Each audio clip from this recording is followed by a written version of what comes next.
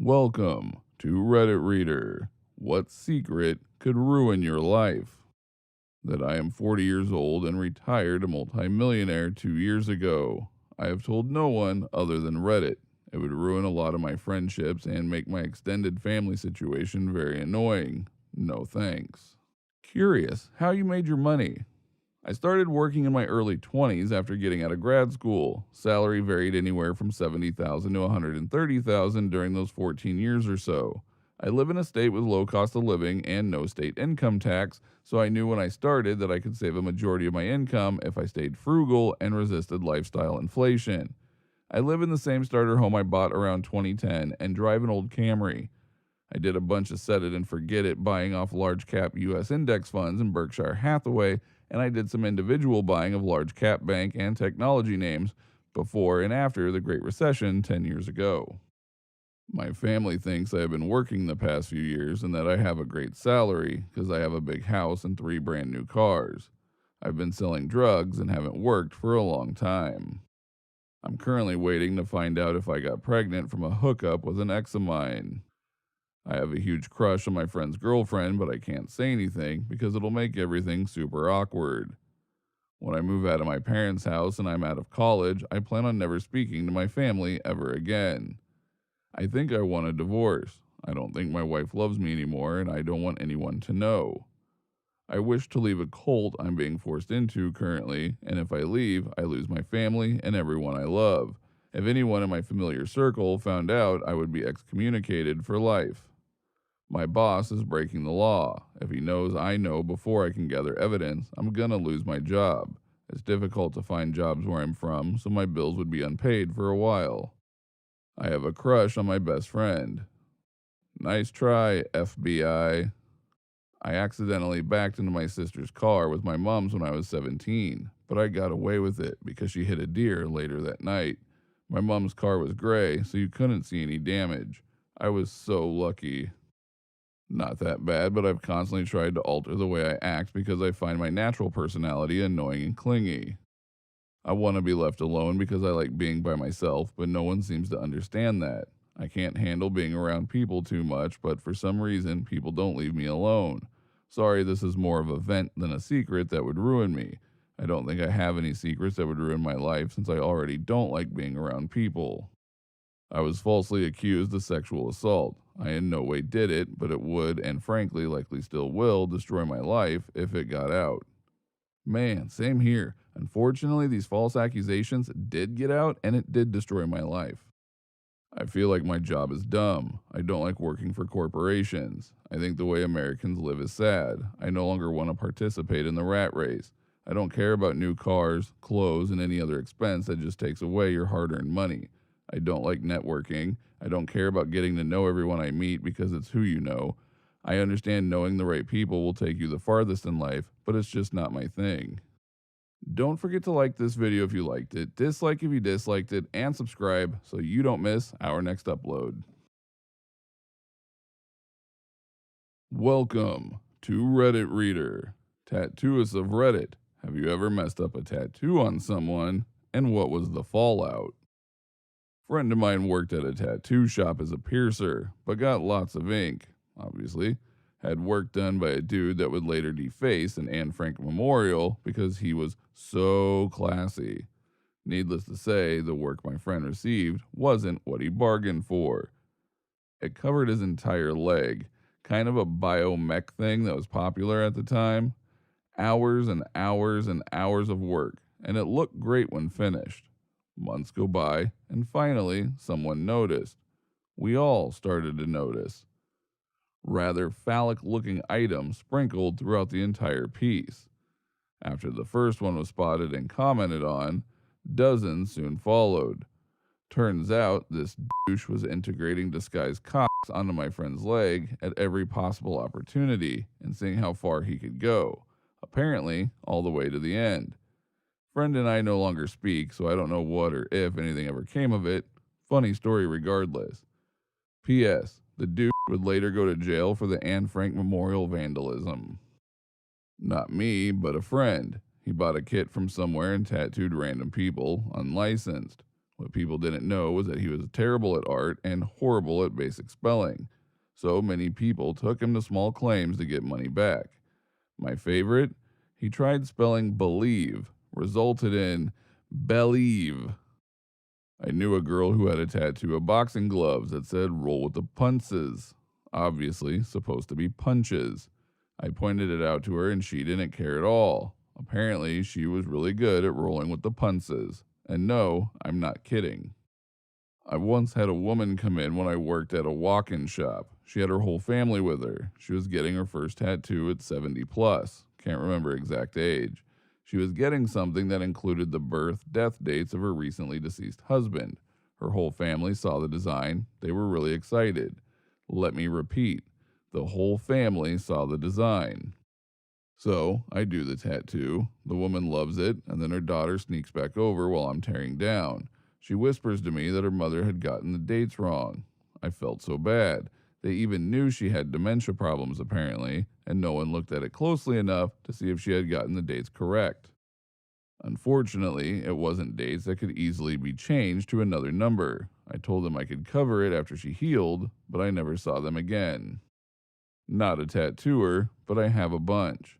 I recently got a sundial on my arm. Before the artist started, she asked me if the sketch was okay. When I approved, she said there are 2 sixes at the bottom. That's what you want, right?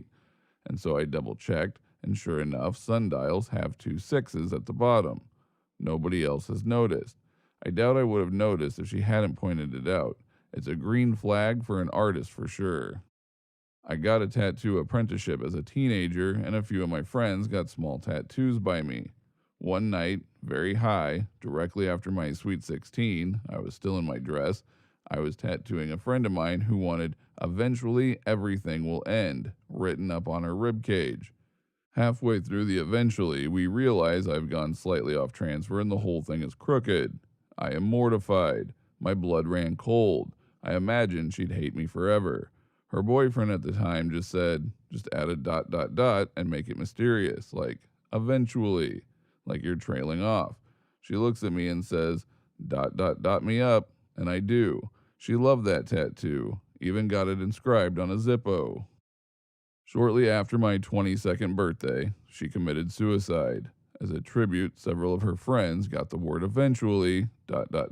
tattooed in her honor, as if to say we eventually may see each other again. My worst fuck up, one of my best memories. Miss you, Kate. If you ever feel like ending it all, please reach out to someone. Depression is a liar, and you will be missed more than you understand. Don't forget to like this video if you liked it, dislike if you disliked it, and subscribe so you don't miss our next upload. Welcome to Reddit Reader. What is the story of your worst date? He took off his pants. After a first date of dinner and a movie, he asked if I'd like to have some fun. I said no. He apologized for overstepping himself. I told him, hey, I totally understand and it's okay. Now, the confusing part. He took my word okay as consent for I totally want to do sex now. So he immediately and quickly took off his pants. Such awkwardness when I explained it was still a no.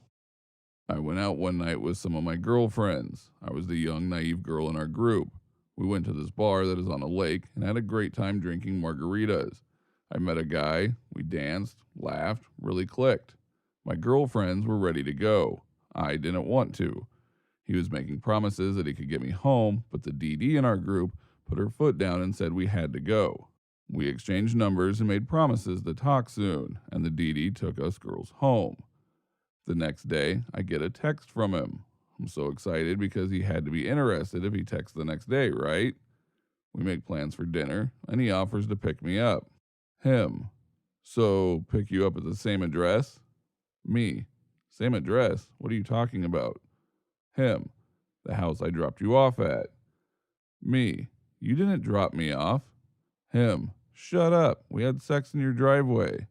Me. No, we did not. Him. Yes, we did. Me. I'm really confused, and I think you are too, but I'm not the girl you went home with last night. So, the date died before it ever even got started. Grateful for the DD though, she was a lifesaver. He stuck his fingers in my dessert, licked his fingers, and did it again. I ordered a lemon meringue pie and offered him some. He said no, only to then proceed to say, "Actually, that looks good," and sticks his fingers in for a taste. Yuck. I was 28 or 29 years old at the time. We'd been talking for approximately 10 minutes over one drink. Him, "So do you want kids? Because if you do, you don't want to wait too long. You're drying up." Me. Him, "It's biology. Don't be mad." Then there was the time I met a guy for coffee. It was like 9 or 10 a.m. The coffee shop was busy, but fairly quiet. He'd ask me a question. I'd answer, and he'd loudly exclaim, "Nice, high five." He did this like 4 or 5 times before I had to tell him to stop. I didn't want to keep high-fiving. He went in for a kiss and proceeded to ram his tongue in and out of my mouth, leaving his saliva all over the lower part of my face. I was mortified and tried to play it off as to not make him feel bad. That was by far the worst kiss I've ever gotten. I still get secondhand embarrassment when I think about it. I had been seeing this guy for a few months, but he kept me on the down low, didn't want to commit. Finally, took me out to dinner in public. We sat at the bar. A little after we ordered, his two friends got to the bar, and he immediately got up before they spotted us. He went over to them and sat and ate dinner with them and texted me not to come over. So I sat alone for most of the night until his friends left. I had an old college friend come to visit me and stay for a weekend. Knew her in college. She was amazingly intelligent and fascinating, but we were both spoken for at the time. Years later, I got Facebook, and she was one of the first people to find me. Both of us were single. She asked if I wanted to date her. I said, hell yes. I was thrilled at the prospect. The short version, the weekend was spent listening to her narcissistic bullshit. She told me jokes that are as old as the internet, reworded to sound like personal life anecdotes. She told me all the insane edgelord shit she used to or still does, like taunting police back in 2009 or sneaking Cuban products back to America when the embargo was still in place. She tried to start a fight with a bouncer when we went to a bar, and she forgot her ID back at my house a block away. We visited some of my best friends, and the moment we parted, she talked shit about them nonstop. My brother came by since I texted him I was out and hung out. She talked to him for quite a while. He left, then she spent the rest of the night talking about how attractive he was. At this point, I was just counting the hours until she left. I was no longer interested in her at all. She finally left, and I get a text that night. "You failed all my tests. You laughed at my jokes that weren't really jokes. You didn't defend me against the bouncer, and you aren't interested in my passion, fighting bouncers and cops. And you sat there and took it while I talked about your brother. Also, I don't find you physically attractive." I didn't reply. I just cut my losses and fell asleep. Several months later at 4 a.m., I get another text from her. Same text as I just wrote, only this was out of nowhere, and the injury following insult, I gave her absolute hell for it and blocked her on Facebook. She then made duplicate Facebook accounts and threatened me on those too. She gave up eventually, but I dodged a fucking bullet.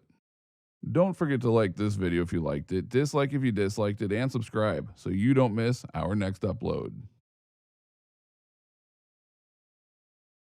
Welcome to Reddit Reader. Policemen of Reddit. What are the craziest things you have seen people do to prove their innocence, even when doing nothing wrong, when they realize there's a policeman around? I had a dude start getting buck naked to prove he didn't have anything on him. We tried to stop him, but he was very persistent. You'd be surprised how quickly someone can take all their clothes off and how hard it is to stop them.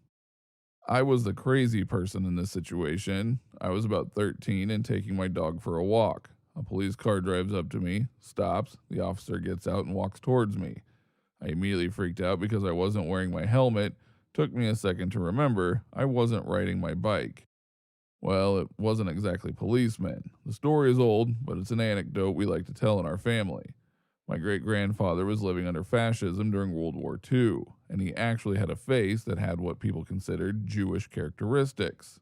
So one day, some anti Semitic vigilante group affiliated to the police decided to knock him down and take him to a field in order to shoot him because they assumed he was a Jew.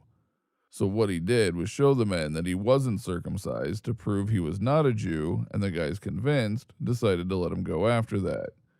We like to joke in the family that our bloodline survived because a guy in our family flashed a bunch of dudes, and it worked. I watched my brother make himself puke to prove to a cop that he hadn't swallowed any illegal substances to get out of an arrest. He ran his toe through the vomit, looked at the cop, and asked, "Satisfied?" We were both arrested for public intox due to the overwhelming aroma of Jägermeister in his vomit and the fact that I was walking like a newborn colt. It's surprisingly common for offenders to call police because if they call first, they think it automatically means they are the victim. This is especially true for domestic abusers who seem to see the police as another person to manipulate. Nothing too crazy, just all the drivers who think it's a good idea to go at least 20 under the speed limit if they see a cop car in the mirror. Add some erratic swerving caused by them being so focused on the police car behind them and on watching their speedometer that they forget to look at the road ahead, and it becomes difficult to overtake safely as well. Please, just drive the limit or close enough that we won't bother writing a ticket. The average speed measurement devices we use are just that. They measure your average speed over a given distance by measuring how long it takes you to drive that distance. A brief blip over the limit makes very little difference to the average over a kilometer or so.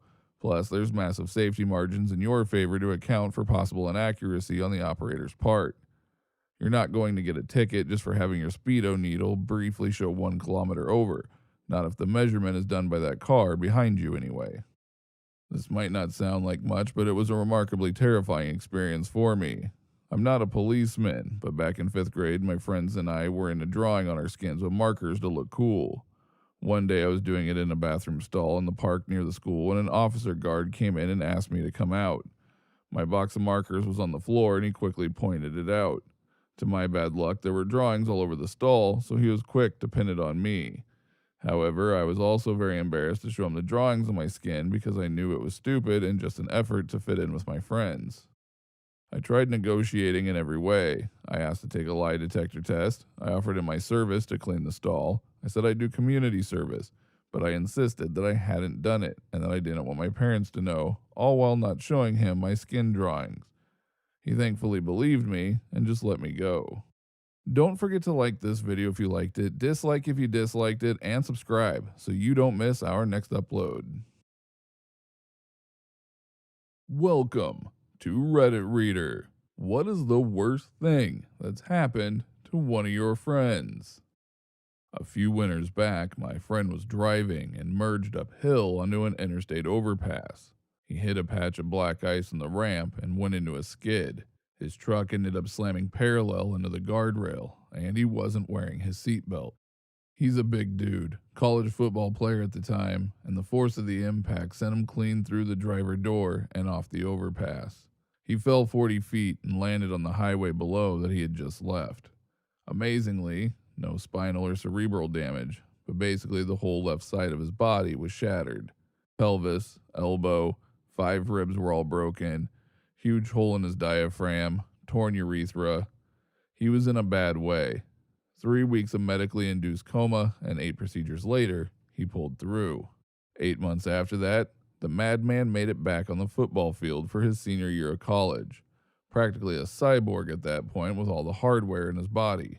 Doctors are pretty sure he only lived because he was in such good shape at the time of the accident. He always wears a seatbelt now, as should you. I was on a Skype call in 2014 with a friend I had met when I was at school in Japan. She casually brought up that she hadn't heard from her dad in a couple of weeks after he went on a work trip to the Middle East. He was a journalist, and this was when ISIS was at its height. A few months later, a video of him being held hostage by ISIS was released on Facebook. After the Japanese government failed to coordinate an effect exchange agreement with the Turkish government in time, a video of him being beheaded was released. My friend later told me that she forced herself to watch the video. Went swimming in a lake and got tangled in a bunch of weeds and drowned. R.I.P. Dan. When I was 9, I went fishing with my friend's family for the first time. We were in a mostly unused boat dock in the Colorado River. I remember being pretty upset that it wasn't large enough for us to both swim and fish in, so we settled on just fishing because the adult said so.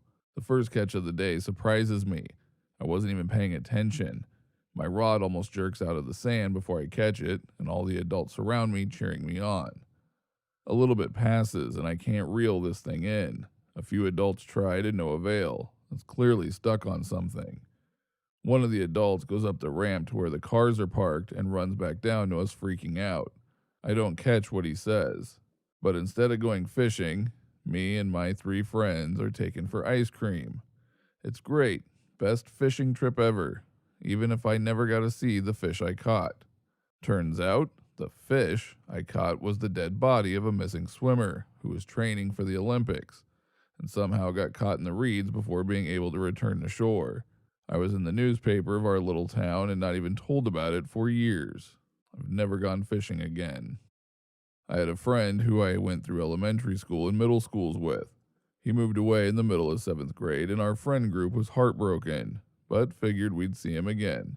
Last week, he was shot in the head by his friend who was showing him a gun and pointed it at him as a joke. He was 18. One of my friends was sliding down a railing that was next to a ground storm drain made of concrete. He slipped backwards and cracked his skull open.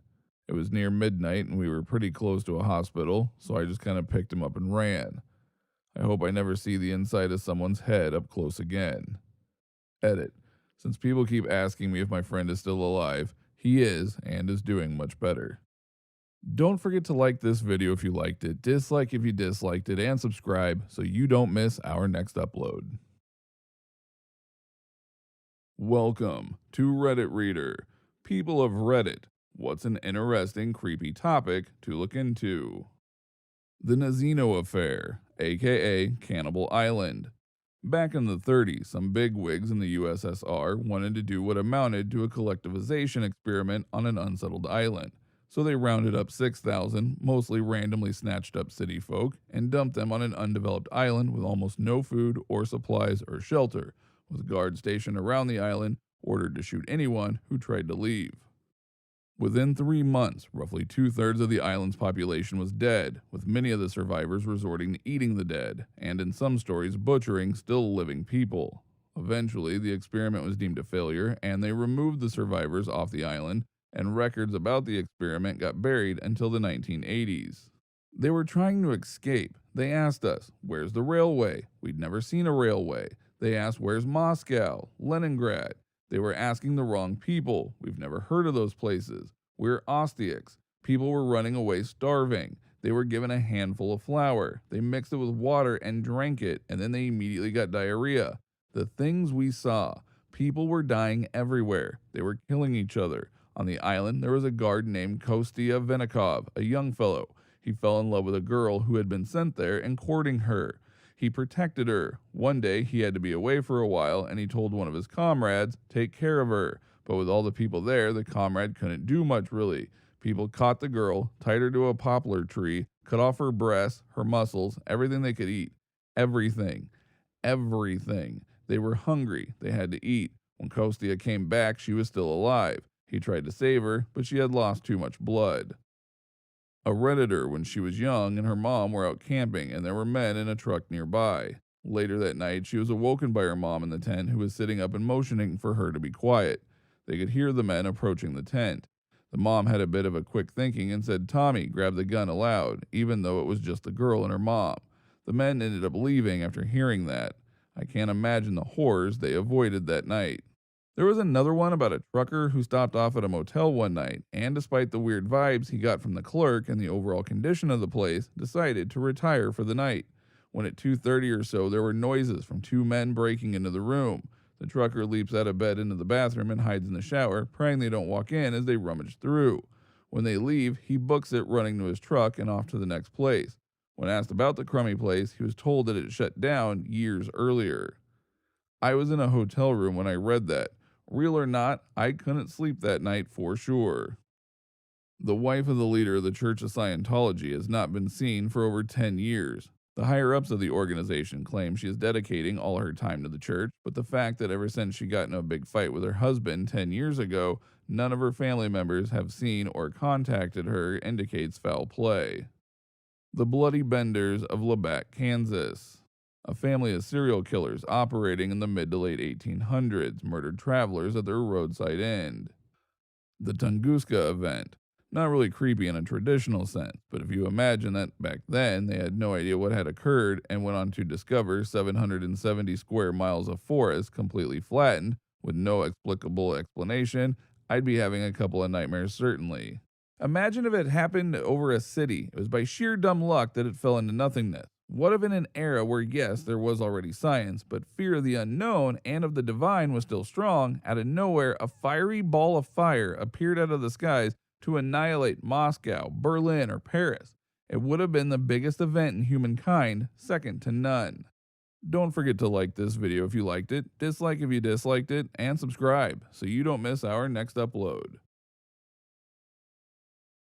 Welcome to Reddit Reader. People who made a huge life decision based on Reddit advice. How did it go? A couple of years ago, there was a random Reddit post where someone was complaining about the lack of dating options in his city. It was a local subreddit. Someone on there told the poster to stop whining and do something about it. Register for paid dating sites, do the work, clean yourself up, etc., etc. They also mentioned that paid dating sites, unlike the free ones, have people who are actually serious about dating, and the paywall keeps out most of the riffraff, but you still gotta put in the effort. I wasn't the OP, but I thought the advice had merit. So after pondering it a bit, I went on a dating site and paid for 3 months. They were doing a buy 3 months, get 3 months free promo. 2 years later, I'm getting married to a girl who is way too good for me. Thanks, random dating service OP. It's not as huge as some of the others here, but I bought my car based on advice from Reddit. I don't know anything about cars, but I had a budget, and I knew what I wanted out of the car. Some nice folks on Reddit gave me a few options, and some feedback on some Craigslist posts I found. And I got a really nice used Honda Accord that I love. What subs gave you the advice? What car should I buy? Yeah, that seems pretty believable. Maybe not a huge life decision, but I followed advice on the dating subreddit and took the first step to asking a girl out. Turns out I can't read signals and she was not interested at all. At least I did something though. Someone recently suggested that I go myself. This riled me a bit at first, but after thinking it over, I went ahead and pursued the advice. It was wonderful. Myself and I couldn't be happier. Saw some advice along the lines of, if you're trying to meet new people, say yes to things you might not usually say yes to. I had just moved to a new city for school, and a guy asked me to form a study group with him, so I said yes.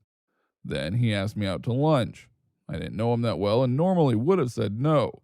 But you know where this is going. I said yes to that too. We ended up hanging out more and became good friends over the rest of the year. Now we live together and have been dating for 5 years. All because I agreed to go eat a sandwich with him. Can't imagine my life without him. We still go eat at that sandwich shop sometimes and reminisce. I made a post on Ask Men on a different username that gained a lot of following. It was about a date I went on with Car Guy, and I mentioned having had lunch with a guy friend named Liam before said date. Someone mentioned, poor Liam, I bet he is interested, go for it. Liam and I have been together for 6 years, married for 3. We are about to start trying to conceive. Some people can be quite insightful. It's good to have an ear to the ground. I found a few that have helped me overcome hurdles in my life. Being single, a father, being broke, etc. It's a far better platform than Facebook. Quit my job and move closer to work. Best decision I ever made, and some people on Reddit gave me great advice. Because of some posts on a relationship advice sub, I worked up the courage to ask out my crush. It was a case of, do I risk our friendship for a relationship or just keep wondering? Well, I told him and he felt the same way. I couldn't be happier. Maybe not a life-changing decision, but I started a job dog sitting on the side through a dog sitting website after I saw people on Reddit talking about how great it is and posting videos of the dogs they had taken care of. I love dogs and was looking for extra money, and I had some experience, so I signed up and ended up making thousands of dollars over the few years I was active on the site. But the best part was spending time with tons of adorable dogs, meeting new people, and making great memories. I wouldn't have known about it if I didn't stumble across the opportunity on Reddit, so it was a surprising and 100% positive experience. Don't forget to like this video if you liked it, dislike if you disliked it, and subscribe so you do not miss our next upload. Welcome to Reddit Reader. Redditors, what are you angry about right now? Someone smashed my car window and stole my purse. After 10 long years of loyal service, I got sick. Coughing, fever, hard time breathing, etc. Was told to take the week off. No shit, I'm not working in a restaurant like this. Go to file my weekly unemployment because we were only back at half our hours and the boss had canceled my uninsurance. Highly illegal. My right-hand man showed up to work with a temperature of 101. Was sent home and we were both talked for faking it because we wanted the unemployment. Absolutely not the case. I called my right-hand man. He had heard what was said about us and called to put in his 2-week notice and was sworn at and hung up on. I had us both a job in a week and I'm still contemplating filing a lawsuit. A client that didn't treat me all too well and demanded way more work than they paid for is now months late with their payment. Screw crappy clients, man. The fact that the chocolate cake I made for my brother to celebrate his exams ending was bitter as fuck. Honestly, no idea, but that's not stopping me. I was just about to mow the lawn, then my dad was like, "You have to go mow the lawn now." And now I don't want to do it. My damn air conditioner is underachieving. A bad tooth that has been causing me so much pain that I want to cry, I want to hug. My company reduced our work hours at the end of February, but said we could use vacation days in order to keep getting paid full time. They have since extended the reduced work week until the end of August. I'm all out of holiday entitlement, and now I'm on 60% pay. This wouldn't be so bad, but I took on a few grand in debt to be able to afford to move to a new city for this job. My expenses have quadrupled, and I was just about keeping my head above water on full pay. I am desperately looking for a new job back in my old city, but obviously a lot of people are in the same situation. Also, my tenancy agreement states that if I move out before my agreement ends in December, that I am liable for rent payments until a new tenant is found. At this rate, I'm going to end up sleeping on my mom's couch until I can sort my life out.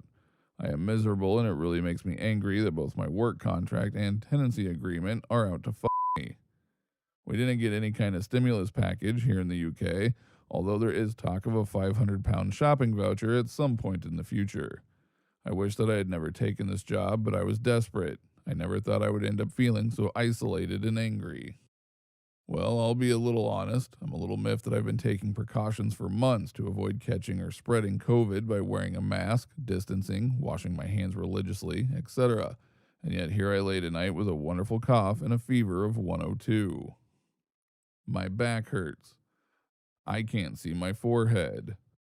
A man I was in a minor car accident with tried to get me to pay him off without going through insurance, and come to find out after the fact that he doesn't even have comprehensive collision, so if it is deemed his fault, he has to cover his own repairs. The rapid rise of anti-expertism. Increasingly, the world says, "Well, I know you have a PhD in chemistry, but I read on Facebook that..." Insert quack theory of the day. I have artist block. I just want to draw, but I don't know what to draw. Be me, avid fisherman, decided to buy a fancy new reel on Amazon. It says it will be in stock in 2 months, but I'm fine with that. After 2 weeks, it says it will arrive next Monday. I just assume that they got a new shipment earlier than expected. The next Monday arrives and the fishing reel is in pieces. It turns out that they got a broken fishing reel returned to them and had the genius idea to send it to me even though I paid full price for a new one. When I asked for a new one after sending it back, they tried to send a version of it, but I stopped them. Don't forget to like this video if you liked it, dislike if you disliked it, and subscribe so you don't miss our next upload. Welcome to Reddit Reader. What lessons have you learned from being on Reddit? To be skeptical of people writing from anonymous accounts. Don't believe everything you read on the internet. Sure, a lot of it is fun, and if some stories are fake, I can live with that. They're entertaining. But it's also hard to know if someone purporting to be experts are. So always be skeptical. Some people cite, which is great. Make sure they're legitimate sources. But just because someone sounds authoritative doesn't mean that they are. You can learn so much by reading people's thoughts, but when you don't know who they are, always double check. Facebook is people you care about posting things you don't care about. Reddit is people you don't care about posting things you do care about. If you have a different opinion, you're dead. You can mute microwaves by holding start for a few seconds. Echo chambers are real. There is a subreddit for everything. r/ducks on the moon with machine guns. Some people can actually be shown the errors in their thinking and are open to learning new things. It's a small minority, but they are here. I have helped no less than 3 anti Semites realize they aren't as anti Semitic as they thought they were, and that not all Jews are bad. Helped a white supremacist realize she was just scared and didn't actually hate anyone. And convinced a few people that anyone can be racist, not just white people. Avoid our politics if you have an opinion about absolutely anything. No matter what you say, someone will find one thing, take it the wrong way, and be offended, no matter how innocently you meant your comment. You're assuming how others are going to interpret your comment. Please don't imply onto me that your thoughts about Reddit as a whole. You don't know me, and yet you've already started our conversation in bad faith by assuming I'm going to be offended. That's quite rude of you. Young people are more likely to base their personal opinions on what is perceived as popular than on personal values and morals. Young people don't understand how limited their perspective on the world at large is. Many people feel it is okay to lie or deceive in order to accomplish a greater good. Many people live in an almost paralyzing fear of their unknown futures. Many people would prefer to exist rather than face another day of their perceived bleak existence. Many younger people would prefer not to hear ideas or opinions that don't fit within their limited worldview. Many people have been verbally abused parents or leaders from a religious perspective, and thus believe that every single person who adheres to that religion behaves the same way. Many younger people believe that they are one of the very few who experiences existential crisis as they mature, and thus believe themselves to be more intelligent or intellectual than their peers, or even those far older than they. Don't forget to like this video if you liked it, dislike if you disliked it, and subscribe so you don't miss our next upload. Welcome to Reddit Reader. What are some little known relationship green flags? You don't feel like you're competing for their time. You're just loved. Even when they are busy, you don't have to worry. People think you need to spend all your time with someone. You don't. But the feeling of being loved removes any jealousy or insecurities. You just know it's good. The ability to coexist in very companionable silence. If it's a chore you both hate, you do it together. My late husband and I both hated folding laundry, but it had to be done, so we always did it together. Made the chore less of a pain. My dad did that with us growing up. Anytime he needed to run errands or do housework, he would ask me or my brother to keep him company and talk to him. He said that made it less about being bored and annoyed by doing chores and more happy hanging out and bonding time with his kids. It was always fun, too. He genuinely did like spending time with us and joking around. We were never super close because he was pretty strict, but I always liked that quality time with him. It's a pretty convoluted story, but I was dating a guy, had to drive his car to get him from a situation, and wrecked his car due to mechanical failure, and called my mama to come and get me so we could go get him. Rescued him, then had to tell him I'd wrecked his car. His first question, "Are you okay?" My mom overheard. That one's a keeper. I've told this story before, but a week or two into dating my boyfriend, I was driving to work and one of the wheels fell off my car on the highway. I pulled over to the side of the road and called my boss in a tow truck and then texted my new beau just for comfort. He asked where on the highway I was and said he'd be right there without hesitating. When he showed up and ran across the busy highway and scooped me up into a hug, I felt so loved and safe and thought, oh shit, this could be the one. No matter how angry you are at one another, you will still go out of your way or they go out of their way to help. I'll be wicked pissed, but I'll angrily make my wife her favorite dinner even though I don't want to eat. No matter how angry we are at one another, usually only lasts a short period of time, we will never sabotage or try to teach them a lesson. Many times it ends up being both apologizing to one another. Arguing and getting angry is just part of a relationship and unavoidable. It is how you deal with it that sets it apart from a healthy relationship versus a bad one. Came home from working a 12-hour shift one night to a full dinner with my favorite dessert. Never had a girlfriend just decide to cook me a full meal for me to come home to like that. Able to forgive mistakes. Early in our relationship, I accidentally backed my car into my fiance's car while coming out of the driveway.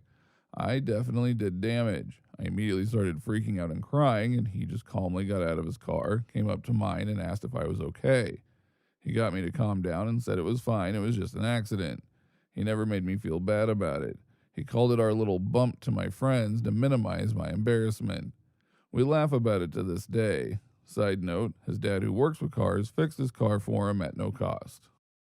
When you're on a road trip and your partner feeds you fries and helps you drink your soda or whatever, I think that's such a nice, simple gesture of kindness. Genuine support in your life goals, even if that means you two will have to go a long distance for a while, or will have to have conflicting work schedule, or it will make your relationship harder in some way. If they love you and want you to be happy, they will be genuinely interested in what you want to do and will try to support you to do that in whatever way they can. They won't hold you back in any way. This is something me and my SO have been facing, something similar to this recently. He's just graduated and is looking for a job. As much as I want him to stay close by so we don't have to do long distance for any more time than we have to, I'm going home for the summer. But if he gets a job on the other side of the country, I won't stop him, and as long as I'm around, I'll help him pack up. Don't forget to like this video if you liked it, dislike if you disliked it, and subscribe so you do not miss our next upload. Welcome to Reddit Reader. What is the strangest mystery that is still unsolved? The Oakville Blob. In 1994, there was a rainstorm in Oakville, Washington. Only the raindrops were a strange clear substance that had the consistency of jello. Lots of people experienced flu-like symptoms after coming into contact with it, and people's dogs and cats all over the city were dying. When a local hospital ran a lab test on the substance after one of the patients suggested it, it was found that whatever this mysterious rain was, it had human white blood cells in it. Sometime after that, a sample was also sent to the Washington State Health Laboratory, where it was being researched by epidemiologist Mike McDowell. After he determined that it was man-made and speculated that it was some sort of matrix for transporting viruses or bacteria, the samples suddenly went missing from the containment facility, and his supervisor told him not to ask any questions. There are no known samples of the stuff anywhere today, despite being sent to several different facilities by various Oakville residents. So yeah, I'd personally say that this was clearly some sort of bioweapon test run. But by whom? I'd like to give the US government the benefit of the doubt here and assume it wasn't us testing something like that on our own citizens. But if it wasn't, why would it have been covered up like that? And you'd think an event like this would be a lot less obscure. Also, even if it being a bioweapon seems super obvious, how the heck did whoever dispersed it manage to make it rain over an entire city for several days? The lost A-bomb off the coast of America, which the US government said not to worry about in the 1950s and tried to cover up, was dumped in the ocean in an aviation accident, and it is still lost to this day. 100 times more powerful than what was dropped in Japan. On April 19, 1995, a truck bomb detonated outside the Alfred P. Murrah Federal Building in Oklahoma City, Oklahoma. The explosion killed 168 in what was the deadliest terrorist attack on the United States until 9/11. To date, it still remains the deadliest act of domestic terrorism in the country. One of the lesser known things about this is the case of the missing leg. Investigators discovered the leg laying among the rubble and identified it belonging to Lakeisha Levy. The only problem was she had already been buried with both her legs. She was exhumed. Her severed leg was placed in her coffin, while the other leg was taken to the FBI laboratory for identification. Since it had been embalmed, a DNA sample was unable to be obtained.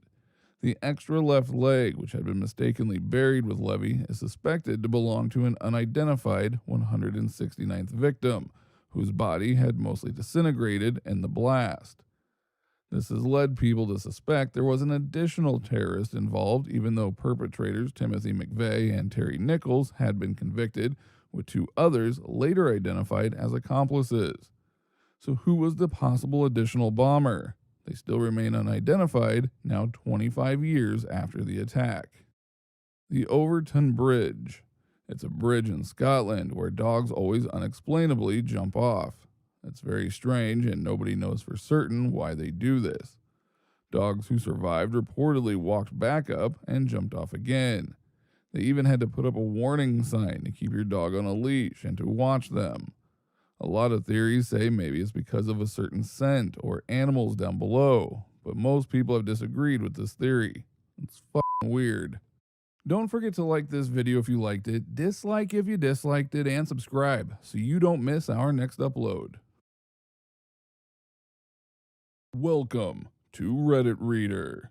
If you could learn the honest truth behind any rumor or mystery from the course of human history, what secret would you like to unravel? Extraterrestrial intelligence. Do they exist? Have they ever been here?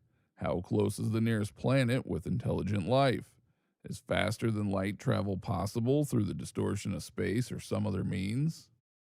No idea why, but I'm just so interested in finding Genghis Khan's grave. The brutal extent they went through to keep it secret is truly messed up. I heard an interesting conspiracy theory once. Perhaps Genghis Khan actually had a simple cremation, and the legend of his grand burial was used to keep his empire hungry for conquest and glory. Or those in charge pocketed the money for his grand burial and came up with that story after killing all the witnesses. Where is all the missing art the Nazis looted during World War II? More than likely, what are the hundreds of locations of the art? Who the Isdal woman really was, what she was doing, how she ended up dead in such a remote valley in Bergen, Norway. No one has been able to identify her in 50 years. Edit. What's especially strange about this case is that she had about 8 different aliases, which she used all over Europe, and then was found burned alive in the middle of a Norwegian valley. All eyewitness reports from people who crossed paths with her state that she stood out and always seemed to be on high alert. I personally believe the theory of her being a spy. Who was behind Cicada 3301 and what the actual purpose of it was? It just disappeared into thin air. A new cicada puzzle has been around for a while, but it proving extremely difficult to crack. It involves a book of runes. Some pages have been solved using Old Norse runes, but no one's gotten any farther. I think it's some kind of spook op. CIA, FSB, MI6, doesn't really matter. I think they're sending out Cicada 3301 to find potential recruits for spy networks or hacking. Why else would they keep it all so secret? Why else wouldn't we have ever heard from any of the winners? Why all the convoluted puzzles?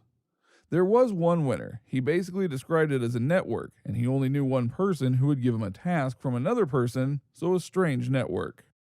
The Mary Celeste. I believe that's the name. It was a U.S. merchant ship that was found completely abandoned floating in the ocean in the 1800s. I would also like to find out what happened to another ghost ship that was found with everyone frozen.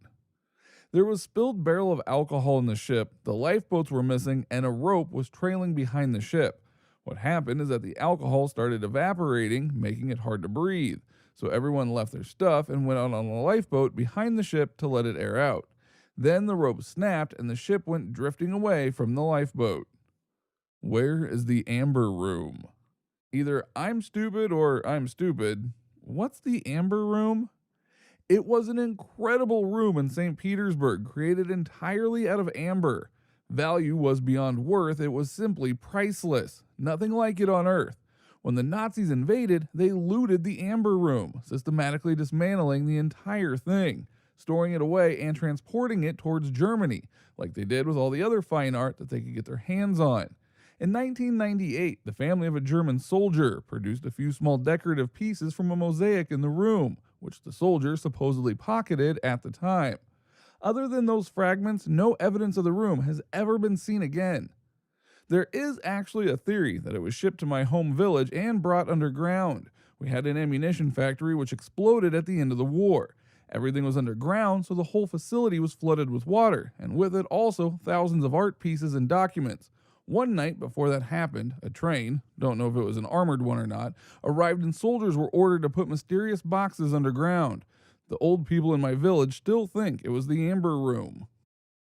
D.B. Cooper, the hijacker that jumped from the jet plane with all that money, and what happened from then till now.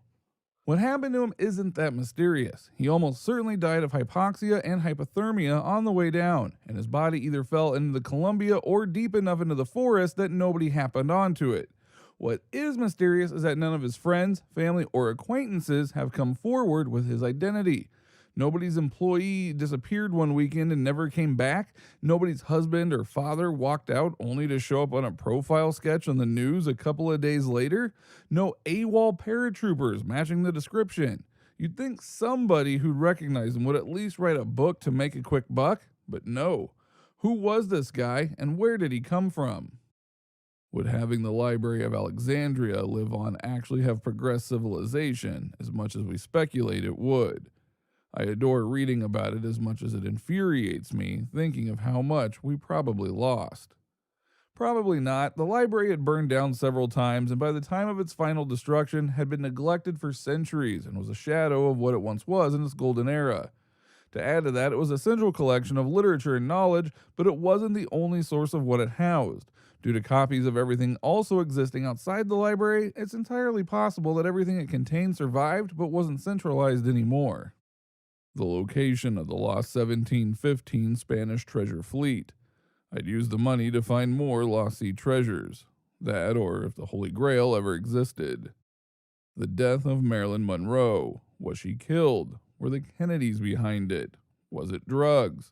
Not necessarily a conspiracy theorist, but it would be really interesting to find out the truth. She was definitely gone before her time. Dorothy Kilgallen, the only reporter who was able to interview Jack Ruby and was supposedly close to a big break in the JFK assassination, also died of an overdose of alcohol and barbiturates in 1965 under suspicious circumstances. Don't forget to like this video if you liked it, dislike if you disliked it, and subscribe so you do not miss our next upload. Welcome to Reddit Reader. What is a loophole that you found and exploited the hell out of? Was on a cruise ship a few years ago that had a pay-per-minute internet policy. You'd buy like 200 minutes of Wi-Fi access for $100 or whatever crazy price it was. They had a little portal that you went to start and stop the timer and tell you how much time was remaining. I quickly realized that the timer counted by whole minutes. That is, if I started at 12:00:01 and stopped it at 12:00:58, then it counted as 0 minutes of internet use. For the entire cruise, I took advantage of this. Start the timer, fire up your internet apps like Facebook and Instagram, and let your timeline and emails download, or launch a website and let it load. Stop the timer. Browse your feed, photos, read your website and emails offline, compose posts and replies, etc. Start the timer again to send upload, stop it again within a minute. I milked those 200 minutes for an entire 3-week cruise and still had 45 minutes left over at the end. Right out of college, I worked a job that had a 100% match to any retirement contributions. I was young, lived rent-free with my parents, had no student debt, and could grab OT nearly every week. After some budgeting, I figured I could throw 80% of my paycheck into retirement. I did so for 9 months, until my supervisor called me into the office to sign a policy change that limited retirement contributions to 50%. I'd stashed away nearly $35,000 on about a $32,000 annual pay. I had no life for about a year, but damn if it didn't jumpstart my retirement. Free rent is the real loophole here. MoviePass was $10 a month, and you could use it to get one movie ticket a day. I lived next door to a Regal, and I went every day because Regal would give their reward points for every ticket purchased. They didn't care that MoviePass was paying for the tickets and then giving them to me as part of my subscription. In 8 months, I spent $80 on the subscription and saw everything that came out, and I racked up enough Regal points for about 50 free popcorns or drinks. MoviePass went out of business, but I still had all the Regal rewards.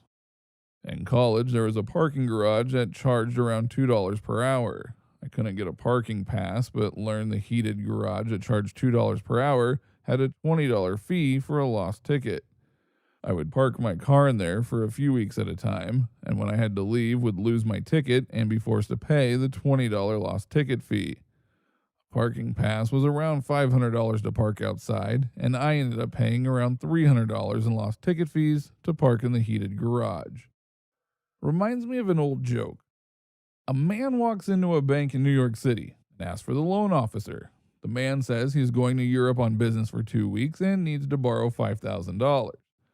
The loan officer says the bank will need some kind of security for such a loan, so the man hands over the keys and documents of a new Bentley Continental parked on the street in front of the bank. Everything checks out and the bank agrees to accept the car as collateral for the loan. An employee drives the Bentley into the bank's underground garage and parks it there. 2 weeks later, the man returns and repays the $5,000 plus interest, which is $15.41. The loan officer says, "We are very happy to have had your business and this transaction has worked out very nicely, but we are a little puzzled. While you were away, we checked you out and found that you are a rich man. You have a good-sized house in upstate New York, a sizable equity portfolio, and no debt at all. We are curious as to why you would want to borrow $5,000. The man replied, "Where else in New York City can I park my car for 2 weeks for $15? We had a situation at my old job, a huge international company where we'd work shifts, either 8, 10, or 12 hours. Anything after 8 hours was overtime. Sometimes we were scheduled for the next shift quite soon after the last one had ended. For example, 5 a.m. to noon, and then 7 p.m. to midnight. Someone discovered if there were less than 8 hours between shifts in a 24-hour period, anything after 8 hours total was paid the overtime rate. We did it for ages, and then in the context of some team chat, some twat asked one of the managers whether the above scheduling would still be feasible. Turned out that management hadn't even noticed and stopped it immediately. And back to minimum wage we went. Don't forget to like this video if you liked it, dislike if you disliked it, and subscribe so you do not miss our next upload. Welcome to Reddit Reader. What was your "this person is on another level of stupid" moment? Dude burned down his convenience store for an insurance claim and stopped the milk and bread deliveries the day before. Going through security and the person says, "I need to show a different form of ID. I ask why because I gave them my driver's license. They say I need a US document like a green card or something. I'm a US citizen. Then I realized. I explained how District of Columbia is long for DC, like Washington, D.C., as in the capital of our country. I got a bad grade in geography in high school. My teacher kept trying to push me and suggested I talk to my parents about it.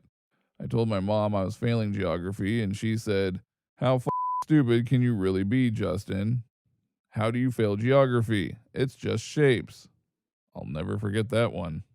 Demolished my right foot and a bunch of other shit in a motorcycle crash and had to have the top of my foot removed. Guy I worked with asked me when it would grow back. I explained that the skin and stuff was going to have to be grafted, but the tendons and bones that had been removed were gone forever. He looked me dead in the eye and asked, why don't they just cut the whole thing off and let it grow back? Coworker bought a low-flow shower head. He filled the bathtub using the new low-flow shower head because it would use less water. While driving from one big city to another, I stopped in a small town to eat at a fast food chain in Texas.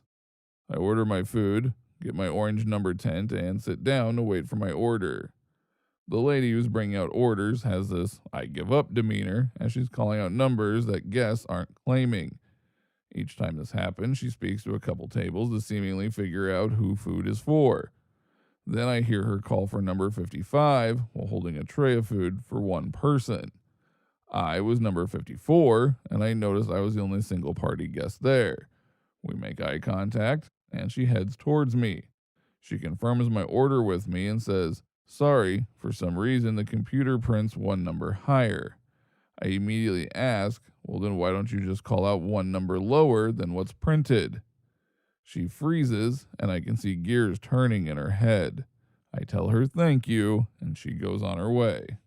I'm an identical twin, and have been asked all manner of utterly ridiculous questions about it throughout my life. But I think the stupidest was when a girl once asked me, "Do you ever get yourselves mixed up with each other?" I responded, "Are you asking me if I ever sometimes think I'm my brother?" She replied, "Yeah." No, I don't. The time I watched someone who had missed their exit on the highway stop on the shoulder, back up, turn around, and go up the entrance ramp, I could not fing believe it. I work for Parks Canada in Yoho National Park. I have been asked the question, seriously, where do you keep the animals at night? Twice in my career. To this day, I still find great joy imagining what they thought was going on each night as we collected every large animal in the park. This was my first experience in retail where I learned what many customers would be like. Seasons were changing, so we put a lot of shirts we had to get rid of in the front and made them 50% off. I was working the register when a woman came up to buy her things. I rang her up and could see a look on her face like something was wrong. That's when the following happened. "Lady, why is this so much?" Me, "Pardon me?" "Lady, this should only be $10, not $20. I thought that maybe her item was on sale, so I asked if she could point out the sign because I wasn't aware of it. It was a small store and we didn't have to walk anywhere. "Lady, this sign here." Me, "This sign says that all shirts are 50% off." Lady, "Yes, so why is this full price?" Me, "This is a hat." Don't forget to like this video if you liked it, dislike if you disliked it, and subscribe so you do not miss our next upload. Welcome to Reddit Reader. What things did you do as a kid that you now realize is extremely weird? There were spiders and mice in my room, which totally freaked me out, so every night before I went to sleep, I'd whisper a report of what the weather was outside to encourage them to go outside rather than to stay inside and bite me in my sleep. 8 rose petals. My grandfather told me they are edible. I still eat one when I go to visit his grave. Purple was my favorite color, but I didn't like the word, so I called it Myrtlop. Found out that the air had germs in it and tried not to breathe too much. I used to eat ants. I didn't even like the taste. I kept doing it. I used to host imaginary science shows where I would get questions from viewers that I had to answer. I don't remember a lot of the questions from my fake audience, but I remember trying to explain that glass actually could let air through, and that was the explanation to how we didn't suffocate when all the doors and windows were shut. Young me did not know a whole lot about ventilation. I used to have science experiments in the bathroom sink, meaning I'd go to the bathroom and lock the door. Once in, I'd make sure the sink drain was shut and then proceed to add every cleaner, chemical, shampoo, etc. under the sink to the sink in hopes of a reaction.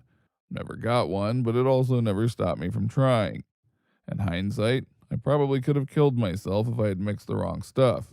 I obviously didn't. I used to steal things from my sister when she was mean to me, and then hide them by sewing them into her stuffed animals. She found out a few months ago and was really freaked out. When I was around 4 or 5 years old, I remember I used to sneak downstairs very early in the morning and search for any cups with that half-inch of cold, sweet, sugary coffee in and drink them before anyone got up. Guess I may have been the youngest caffeine addict in Britain.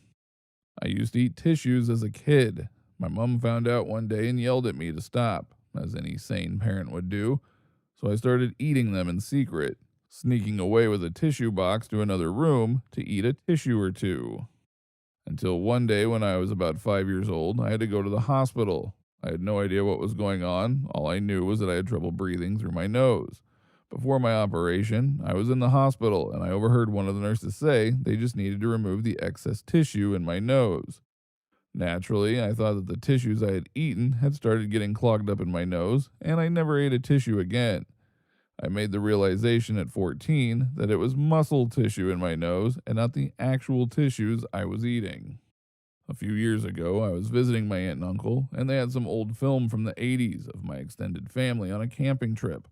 There was a full playset there, including a trampoline, and my mother was filming my cousins and I playing. I'm not sure why my aunt and uncle had the tape instead of my mother, but whatever. I was about 3 at the time, and my mother panned the camera away from my cousins playing on a swing set towards me on the trampoline. Except I was lying face down on the trampoline, full on thrusting my hips into it as hard as I could.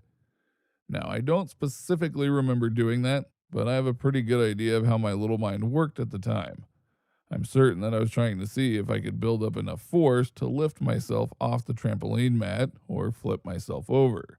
Still not exactly the best thing to be watching with your aunt and uncle who threatened to save it and show it at my wedding. Joke's on them, I pocketed the tape when they weren't looking. Not me, but my partner used to keep kiwis, the fruit, as pets. He would name them and take care of them until his mom took them to blend into a smoothie. That was a rude awakening for him.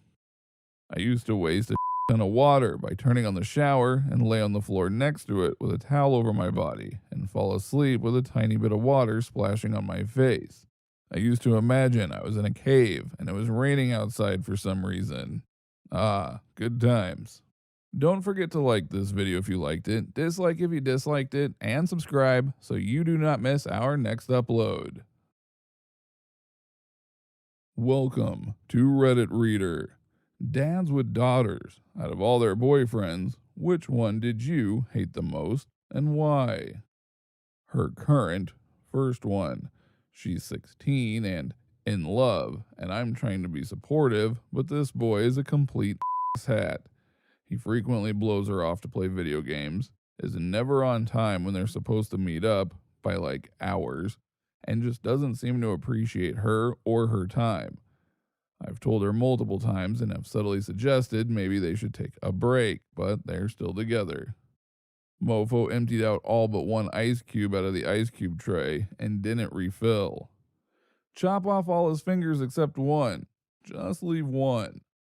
My dad hated my high school boyfriend because the first time they met, my boyfriend told him, unsolicited, how to make a bong out of a pomegranate juice bottle.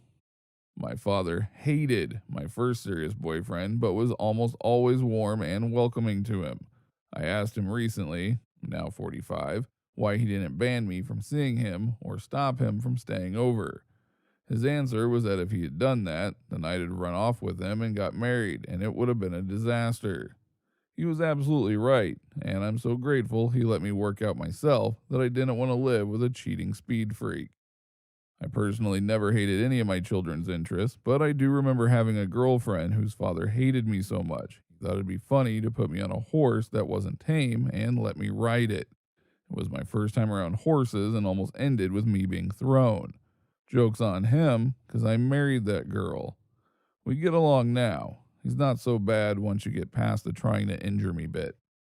I had been saving a mango for days, waiting for that perfect ripeness.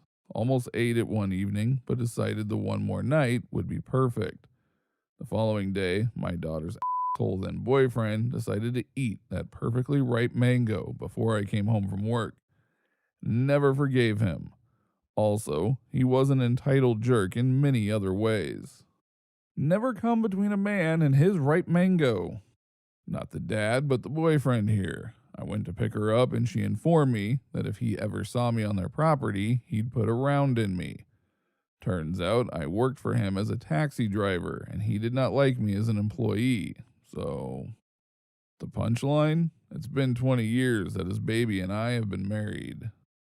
In high school, when I met my girlfriend's father for the first time, he asked me how long my arms were. I said, I don't know, maybe 32 inches. His reply was, I want Amy 36 inches from you at all times. It's funny because my two daughters thought they had a read on me and didn't. They thought I wanted the one male college graduate from a prosperous family. I don't know how they came to that conclusion. One is gay and one has fallen for an army guy. I like both of their choices because they work hard, respect my daughters, and will stand up to me to defend them, not viciously or anything.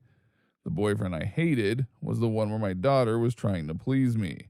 He was going to engineering school, prosperous family, nice car, and good grades.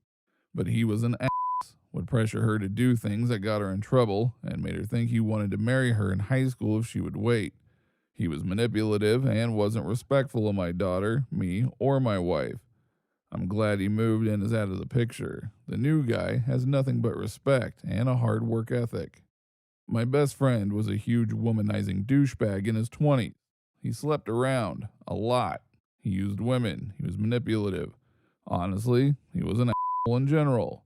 He's really grown up a lot, has a successful career now, and settled down. He's married now and has a daughter. They're expecting another daughter. I laughed so hard when he found out he was having a girl. He was everything a father would warn their daughters about. I can't wait for this time in their life to come around. LOL. Big sister here. My dad and the entire rest of the family absolutely despised my baby sister's boyfriend. He was a condescending jackass that gave her an eating disorder, among other mental health issues. One morning, she walks into the living room with a black eye. Every one of us was ready to kill the bastard. Turned out, she dropped her phone onto her face, but the fact that we all believed he was capable of that really shook her. I had warring feelings when they broke up. I felt bad for her because of how absolutely devastated she was, but was happier than a pig in shit that it didn't last. I also happened to get dumped the same day, so joy. Fast forward a few months, and one of her best friends finally works up the courage to ask her out. Only took him 4 years. It's longer distance because they are in colleges in different states, but she saw the immediate difference when the first weekend he drove out to her dorm because he wanted to see her. Flash forward 3.5 years to today. They are getting married in a few months, and he's already part of the family. Don't forget to like this video if you liked it, dislike if you disliked it, and subscribe so you do not miss our next upload. Welcome to Reddit Reader. Redditors, who made a lot of money by sheer randomness? What's your story? I bought a waterproof camera back in 2010 and thought it would be cool to try it out at the new water park that had just opened. 1 year later, the video blew up, making me tons of money monthly. I still make some during the summer months, but not much. Now, I'm just sitting at just over 100 million views. In the 90s, I fostered a dog for some friends who were leaving town and left the dog with me. This dog immediately made a impression upon me, and even though I didn't really want a pet at the time, he was such an amazing dog, he convinced me otherwise. He was super smart, half black lab, half pit bull. I called him Wisdom because he was so smart. Fast forward a few years, I used him as a mascot for a recording studio I set up. I registered the domain name wisdom.com. My dog passed away several years later, and I was heartbroken and depressed for many years. I maintained the domain name, even though I didn't really have any projects associated with it. Over the years, people made offers on the domain name, but I always passed. The domain was a huge homage to my long-lost best friend. Then in 2000, with the .com boom, there was renewed interest in domains and IPOs. I had a few groups bugging me for the domain name and kept increasing their offers. Eventually, the numbers got into the life-changing areas of money, and I couldn't ignore them. I originally secured the wisdom.com domain name for nothing. In the early days of the internet, it didn't cost any money to register a domain name. You just had to fill out the right forms. I actually would never have to pay any domain renewal fees if it wasn't for a sysadmin that made changes to the domain and accepted new terms of service that forced me to have to pay renewal fees. Otherwise, the $475,000 I was ultimately offered in cash would have been pure profit. But instead, my cost was just a few $100s over the year. Still, a significant windfall that gave me the opportunity to take that money and create another cool community of wonderful people. I continue to be in awe that my little dog Wisdom had the ability to bestow such an amazing gift upon me so many years later, and I'm determined to use that gift to help others. I took the money to create a special space that is a makerspace and club to help others. My neighbor died with no friends or family and left everything in her will to us. Everyone always asked if we were great neighbors to her. I'd say no, we were just neighbors and treated her as we would want to be treated and did neighborly duties for her. If it snowed, we cleared her driveway without her asking, took care of her cats if she went to the beach, said hello if we saw her. She was a tough cookie, and an alpha female would be the best way to put it. She hated if I played basketball in the driveway, and when we were cleaning out her garage after she died, we found 3 of my old basketballs. But she was also the type of person, if she wanted an apple pie, she would bake an apple pie, and take a slice and bring the rest over to us. I briefly worked with a guy who was in his late 20s, ex-military. When he got out, a friend of his he served with told him to buy Bitcoin. He bought several thousand worth when it was nothing and forgot about it. When it first started spiking and getting attention on the news, he started looking for the drive because he thought he had some. He did, and he had a lot of it. Sold well before the peak. Dude made millions. He had an $800,000 house, multiple high-end cars, and came to work a manual labor job because he was bored. Needless to say, he didn't stay long, and all he did was show off his money and clock hours not actually working. I found $3,600 in a food takeout box in the middle of a giant field. I live in a rich area and a lot of drug deals happen, so it's possible I stole multiple thousands of dollars from a drug dealer on accident. Someone is probably dead because of this. Don't forget to like this video if you liked it, dislike if you disliked it, and subscribe so you do not miss our next upload. Welcome to Reddit Reader. What's a small act of kindness you were once shown that you'll never forget? Neighbors asked to borrow my truck. Told them I could not trust my truck because the tires were bad. Next day, Mr. Neighbor called and said he was getting new tires for his Suburban, and I could have his old ones. Told me to just show up at this certain tire shop and they would put them on. Get to tire shop and they put on brand new Goodyear tires. I asked what happened to the old tires I was supposed to receive. Shop owner said the old tires was just a story to get me in the shop. Mr. Neighbor bought me a full set of new tires instead of the old tires he said I could have. Riding my bike on a long trip through Canada, with about 50 miles to go, I had a major mechanical failure. Stuck on the side of the road in a foreign country, within 5 minutes at least 10 cars had stopped to check on me. One guy loaded my bike in the back of his truck and drove me 30 miles to the border where I could catch a ferry back to the U.S. Amazing kindness and generosity toward a stranger. He just asked that I pay it forward, and to date I've helped 5 cyclists who were broken down in honor of that promise. Canadians are so nice, they don't want anything in return, just, it forward. I was given access to a shower and a hot meal after being homeless for 9 months. I was 9 years old, waiting for the school bus in Wisconsin winter. I had a thin coat, no hat or gloves. A woman driving past saw me and stopped, giving me a blanket from the back of her car. It was a long, skinny one, so she wrapped it around my head and shoulders like a big scarf. I remember thanking her, but being confused. I told her I didn't know how I would give it back when I was done borrowing it. She hugged me and said, not to worry. I still have that blanket. Alternator died while I was driving home from university. Engine died as I exited the freeway in the middle of the night in a not-so-pleasant part of town in the days before cell phones. As I'm pushing my car out of the intersection, a guy in a truck comes up and offers to push my car to my neighborhood, a good 3 miles away.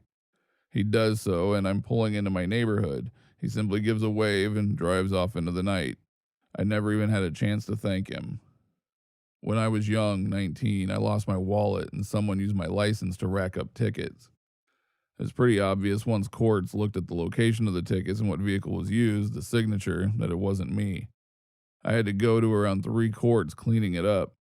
The third judge was the only one with a problem. He said I had failures to appear since the tickets were ignored. I explained what was happening and how I've been dealing with this, and I came in as soon as I was made aware of the issue. He wanted to put me in jail because he didn't trust I'd be back. He wouldn't look at my paperwork because it was an arraignment. He would only look at it during the trial date. I didn't know what to do, but I had the name of the public defender memorized. I asked if I could talk with her first. He called her in and said, "This young man seems to know you." I quickly explained what was happening and showed her my evidence. She told the judge that if he didn't release me to come back, she'd pay my bail out of her own pocket. He scorned me but released me. I just had to return the next month during the trial date. I was 19 then, 39 now. I took my sister, who was in a wheelchair, to the cinema for the first time on my own. At the end, I realized I couldn't undo the brakes and was blocking everyone. I felt like crying because I thought everyone was pissed at me, but some nice lady helped me, then took me and my sister out. She said she once had a son who needed a wheelchair. This was long ago, but I'll never forget. Once had a son? Ouch. Now he has bionic legs and takes his ma to the mountains for tea and cookies with great powerful leaps every Saturday. Don't forget to like this video if you liked it, dislike if you disliked it, and subscribe so you do not miss our next upload. Welcome to Reddit Reader. What are some very creepy facts? The men of the ship Essex, the true event that inspires the story Moby Dick, avoided islands after being shipwrecked for fear of cannibals. The islands were settled, and landing there would have brought salvation to the survivors. Ironically, because of this bypass, the man ran out of food and were forced to eat each other for survival. You know what's even creepier?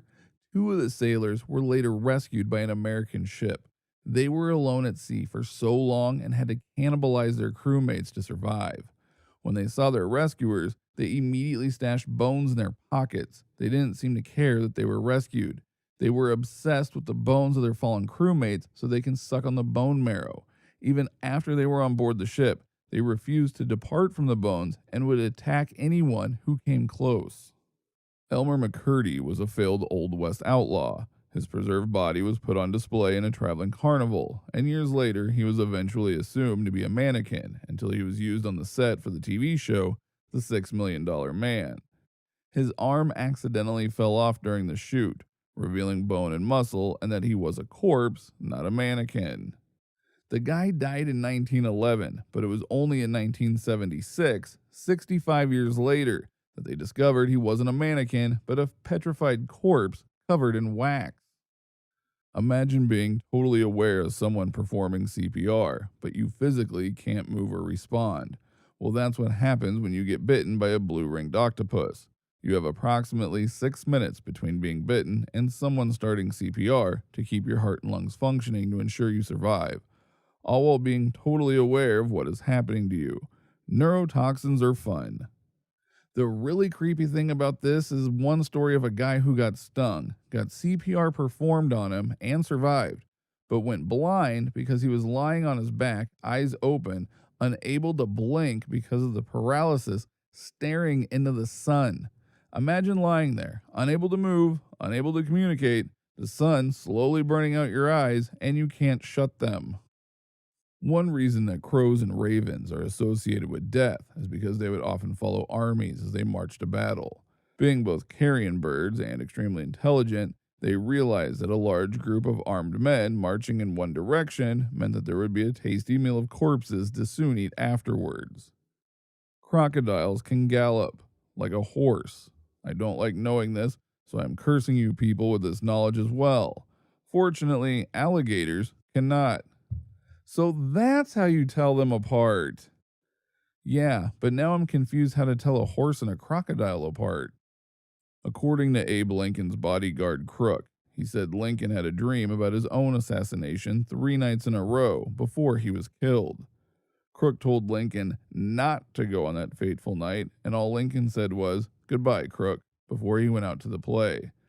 This was very odd, as Lincoln always said, "Good night," not "goodbye." Female mummies in ancient Egypt were always more decomposed than their male counterparts. They discovered that this was because male bodies were embalmed a lot sooner than female bodies.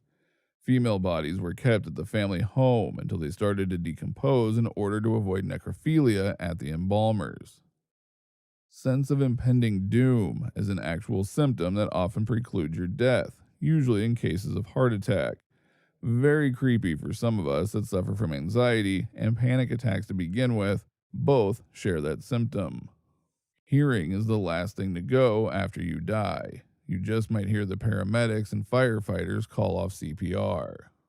A black mamba is the fastest snake, which can slither at a speed of 12.5 miles an hour. They have neurotoxins, which are fast acting. The venom shuts down the nervous system and paralyzes the victim. Its venom is able to kill 10 people, and it repeatedly bites. To add on to this, there is an almost 100% kill rate and can kill in 20 minutes.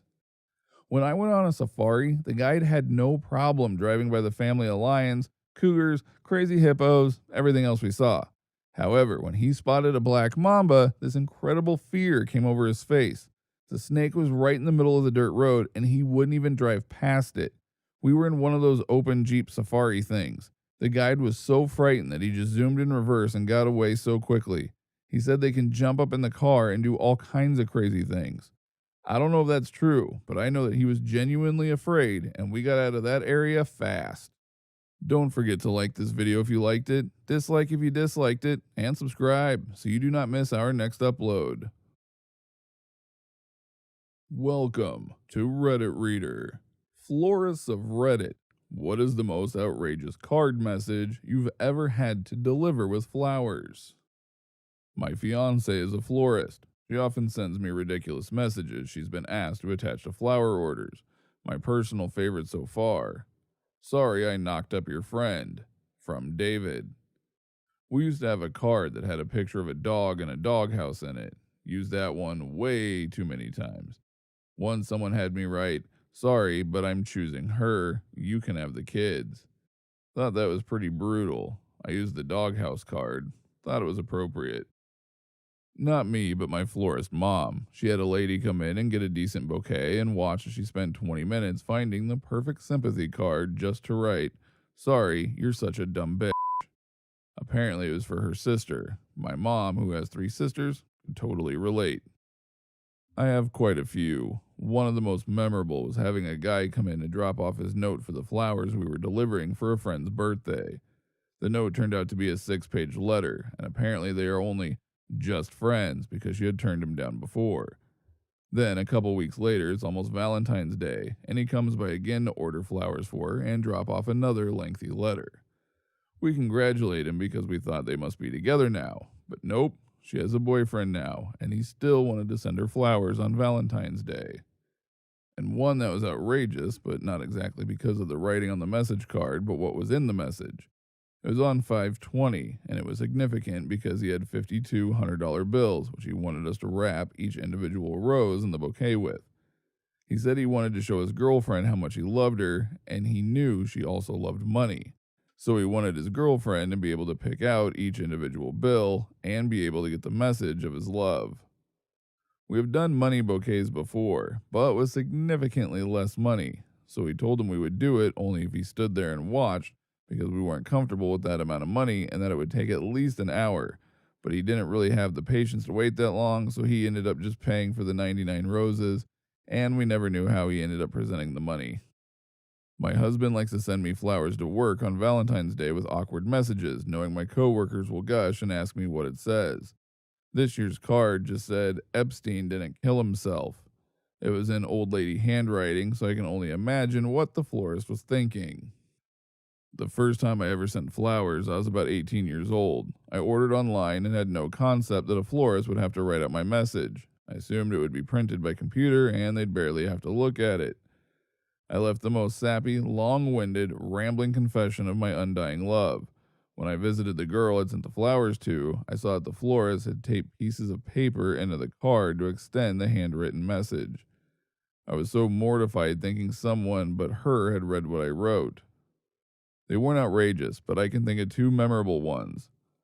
Was from Joe Biden for a local funeral. I saved the order from sent to us because I thought it was pretty cool. We were a very small shop in a small town, and it came to us. Valentine's Day a few years back, a guy called and spent $200 on flowers for a girl and paid extra to have us deliver it ASAP and just signed it with his name. 2 hours go by and he hasn't heard anything, so he spent another 200 again and signed it I love you. He never heard anything, so he called a third time and spent another 200. This was signed if you still love me, meet me at the bar at Applebee's at 9 o'clock. $600 later, and the guy probably still didn't hear anything. We all wanted to show up at Applebee's though to see if she came, but we never did. Don't forget to like this video if you liked it, dislike if you disliked it, and subscribe so you do not miss our next upload. Welcome to Reddit Reader. People of Reddit, what is one mistake or decision you made that completely altered the course of your life? Forgot hamburger buns. Dad died, depressed, was without a job for over a year, applied at a few different places and heard nothing back. Went to a barbecue at a friend's house and stopped at the store first. We got everything we needed, went out to the car, started packing up, and realized we forgot hamburger buns. I go back in the store, I'm walking down the frozen food aisle, and run into an old coworker who happened to now be a manager at one of the places I applied at months ago. Chatted it up with him for a little bit, and 3 days later I get a call out of the blue to come in for an interview at his company he worked at. I've been with the company 18 years. Last month, all because of that chance encounter in the frozen food aisle. All because I forgot hamburger buns. One day, my foreman just flat out didn't show up to work. I was vaguely familiar with what had to go on at the site and who needed to do it, so I just started calling people and talking to those on site, saying I was filling in for them for the day. Fast forward a few months, and people are saying they greatly prefer me organizing jobs, and management starts giving me jobs of my own. I start getting great reviews from clients, and my jobs are making money. Eventually, my old foreman gets fired. Not because of me directly, but because of some questionable antics and poor performance. Now I'm enjoying a significantly better paying and more fulfilling job. What started as a job to make a bit of money while I figured out what I want to do has turned into something with serious career potential. A buddy of mine called me up one day to tell me he and his toxic controlling girlfriend had broken up, and he wanted to celebrate with a few drinks. At the time, I was living a very antisocial lifestyle, and I almost said no, but something that day told me I needed to get out of the house, so I agreed. Turns out that was the night I'd meet my future wife. When we were reminiscing about that night, my wife said she, too, almost declined going out. Accepted a painkiller at a party. Started as a every other weekend thing. Then it was every weekend. Then it was hard days at work. Then it was daily before work. Then it was multiple times a day at work. I'd be snorting lines off of my desk in a call center. Then money was getting insanely tight, and my dealer was like, dude, start doing heroin. It's way cheaper. And I remember laughing in his face, like, you fucking idiot, that'll be the day. Then a little while later, money became non existent. And I found out you could snort heroin. Problem solved. And then a few handful of years later, I found myself homeless in Skid Row, downtown LA. Going from a loving, supportive family with amazing, amazing friends, near six-figure job, everything going super great, to passing out in piles of garbage and having teeth fall out. I only got out thanks to Suboxone, but I'm so glad it exists. Moved out of the homeless shelter September 2019.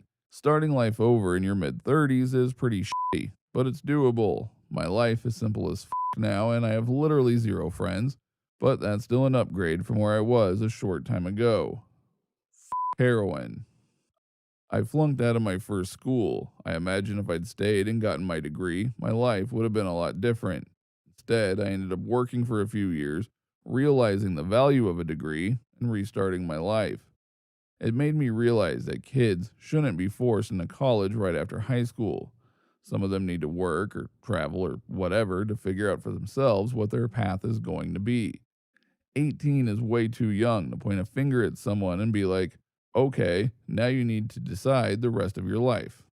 Don't forget to like this video if you liked it, dislike if you disliked it, and subscribe so you do not miss our next upload.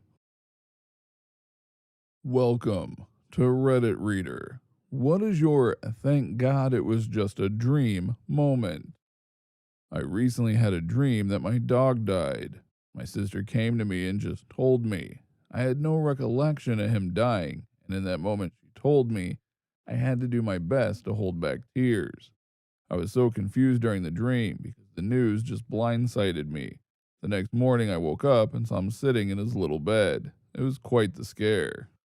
My dream started with me waking up from a coma and discovering that I had been in a coma for 8 years. My parents were dead, my brother was dead, my friends weren't there anymore. I was all alone, realizing that I have nobody in my life, that the best years of my life have been wasted. This dream was very different from my other dreams, as this dream felt very, very real and realistic. Usually I can control my dreams, but I was powerless in this one. The feeling of panic, hopelessness, and sadness was so strong that I killed myself, and that is when I woke up. I fell off a cliff and died. For some reason, I didn't wake up. My dream even had a small funeral service scene for me. Had one just this morning. In the dream, I discovered my husband f***ing my mom. I've had that dream a few times before, and it didn't make any sense to me. It would never happen in real life, but I realized that it usually occurred after days where I thought about her too much and remembered ways she used to purposely try and ruin my friendships and other relationships. I guess my husband f***ing my mom is just the most extreme version of that my scumbag dreaming brain can come up with. That motherfucker that I was pregnant. I'm a guy, but it felt so realistic. I had a dream once fairly recently that I was at my aunt's house and all my family was there. I kept saying, we need to wait for X, my husband, and everyone kept giving me weird looks until they finally sat me down and said X doesn't exist. He never existed. You're still with abusive X. I've never been more happy to wake up from a nightmare, and I often have night terrors involving the traumas I've already been through. Basically, any time that I experience sleep paralysis. Happens to me a lot. Try focusing on wiggling your toes as soon as possible. Seems to help me the most. If I realize it's happening soon enough, wiggling my toes can get me out of the experience before the creepy lady comes out. Just this morning, I dreamt that I cut my hair after growing it for over 10 years. So in real life, my kittens have ringworm, and we put them in quarantine, but it already passed to my dog, my sister, and my mom. For now, me and my dad are safe. In my dream, however, I thought I was safe until I turned my head and saw a huge mushroom growing on my shoulder. Ringworm is a fungus. My parents told me not to cut it off, but I accidentally brushed it off and it fell into the sink. But it morphed into a weird heart-looking thing and it started beating like one. Then I woke up, and I'm still pretty sure I'm ringworm free. For the past 3 weeks, I've been having these nightmares where I am back in school, all alone, unable to find my classes, failing my classes, missing the bus, and my bullies being much worse. I was bullied a lot when I was in school. I have sworn that I would never go to a brick and mortar school again after I graduated high school. One morning, I woke up worried that I forgot my science homework. 5 minutes later, I realized I don't go to school anymore. That was a relief. I dreamed that I had a class in college that I had forgotten that I signed up for and missed like half the class before I remembered. Don't forget to like this video if you liked it, dislike if you disliked it, and subscribe so you do not miss our next upload. Welcome to Reddit Reader. Have you ever felt you don't know or have forgotten who you really are? That you spent years just adapting to surroundings to make life easier and don't know what's the real you anymore? If so, how did you overcome this? I always see it as outgrowing my former self. It's time to improve, find purpose, and move into the next chapter.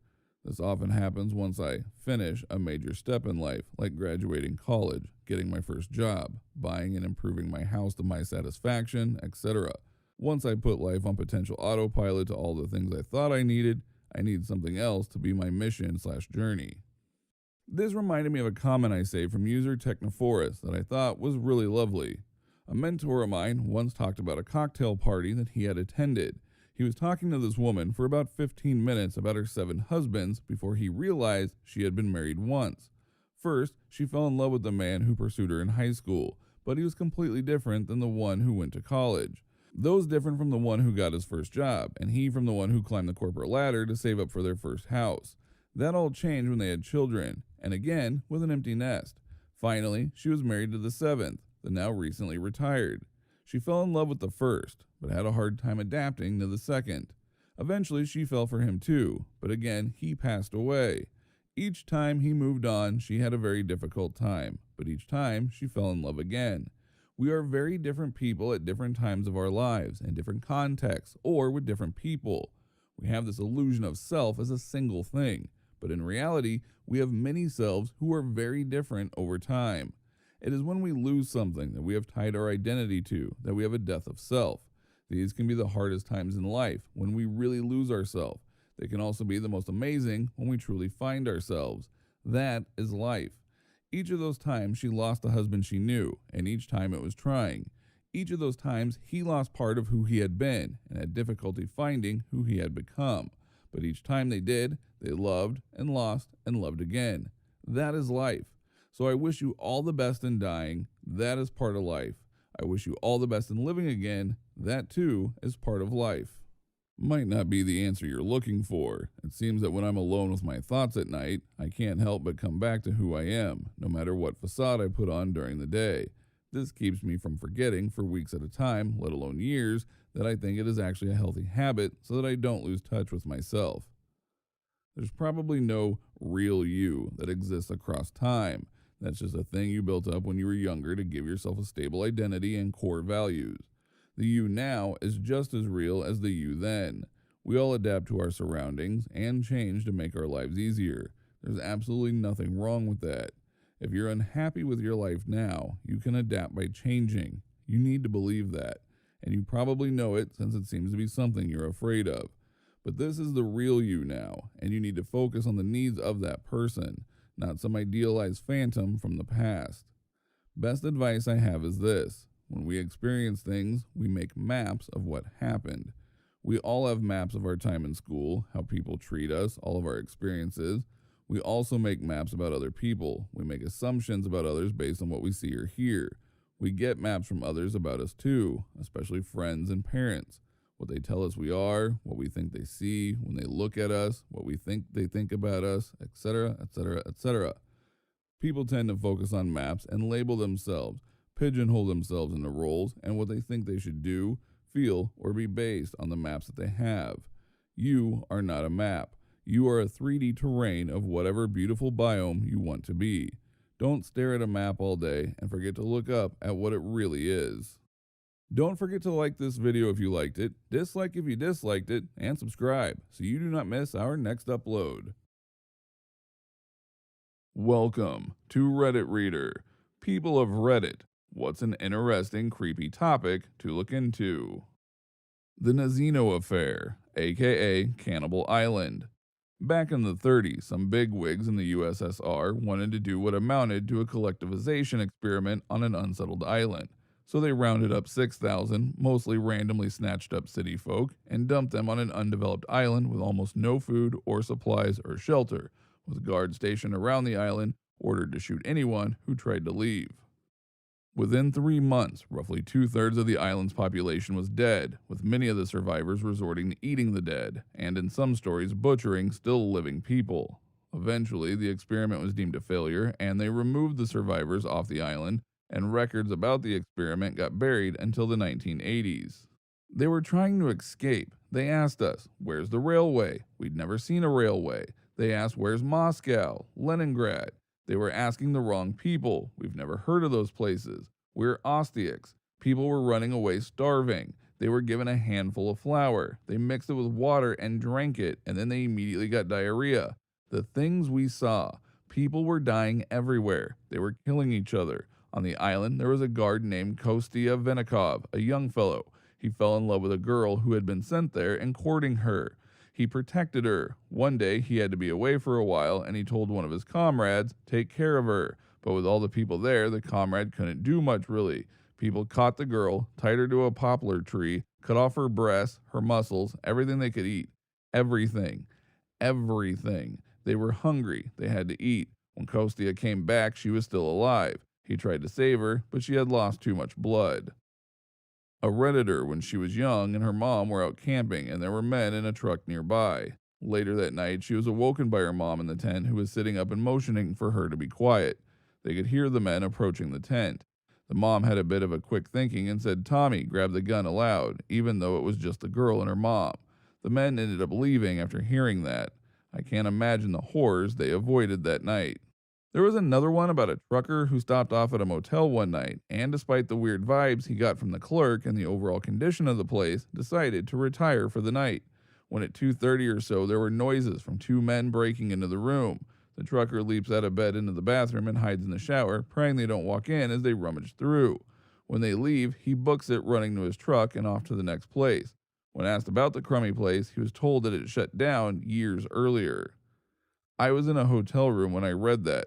Real or not, I couldn't sleep that night for sure.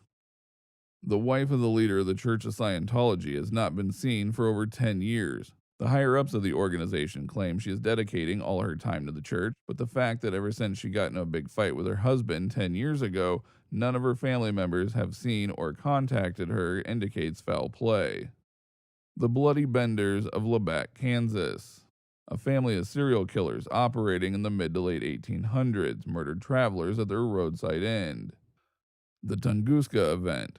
Not really creepy in a traditional sense, but if you imagine that back then they had no idea what had occurred and went on to discover 770 square miles of forest completely flattened with no explicable explanation, I'd be having a couple of nightmares certainly. Imagine if it happened over a city. It was by sheer dumb luck that it fell into nothingness. What if in an era where, yes, there was already science, but fear of the unknown and of the divine was still strong, out of nowhere a fiery ball of fire appeared out of the skies to annihilate Moscow, Berlin, or Paris? It would have been the biggest event in humankind, second to none. Don't forget to like this video if you liked it, dislike if you disliked it, and subscribe so you don't miss our next upload. Welcome to Reddit Reader.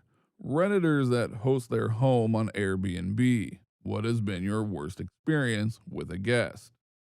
I used to travel a lot for work and would put my apartment up on Airbnb while I was away.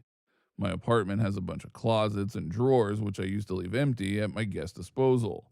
However, there is one closet in the bedroom which I kept locked because it is where I keep my personal belongings. One time a guest left a bad review saying that the place had no storage space, which I was very confused about up until I got home and saw my closet.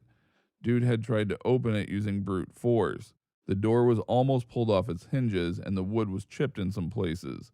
The door in question had 2 padlocks, and the perfectly usable closet on the opposite wall was untouched.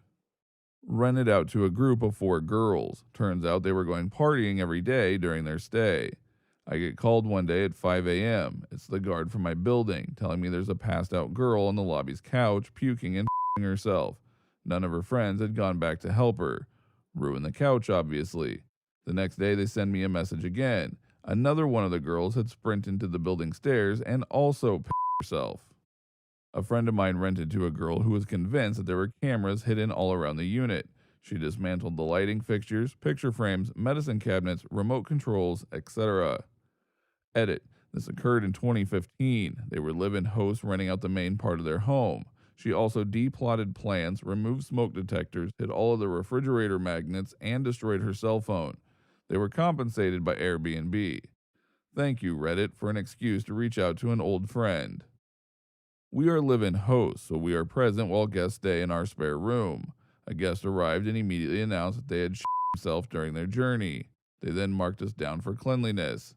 Mate, you yourself.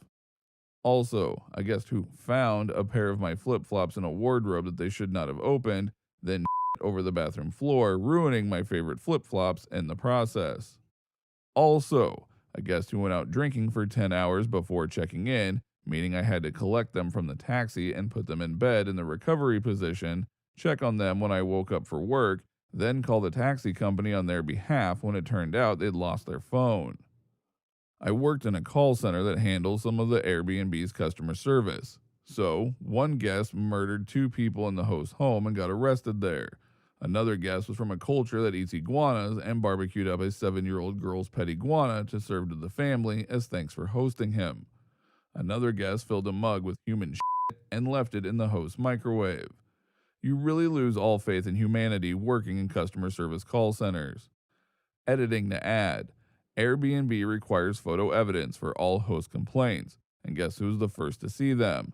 The initial customer service agent, who may only be on their first or second day taking calls.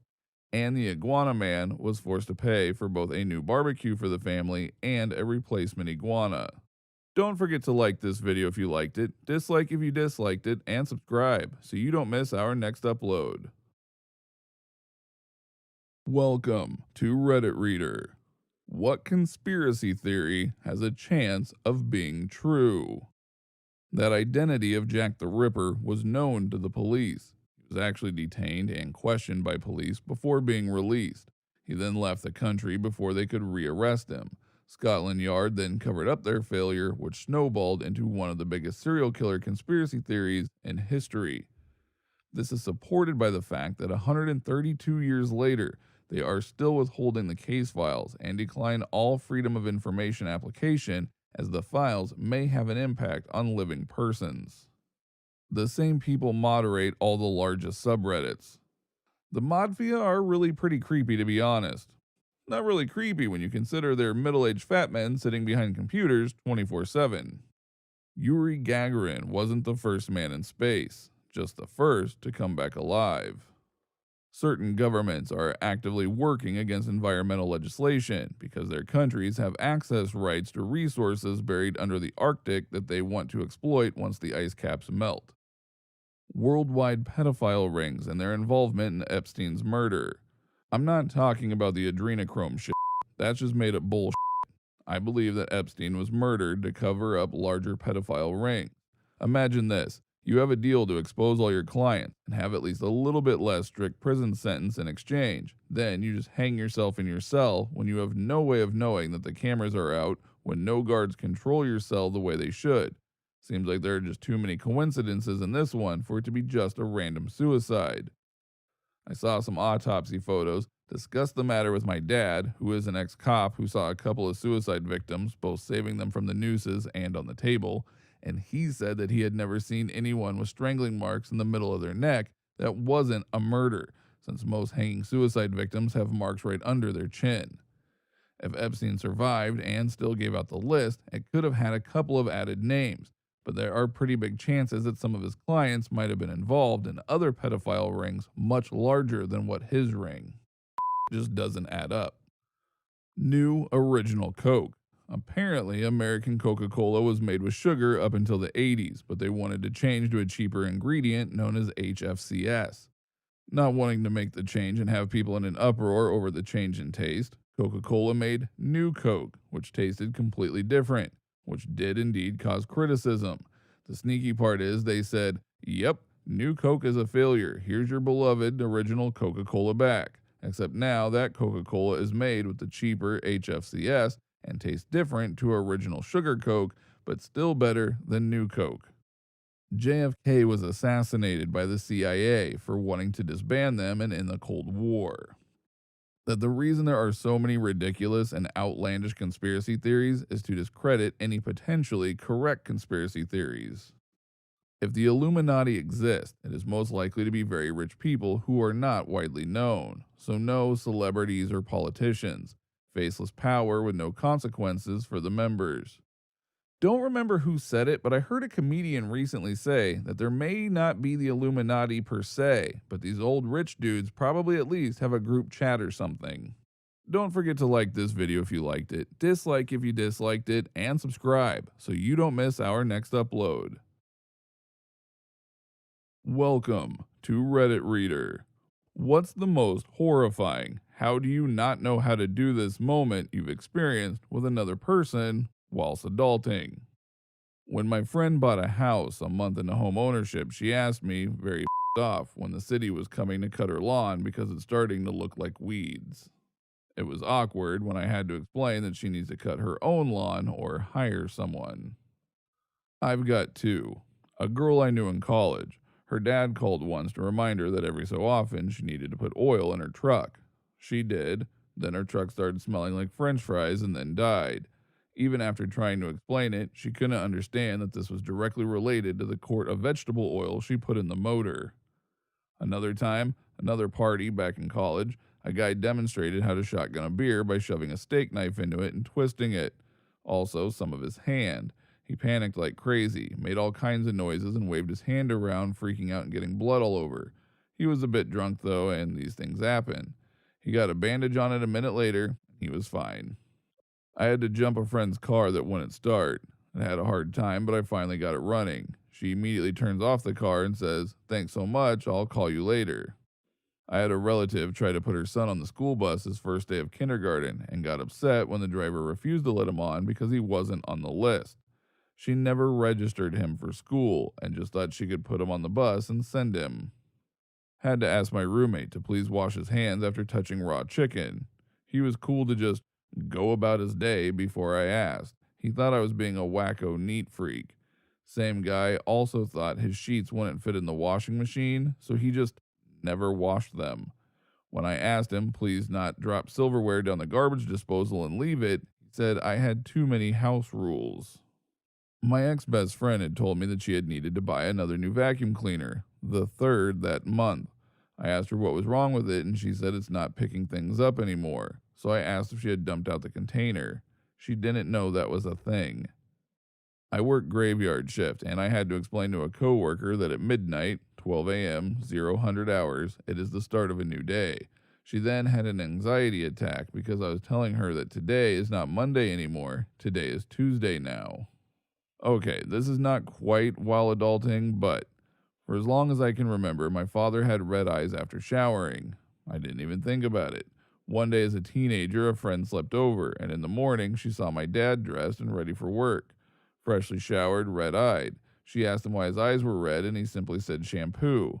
She then very carefully and as respectfully as she could muster, asked him why he didn't close his eyes, and he laughed and said, "What do you think, I'm an idiot? Closing my eyes in the shower? Sheesh." My dad did a lot of things that embarrassed me, but that one was pretty high up there. I had to teach my friend how to tie his shoes. He either wore Velcro or tucked the laces into the shoe up until that point.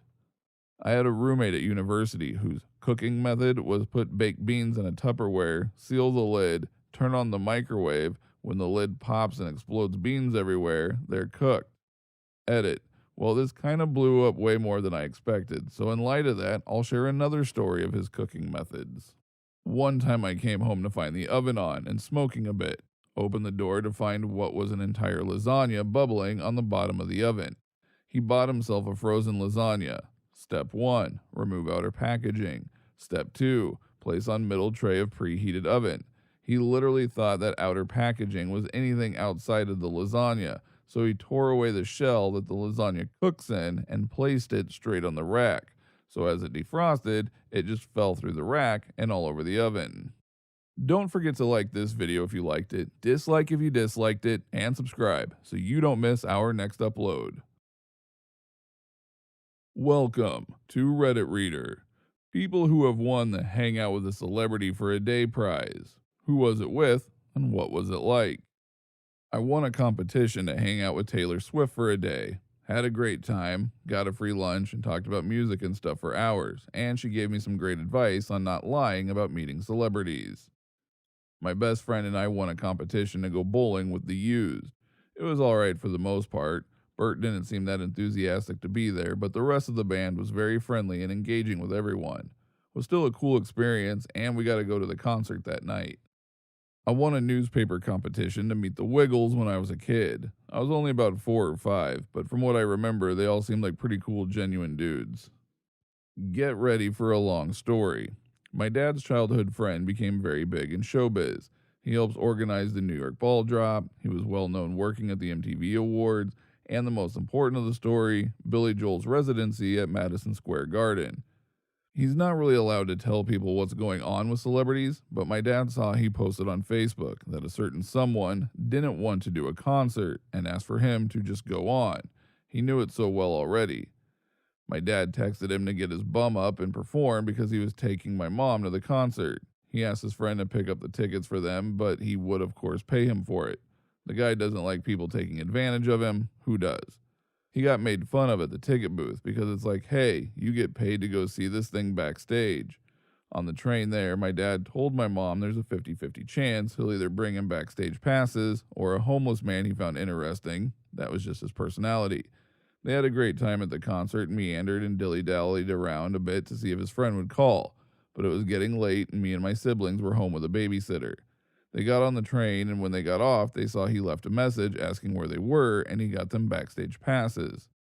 My parents, being good parents, decided it was too late and came home, and we will still yell at them as they should have went back to this day. Another fun story about this guy, he also helps organize events with presidents and people running. During Obama's presidency, he had a lifetime pass for Papa John's Pizza that Papa John gave him personally. The person on the phone didn't believe him, and when he finally convinced him that he had the pass, the operator hung up when he tried ordering the 1600 Pennsylvania Avenue. I didn't win a prize, but Sydney Moon has always been on my list, people you're allowed to cheat with even if you're married.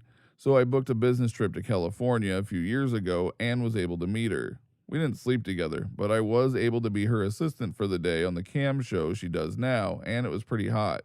Also discovered that I loved her in makeup. Out of makeup, not so much.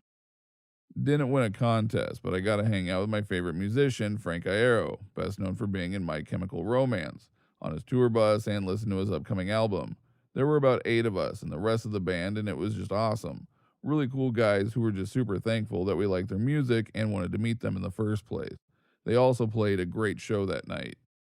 Don't forget to like this video if you liked it, dislike if you disliked it, and subscribe so you don't miss our next upload.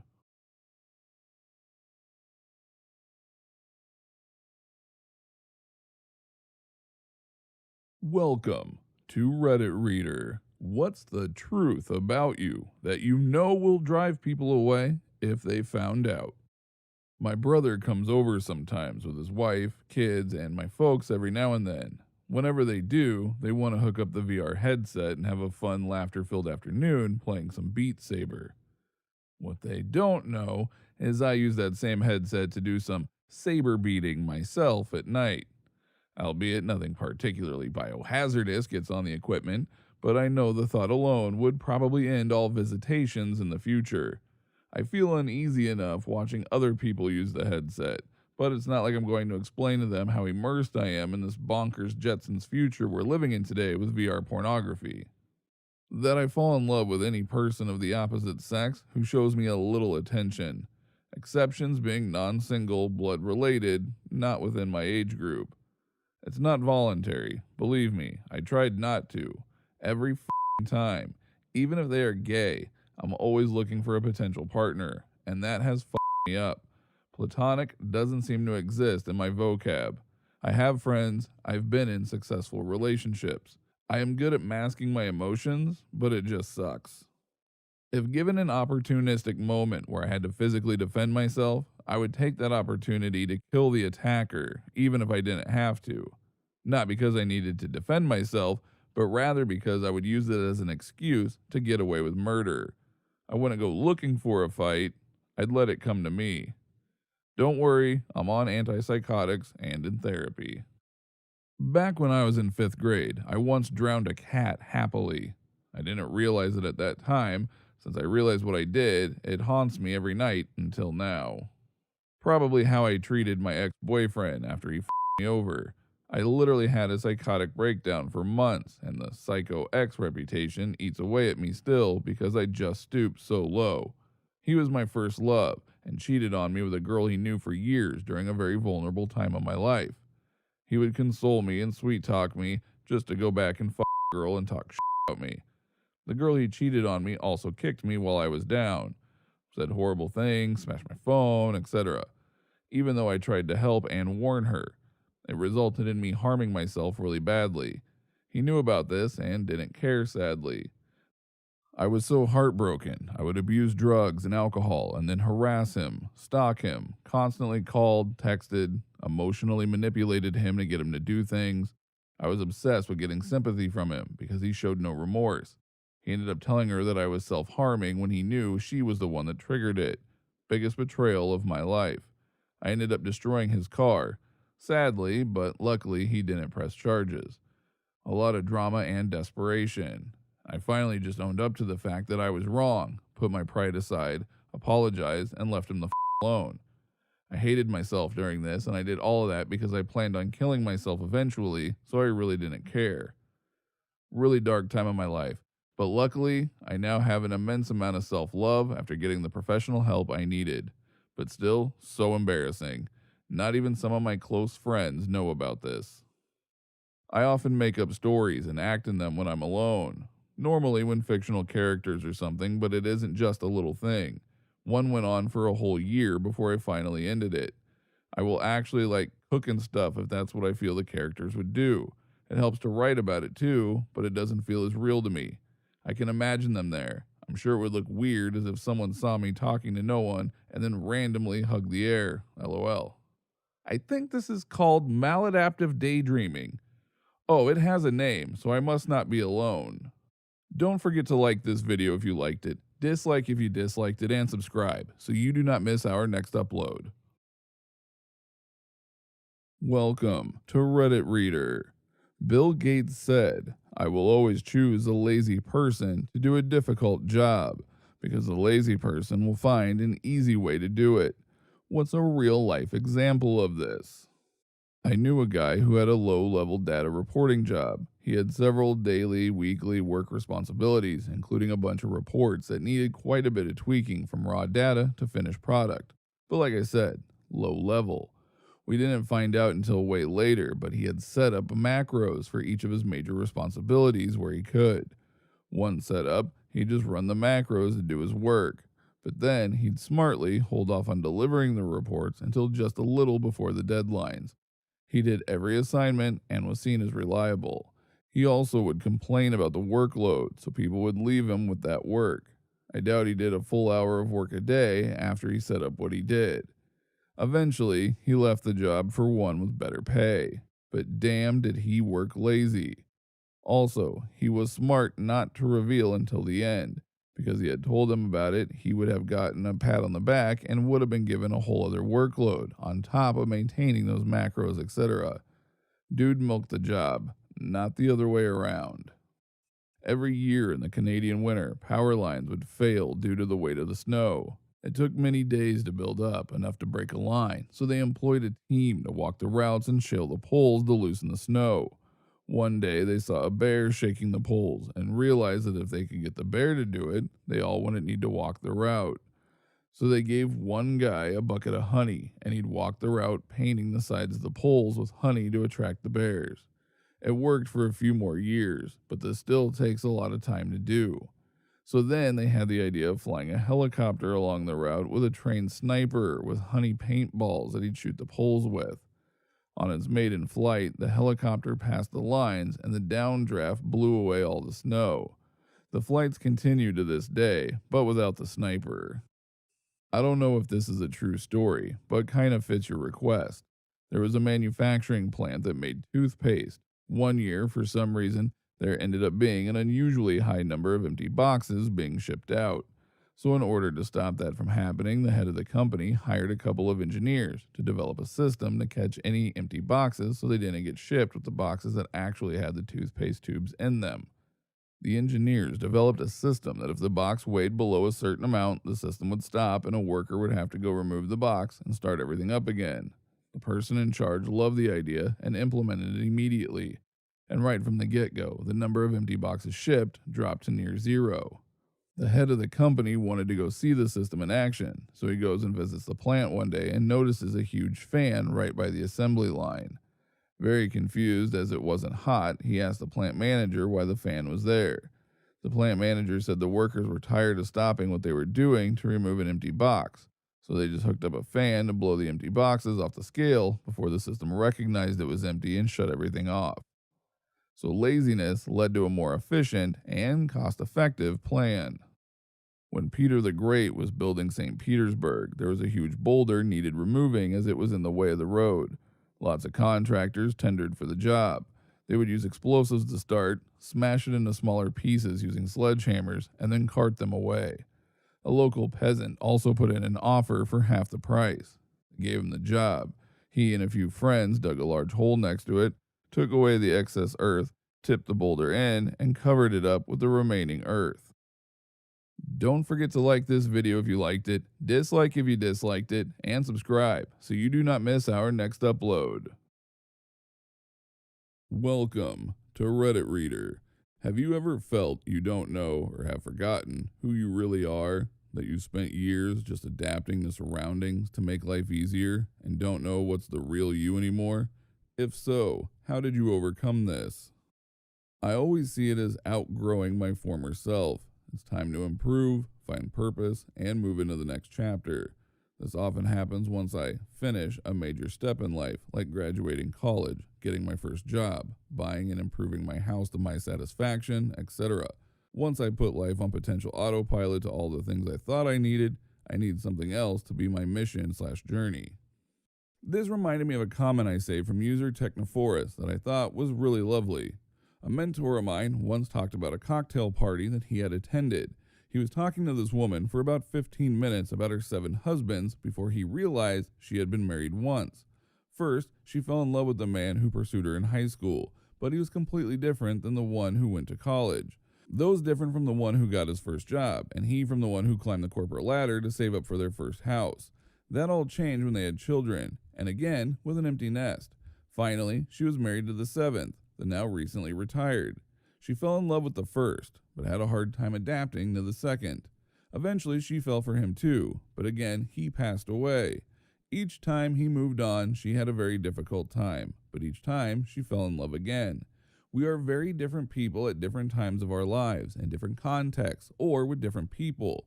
We have this illusion of self as a single thing, but in reality, we have many selves who are very different over time. It is when we lose something that we have tied our identity to that we have a death of self. These can be the hardest times in life when we really lose ourselves. They can also be the most amazing when we truly find ourselves. That is life. Each of those times she lost a husband she knew, and each time it was trying. Each of those times he lost part of who he had been and had difficulty finding who he had become. But each time they did, they loved and lost and loved again. That is life. So I wish you all the best in dying. That is part of life. I wish you all the best in living again. That too is part of life. Might not be the answer you're looking for. It seems that when I'm alone with my thoughts at night, I can't help but come back to who I am, no matter what facade I put on during the day. This keeps me from forgetting for weeks at a time, let alone years, that I think it is actually a healthy habit so that I don't lose touch with myself. There's probably no real you that exists across time. That's just a thing you built up when you were younger to give yourself a stable identity and core values. The you now is just as real as the you then. We all adapt to our surroundings and change to make our lives easier. There's absolutely nothing wrong with that. If you're unhappy with your life now, you can adapt by changing. You need to believe that. And you probably know it since it seems to be something you're afraid of. But this is the real you now, and you need to focus on the needs of that person, not some idealized phantom from the past. Best advice I have is this. When we experience things, we make maps of what happened. We all have maps of our time in school, how people treat us, all of our experiences. We also make maps about other people. We make assumptions about others based on what we see or hear. We get maps from others about us too, especially friends and parents. What they tell us we are, what we think they see when they look at us, what we think they think about us, etc., etc., etc. People tend to focus on maps and label themselves, pigeonhole themselves into roles and what they think they should do, feel, or be based on the maps that they have. You are not a map. You are a 3D terrain of whatever beautiful biome you want to be. Don't stare at a map all day and forget to look up at what it really is. Don't forget to like this video if you liked it, dislike if you disliked it, and subscribe so you do not miss our next upload. Welcome to Reddit Reader. When you're lying in bed at night, do you ever randomly remember some relatively minor social missteps or poorly chosen words you did or said years earlier and then beat yourself up over it even though it really wasn't a big deal? If so, what happened? I went to Dairy Queen with my daughter. She brought along her kitten. The cute girl at the walk-up window asked my daughter what the kitten's name was. Princess was the response. Smiling and feebly attempting to make conversation, I said, "Today," to indicate that my daughter changed the cat's name frequently. I got a dirty look, and the girl left the window to go make whatever cold treat we had ordered. It wasn't until later on the walk home that I realized that she thought I was telling her to hurry the hell up and make my order. Still haunts me years later for some reason. When I walked down the aisle at my wedding, I was so nervous and focused on not tripping that I did not acknowledge my dad. I didn't realize this until I saw the video my aunt had made for me. You can see my dad lean in to give me a kiss on the cheek, but I just kept walking. He kind of shrugs and then goes to sit down. It's been 18 years, and this still flashes through my head when I'm trying to fall asleep. Also, that time I was trying to get to the school bus and the sidewalk was icy, so I slipped and fell really hard on my butt. The kids on the bus laughed at me, so I chose to sit there with my head down, wishing I could disappear while the bus drove away and I walked a mile home.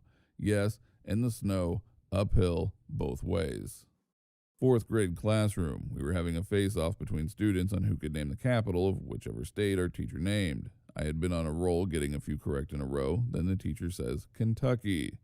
With all of the enthusiasm and seriousness in the world, I screamed, Frankfurt. Everyone was dying laughing except for me at the time. Looking back, it cracks me up that I was so upset about it. I was in fourth grade, and it was Valentine's Day. I was the new kid in school, and this one boy had been picking on me all year. My 10-year-old self was very non-confrontational, so I wrote a paragraph on the back of his Nerd's Valentine explaining that I don't like it when he's mean to me, and I don't understand why he has to be. He couldn't read my handwriting and brought it to the teacher, who made me read it aloud to both of them. I think about that every day of my life. He even ended up finding me online and contacting me to apologize a few years ago, but all I can think of is the cringe.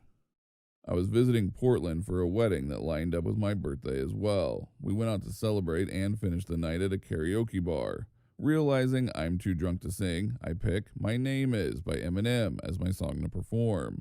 There's two other versions of that song. One is the original release, the other tamed down, which you mostly commonly hear today. The woman controlling the music put on the original, and off I went. One of the lines at the end is, running over lesbians in a spaceship while they screaming at me, let's just be friends. I finished the song and I'm met by applause from my friends and one other table. The rest of the place is silent. The DJ goes, nice job. Don't know if it was the best choice for gay women's night though. And at that moment, I wanted to leave my skin. In 7th grade, a cute girl asked me to sit next to her. I said, my mom won't let me sit next to girls. My mom said no such thing. If you said cute girls, you'd have been a total baller. So close. Don't forget to like this video if you liked it, dislike if you disliked it, and subscribe so you do not miss our next upload.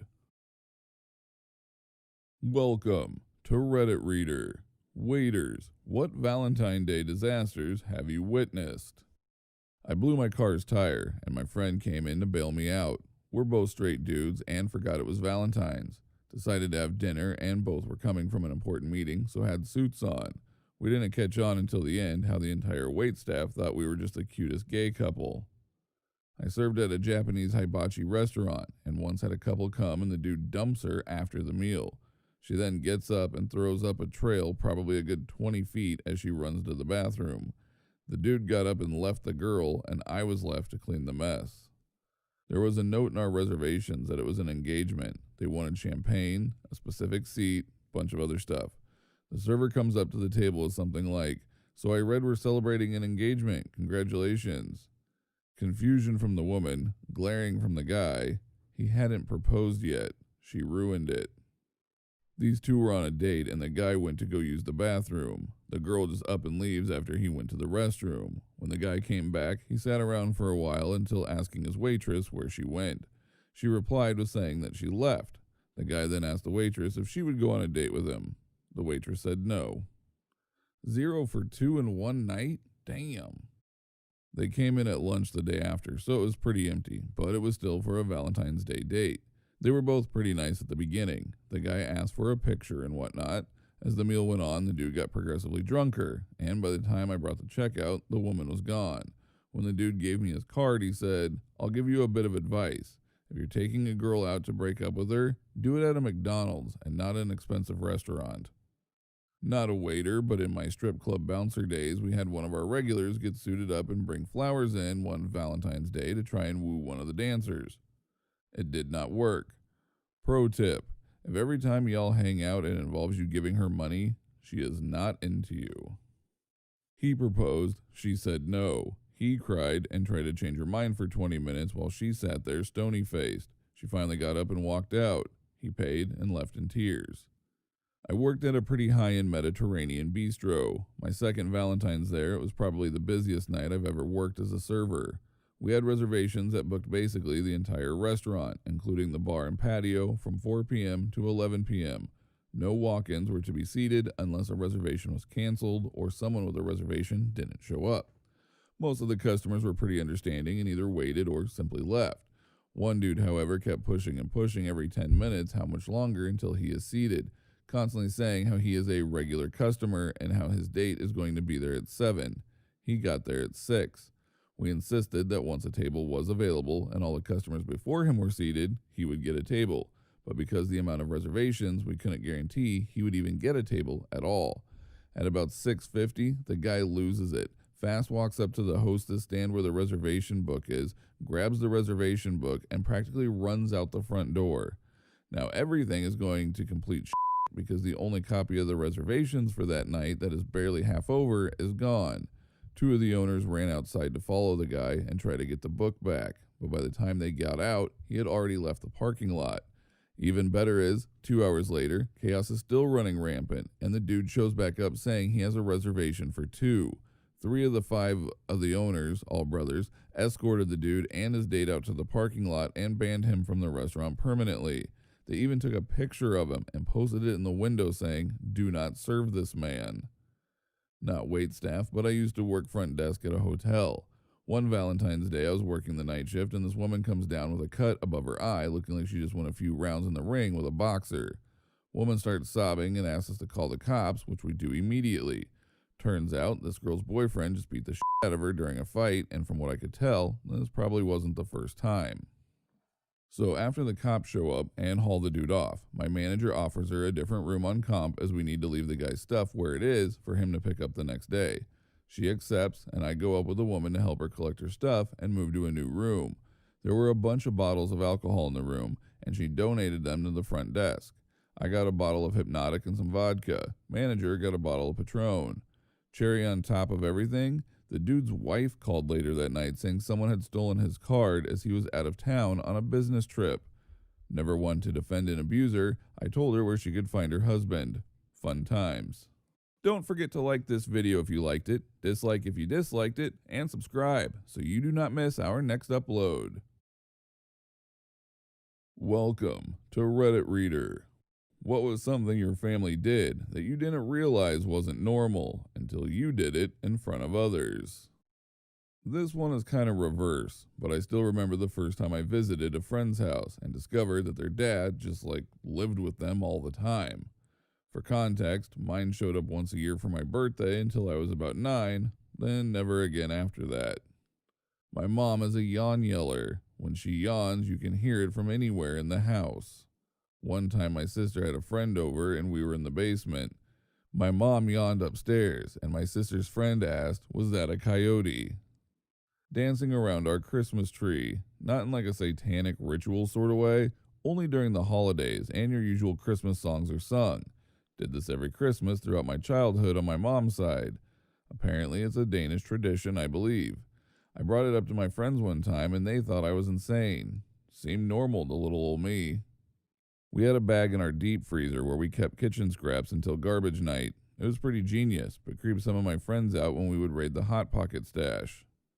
My aunt in Texas had a 5-gallon bucket in her freezer of scorpions.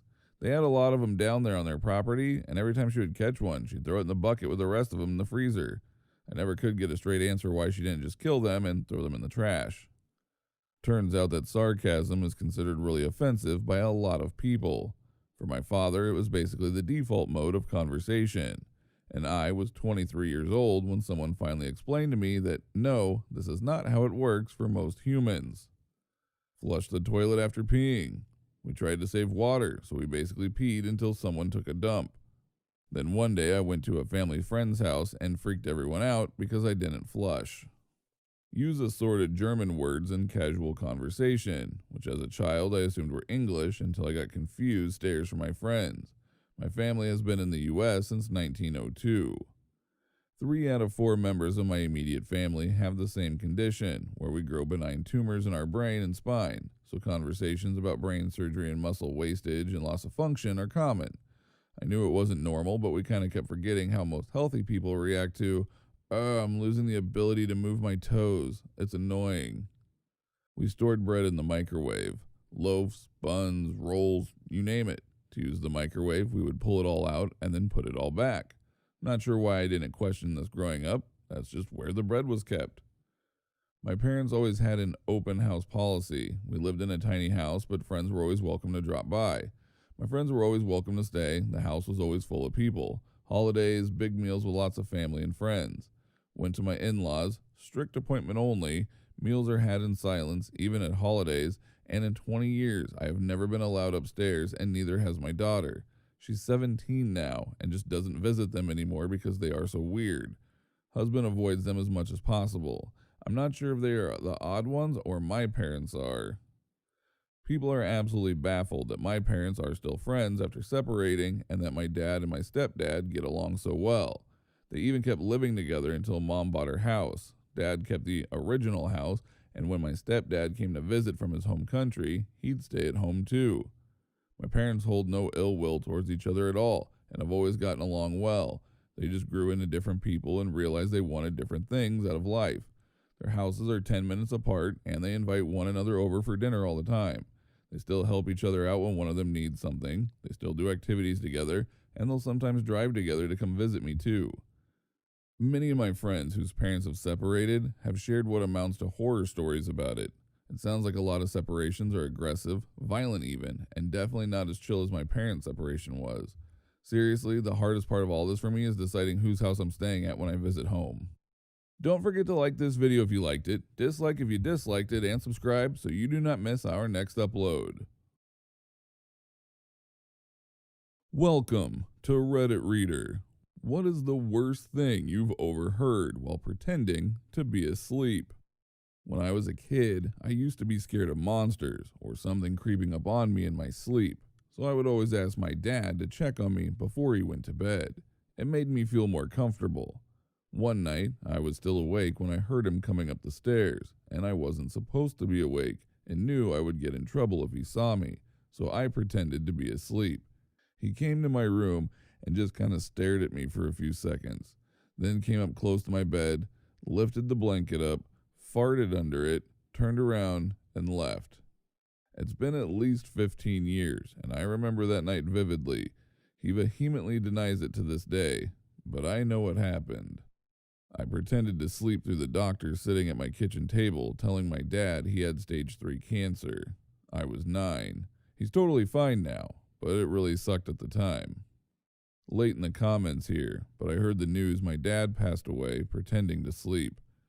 I was 12 at the time, woke up in the middle of the night to go to the bathroom, headed to the kitchen to get some water after and saw my sister sitting on the couch. She asked if I could sleep out in the living room with her, and I didn't think anything of it. Woke up the next morning and kept my eyes closed. I heard my mom telling my dad's best friend we lost him. I won't forget it. My roommate's girlfriend begging for anal, but not in a sexy way. So for context, this was freshman year of college, and my roommate, for it was a nice dude in an incredibly toxic long-distance relationship with his girlfriend. She constantly called him and accused him of cheating. He never actually left the room except to go to class. I assumed she was cheating on him, because why else would she constantly assume he was cheating when she had no evidence and he had never done it before? But I never paid attention to the details of the conversations. In fact, I only knew about the cheating accusations because she constantly logged into his Facebook and messaged me pretending to be him, trying to get me to say he cheated. Anyway, she visited. They went out on a date night. I went out drinking. I had a fight with the girl I had been dating, so I went home and went to bed early. I was almost asleep when they came in, making out and all that. I was annoyed, but tried to sleep. They were getting busy, and then it got weird. "You can put it in my ass," she said. "Oh God." He was like, "Are you sure?" She goes, "Yeah, John did it, so it's only fair. Plus you're smaller, so it will be easy." "Wait, what?" he says. "Yeah, come on," she says. "No, that's super fucked up, and why would you say that? What the fuck? I thought we were past that. Her. Well, mostly, but like it felt unfair to not let you. Him. I don't want to. I don't even want to have sex. Just go to sleep. Her. Now in a high-pitched pleading voice. Please, my ass. Come on, it's no big deal. Him. I don't want to. It continued back and forth until finally he relented. Then she goes, It's not even hard. Why isn't it hard? Then they both cried. I finally fell asleep. They dated another 6 months. Freshman college roommate watching on his laptop wearing headphones humping his mattress like there's no tomorrow. Sleeping over at a friend's house when I was 14. All of us on the floor in the living room, couldn't sleep. Two of my friends, guy and girl, directly next to me started doing freaky things to each other. I was extremely shy and a couple of years younger than them, so I stayed quiet and hoped they'd stop. Had to listen to them for an hour while she made weird moaning squeaky noises and he was singing in a weird, slightly whispery singing voice Matchbox 20 songs to her while he did whatever he was doing. That was the last time I slept over at a friend's house. Don't forget to like this video if you liked it, dislike if you disliked it, and subscribe so you do not miss our next upload. Welcome to Reddit Reader. Escape room workers of Reddit. What's the most absurd thing players have done? Attended a Saw series escape room with my SO and some random since the room required 4 to 6. We get locked in to start, chained to fixtures like the dark room scene from the movie. Lights are off. As soon as the thing starts, one of the randos says, I have a gun in case we need to shoot someone. I thought he was joking. We all did. Eventually, the lights turn on and he pulls out a real gun and sits it in the sink and says, I'm leaving the gun in the sink in case something happens to me. It's for everyone. It was nice that he planned ahead and offered it to everybody. I did an escape room with my family, and the workers have to tell you not to lick the light bulb. This is because some guy thought if he licked the light bulb, the answer would be revealed on the light bulb. The only answer he found was light bulbs are hot and can burn you. So this isn't necessarily absurd on the player side, but instead from the game master. One time our players were doing the bank heist theme, done in the dark, and you have headlamps and about 4 puzzles, and one of my employees realized they had an item in their pocket still. So we brain blasted for a couple of minutes and decided the best course of action was to pretend the employee was a security guard and walk around the bank. So we went over the room intercom and warned them to hide because it looked like the security guard was coming to them.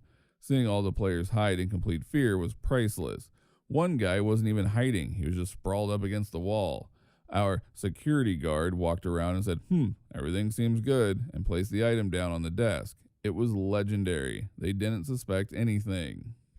A kid I knew from school. His family owns an escape room business. The most things that happen is people trying to take things when it's clearly nailed down or nailed to the wall. Then he said that a little kid pissed in a bottle. Mama, it's a bottle. I wonder if it's a clue. Piss in it to find out, Jerry. Piss in it. Not sure if this counts. I did an escape room with a group of friends. At the end, you found a flash drive which was supposed to be plugged into a computer. We opened the document and there were instructions to print. We got print and the printer gave us an out of ink error. We assumed this was part of the game and started looking for a magenta cartridge. Then an employee slipped in the room, replaced the cartridge, and told us to hit print again. Apparently it was not part of the game. They just ran out of ink. I went to one where there were 3 identical rooms, which teams competed in at the same time. If you finished, you then got to watch and listen to other teams. Our team did pretty well, and we got to watch the other 2 teams try to complete it. Anyway, there was this one lock which was a number combination, and you solved it by finding some sheet music in a book with 5 notes on it, which corresponded to numbers. The piece was entitled The Key, or something similar, so you knew you needed it for the lock. Anyway, this other team, instead of converting the numbers and putting in the combination, chanted this 5-note tune at the lock. When it did not work, they tried again, then someone else tried.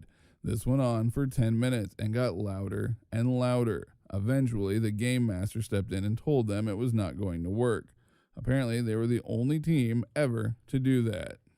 There was an escape room by me that had a terrorist-themed room. You get kidnapped and locked in a room with a bomb on the door. To up the realism, your host was dressed to fit the role of a kidnapper and would come over the radio for hints and persona. Eventually, the cops would start coming over the radio to guide you out of the room. Anyway, someone walking by the escape room saw people getting kidnapped and called the actual police. The police came by and the escape room workers explained, but the actual police wanted to confirm with the people in the room.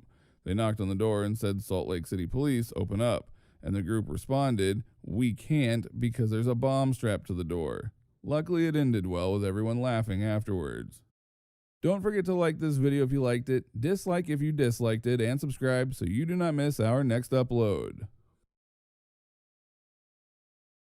Welcome to Reddit Reader. Men are Reddit who proposed and she said no. What happened afterwards with your life? My mother told my father no 3 times. On the 3rd time, he got wasted at a local bar and basically started pouring his heart out to anyone who'd listen. Mind you, it's a very small village in the Italian Alps and my father barely spoke Italian and no one in the village spoke English, including my mother. Word got back to my mom about the sad American at the bar, so she went to find him and told him she'd marry him. My parents celebrated their 44th anniversary last month. My mom actually said no to my dad's proposal when they were younger. Not because they weren't in love, but because she wasn't sure if it was something she actually wanted to do, rather than something that society expected of her or whatever.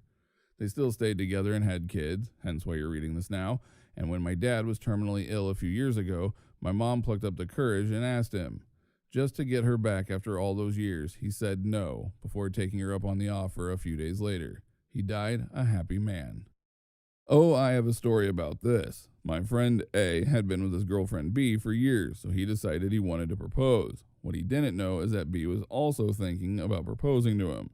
A proposed first, and B freaked out because she had already set her proposal and bought a ring, so she said no. Over the next week, B freaked out more and more and refused to answer A's calls and messages. A then decided to use the money he had saved up to buy a plane ticket to Europe. What was supposed to be a 3-month trip through Western Europe turned out to be a year-long trip around the world. One day, A says that he's coming back, and B decides to go wait for him at the airport and propose to him there. It turns out that while being in Peru, A met a girl, and they fell in love almost immediately and got married in Peru. Q 5 years later. A and his Peruvian wife are still happily married and recently had a baby, while B hasn't still quite forgiven herself for ruining her relationship with A. She was an art major and I had just joined the army. We had been lovers since high school. I asked. She said no. She wanted to get her master's. We were friends for a while, but we don't talk anymore. She works as a bartender, I think, now. I ended up getting married to my best friend. We've been married for more than a decade and have a 5-year-old son. We met in her home country of Germany while I was traveling. I knew I was in love. We dated long distance for a while, me flying to Europe, her flying to the US. I suggested marriage so we could be together. She said no a few times. I didn't press. But I was patient and not being pushy. I knew she was worth the wait. Then it hit her that's how we could be together. If we got married, we could live in a country together. The difficulties of being born on a different patch of dirt. A few years later, I'm still married to my best friend and living with her in Germany. Not all no's stay no. Life goes on. Don't forget to like this video if you liked it, dislike if you disliked it, and subscribe so you do not miss our next upload. Welcome to Reddit Reader. What's the fastest you've seen a crowd go from excited to horrified? During a Buffalo Sabres game, Clint Malarchuk took an ice skate to the neck, severing his carotid artery and partially cutting his jugular vein. He almost bled out on the ice. The sight was so horrifying, 2 fans had heart attacks and 11 others fainted. Numerous fans vomited at the sight of all the blood. Malarchuk thought he was going to die on the ice, so his only thought was getting off the ice so his mom didn't have to watch him die on TV. He asked for a priest and had the equipment manager call his mom to tell her he loved her.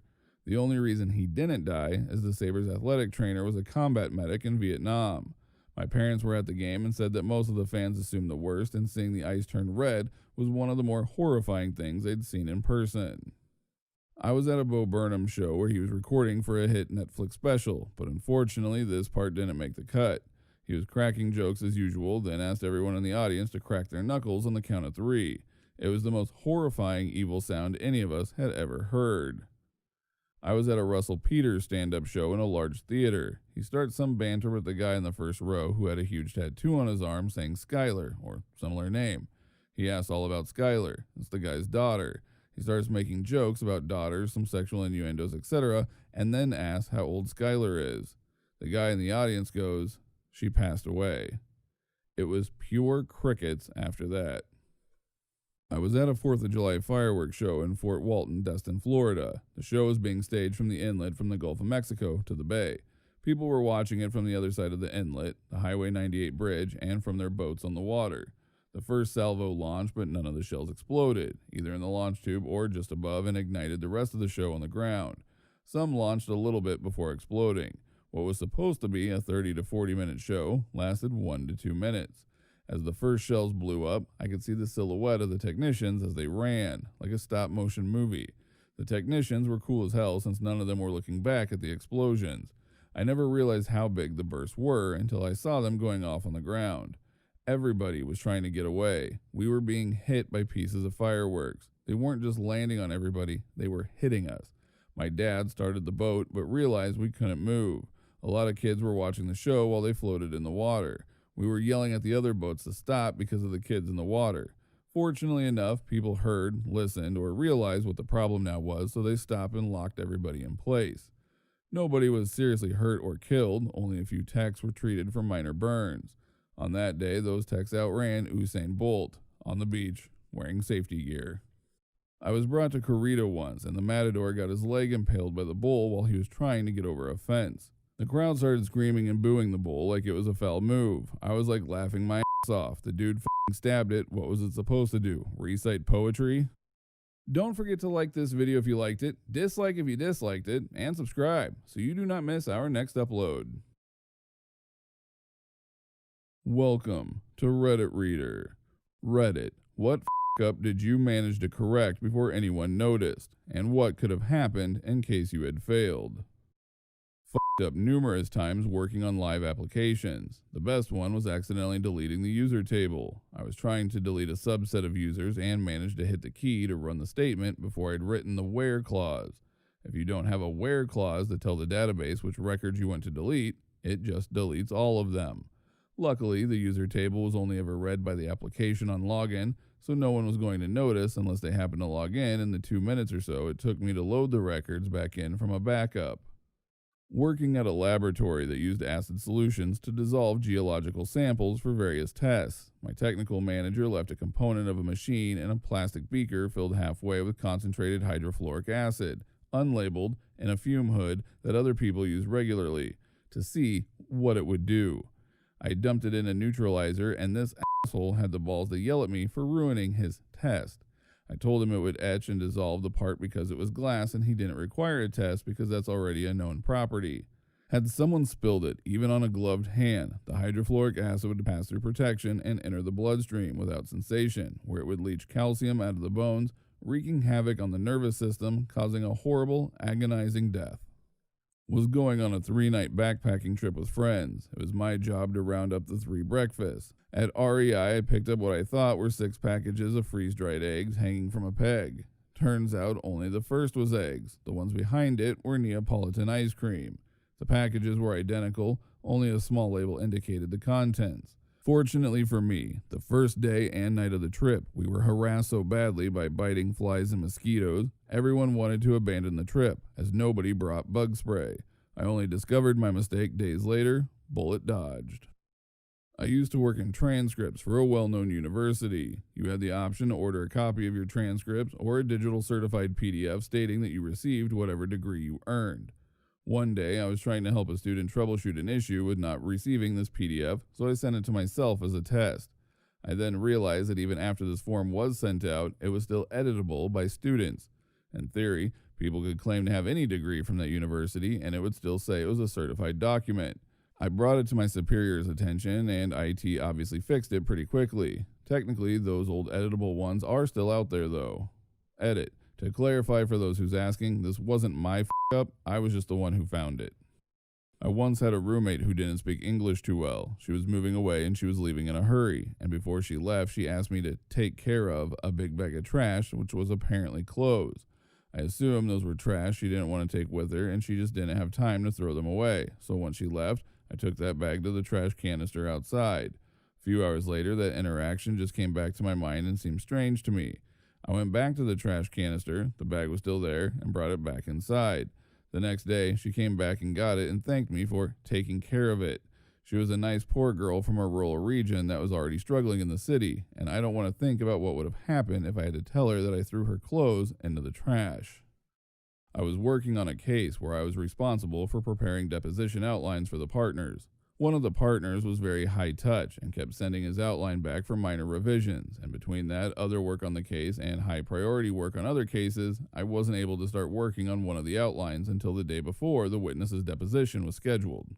I opened the binder of documents for the witness, and there were like 400 documents in there, each of which I had to read, analyze in the context of the case, and then write questions for the partner to ask the witness about the document at deposition.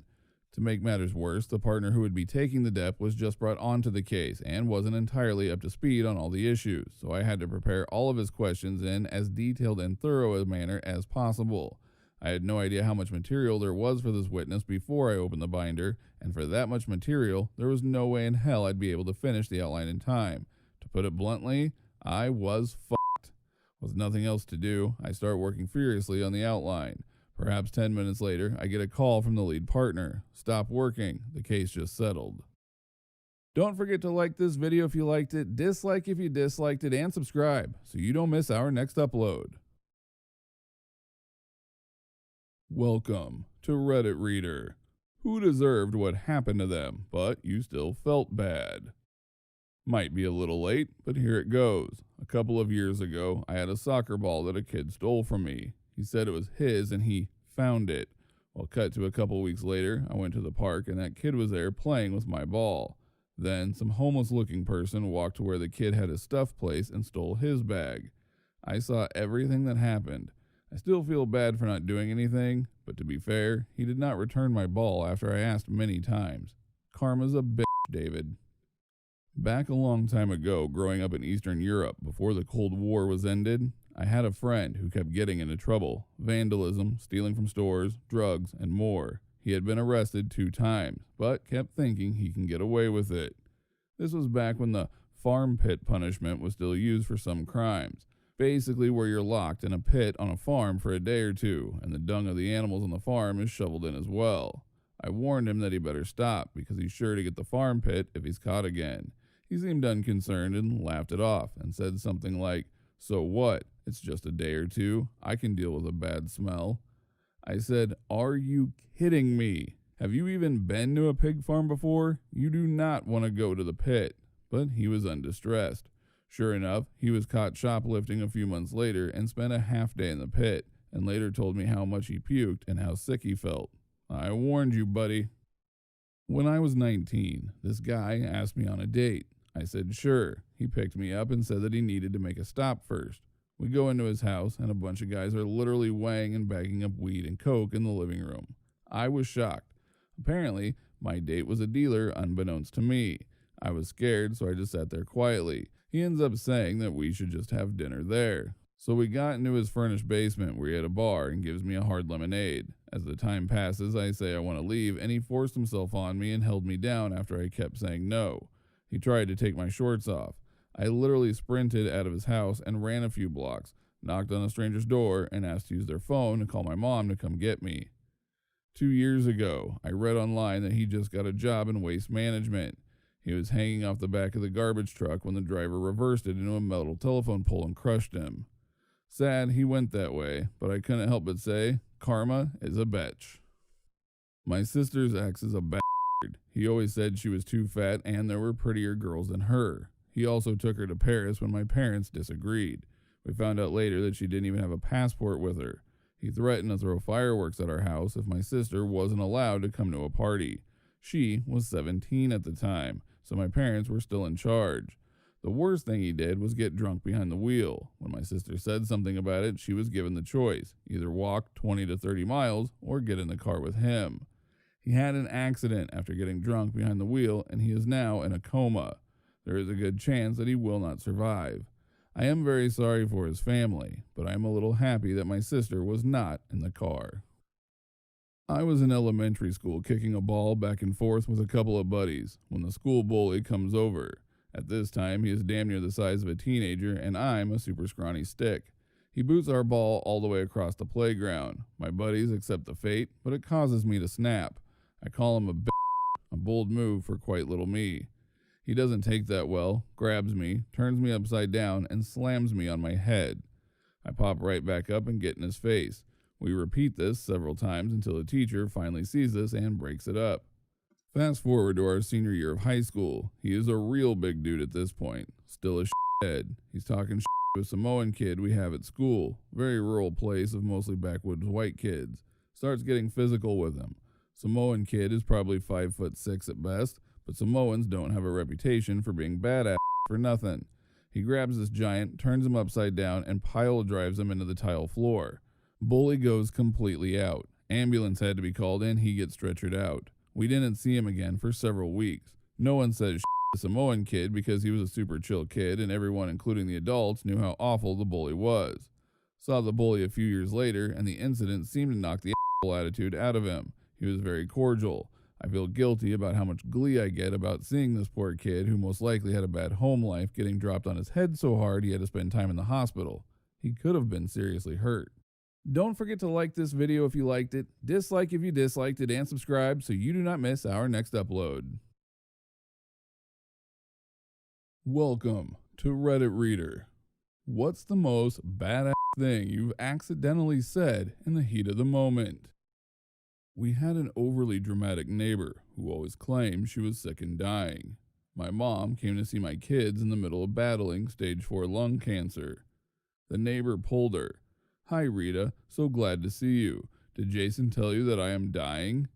My mom looked right at her, smiled and said, "Me too, dear, but not today."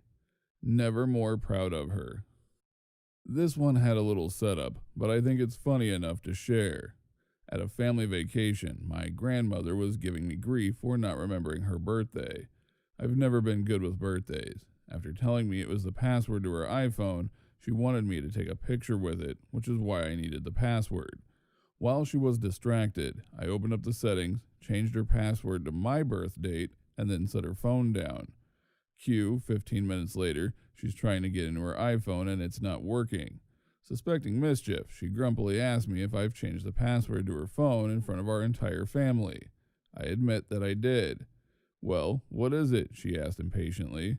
"It's my birth date."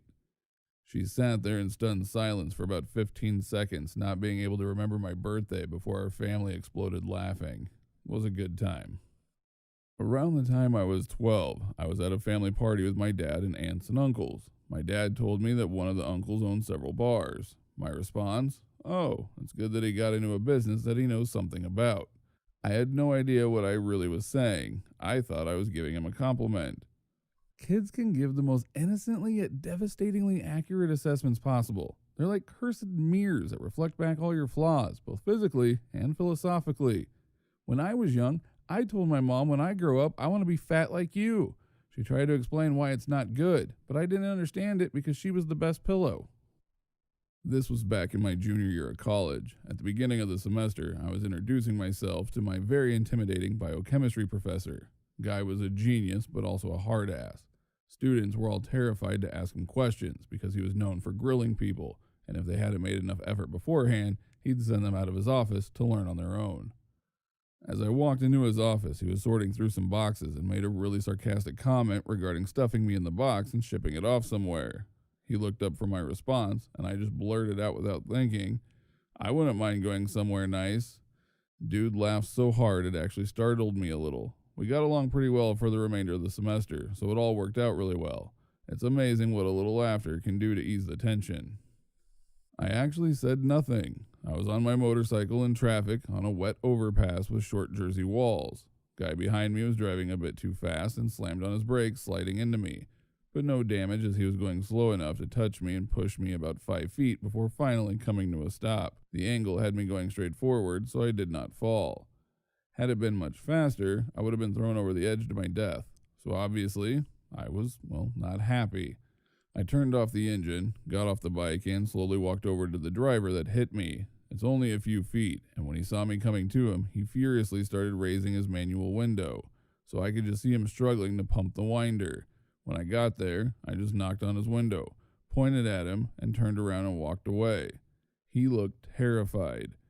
I didn't think about it until later. A guy you just hit in a car wearing a black helmet with shaded visor black heavy thick jacket, black heavy riding pants, roadcrafter jacket and pants, black thick and metal studded gloves, and black leather boots, knocks on your window and points at you for being a supreme dumbass. I had no idea. I just wanted to talk to him, be a bit angry but tell him I was okay, then take a sec to verify my bike was okay as well. Don't forget to like this video if you liked it, dislike if you disliked it, and subscribe so you don't miss our next upload. Welcome to Reddit Reader. If you were ultra rich, what frivolous service would you pay for?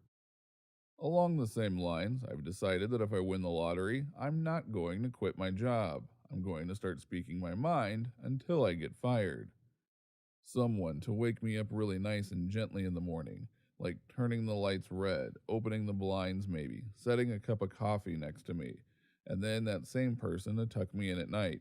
I can't think of a better frivolous service. I would buy the distribution rights to all the 80s, 90s, 2000s TV shows I liked that were never released on DVD or streaming and put them out in HD, mostly so I can watch them. A personal assistant. I really hate going to the post office, grocery shopping, getting my car washed and filling it up, and other fiddly errands of that nature. If I had the money, I'd definitely pay someone else to do that for me. Personal shampooer. I love getting my hair washed. I'd have my own personal chef. I love good food, but cooking can be a bit of a hassle sometimes. Also, if the chef is ordering all the ingredients and cooking all the food, it would make it a lot easier to eat healthy and stick to diets. I always wanted to live in a blimp. It would be an old-fashioned looking dirigible like from the 19th century, but modern behind all appearance with a balcony and floor section made in plexiglass for the view. Like people living on a boat, but better. All those subscription box services that look really cool but are ultimately monumental wastes of money. For example, the international snack boxes. A town crier to walk around my neighborhood saying, 2 o'clock and all's well. A distant low rumble of thunder every time someone said my name. Failing that, probably an air fryer from Costco. World's largest greenhouse filled with all that manner of fruit and veg purely cultivated and propagated for flavor, attended by an army of botanists and gardeners. I'm so sick of the flavor shit in supermarkets. I want some Bakia levels of QC. I would hire someone to scratch and tickle my back anytime I wanted it. Yep, I know it's weird. It's my favorite thing and I never get it. When my dogs snuggle my back, I almost cry and I'm instantly calmed. Private luxury airship. The yacht. It can only go where there's water. Custom made tailored clothing. I don't have to worry about what I'm going to wear every day because I know what I'm going to look like and they always have my size. Maybe some days I want to go business casual, or maybe some days I want to go full on wizard in robes. The possibilities are limitless. I don't know if it's frivolous, kinda seems like it is when you are pretty much paycheck to paycheck, but I'd like to hire a trainer and have regular gym time. Maybe take some yoga classes to try to fix my back. Hiring a bunch of people to be a living chessboard. Edit. So many of y'all want it to be a battle to the death. What the hell? Seriously, I don't want to put humans against humans to the death for this. That's kind of fed up. My inspiration was The Simpsons, not Hunted. If I did this in this extremely hypothetical situation, I'd want to have like 2 or 3 sets of people to take shifts, and I'd like to pay them full time and be able to give them all the health benefits. I'd want to treat them well. I love Snoop Dogg and his joint roller. He pays someone $40,000 a year just to roll joints for him, 35 hours a week. Don't forget to like this video if you liked it, dislike if you disliked it, and subscribe so you don't miss our next upload. Welcome to Reddit Reader. What is the most severe case of someone being completely out of touch with reality you've ever seen? This is my time to shine. So I grew up with a lot of restrictions that at the moment had no idea the options existed. For example, I was allowed 2 options of shoes, but the catch was that I need to make the right choice. Or that I can make friends of my own, not needing to be told this is your new friend now, so go play with them. Sadly, my dad kept me in a small box and he was the only one allowed to control what would go into that box or come out. So when I was 10, CPS was involved and was taken into foster care. That's when my world exploded. I didn't know truly how bad it was until they took me to a shoe store and told me to pick out ones I liked. I swear, for the life of me, I had no clue what to do. I stood there for what felt was hours until they noticed and asked what my favorite color was. I said green because that's what my father told me I liked. But I guess I was too overwhelmed that I just remember saying yes to everything and ended up with ugly brown and pink sneakers. What children learn to do at their normal age is what I am just figuring it out in my 20s. So reality was a hard thing to live because the whole time I was in my dream world. I was at a bar and some guy was giving an impromptu lecture of why millennials are so broke and blamed it all on us being lazy students who don't want to work and go to school. When asked what he did, he was a property owner and owned a few apartment buildings. Then someone chimes up with the fact he doesn't own any properties. He manages them for his uncle, who pays him to do nothing all day. My friend stole my card info and bought loads of expensive stuff. I asked her if it was her before reporting it, knowing that A, she was going through a tough time and I wanted to give her a chance to make it right, and B, that I could be in trouble for conspiracy to fraud if I reported it and they believed I'd gotten stuff delivered to my friend to claim fraud for the money back. She said no. I thought someone else had done it, so I reported it. When she got arrested, she said she didn't think they'd take the fraud thing so far. She thought you could just call up banks to get the money back and they wouldn't investigate. I have an aunt who's never really worked a day in her life because her husband created his own business early on in life. They live in a McMansion, and I was over once and we got to talking about fitness, and she told me, "Oh, yeah, we send Pamela to this special training gym. It's only $200 a week. You should try it." The fact that to her it was only $200 really kills me. I made $9.95 an hour at the time.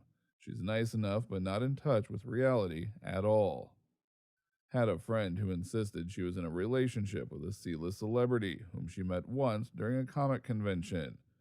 All the celebrity's Instagram and Twitter posts were for her, and everything had a meaning behind it. When the celebrity got married, she said that it was just for the media, so she and celebrity could live a quiet life. When he didn't do anything for her birthday, she had a breakdown. She went to therapy not long after. My cousin was spoiled and sheltered her entire childhood through college. Then her parents stupidly cut the leash without any preparation and released her into society. She quickly got in trouble for bouncing checks all over town. My mom picked her up and asked why the hell she was writing bad checks everywhere. Turns out, my cousin was under the impression that as long as you had checks in your checkbook, you had money in your account. She didn't understand that you deposit in a number and then can spend or withdraw up to that amount. Please teach your kids basic finance. Note, this was like 1996 before it turns into a who writes a check anymore discussion. Don't forget to like this video if you liked it, dislike if you disliked it, and subscribe so you do not miss our next upload. Welcome to Reddit Reader. Teachers of Reddit, when did you realize a kid was gifted? We took standardized tests like the second week of school. Hadn't really done much academics yet as it was elementary school, grade 5, and most of what we'd done was routine and introductions, games. Kids scored at a 10th grade level in math and a 9th grade level in reading. Okay, whatever. Impressive, but not unheard of. Except this kid was at the worst school in the state. Literally, ranked dead last. His whole schooling career. Nobody else in my class scored above a 6th grade level in anything, and most were 3rd or 4th grade level. I basically had to do entirely separate lesson plans for this kid. While the rest of my class did multiplication facts, I had a coding curriculum and was teaching him basic languages. He had his own reading group, in addition to the high reading group. It was even more incredible because he'd always been in trouble and in the principal's office years before. I sent him to ISS once, all year. Really low for that school. Kids in other classes went literally daily. I had a few go once a week. I begged his mom to switch him out of that school track, said I'd fill out any paperwork, write any letters. It was my only year as a teacher. Not sure what happened to him. Mom never contacted me. He finished the year by shattering all of his records on testing exams. Literally, the 0.01% on his test. He's legitimately one of the smartest kids I'd ever met, from the poorest school with the worst conditions I've ever seen. After less than a year of music lessons, it was clear the student would likely become a concert pianist when he learned 15 of Bach's two-part inventions from memory and played them brilliantly. Username checks out. This kid was always bright, but never really inspired by much of what he did. Seemed a little lazy, but wasn't troublesome. He was just kind of a neutral kid in the class. We did one day of Lewis structures, and he thought it was too easy. Gave him a harder worksheet, which he finished in like 3 seconds. So I gave him an organic formula that had 12 different isomers and some resonance structures. He came up with all of them in less than 15 minutes, including ones that had to do with how the object would look in 3D, even though we never covered it. Kid is currently working on his PhD at Yale in organic chemistry. I knew when he surprised me by reassembling an engine out of a car all by himself in a single 90-minute class period. It was right before school let out for COVID. I had to hurry up and get some projects thrown back together quickly since school was closing. He asked to do it, so I let him try and went off to do other things.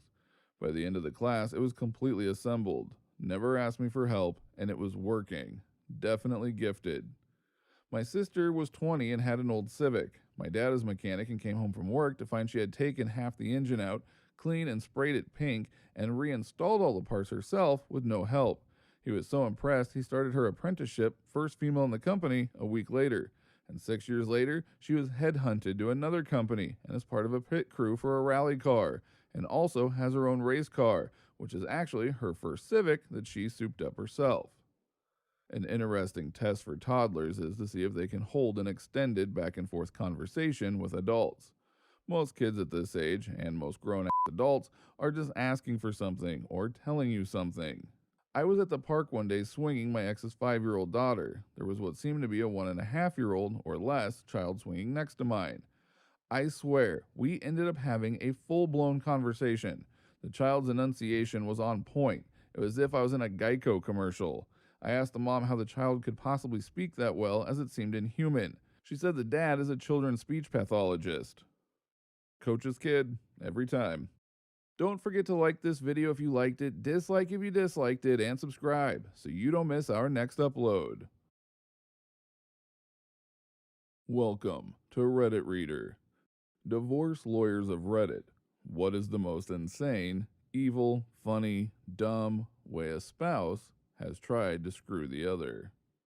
I am not a lawyer, but work in the court system. One case that came in was a couple divorcing on mutual terms. The husband had one child with her, and the wife had a child from the previous marriage. He agreed to pay child support for both children. I guess he really cared about this other enough to support her, even though it is not his obligation.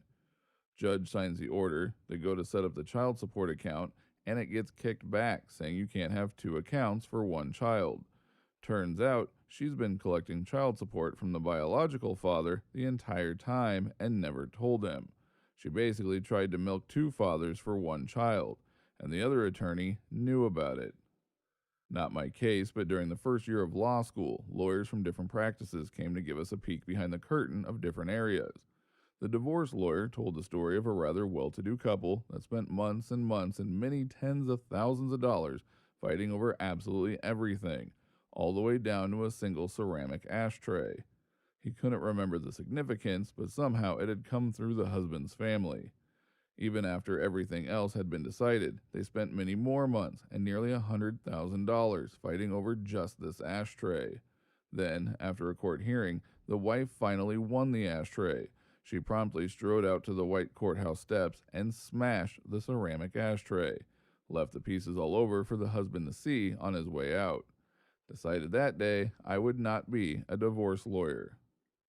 Once had a boss who had to leave his house for 6 hours while his ex-wife grabbed all the belongings she was legally entitled to.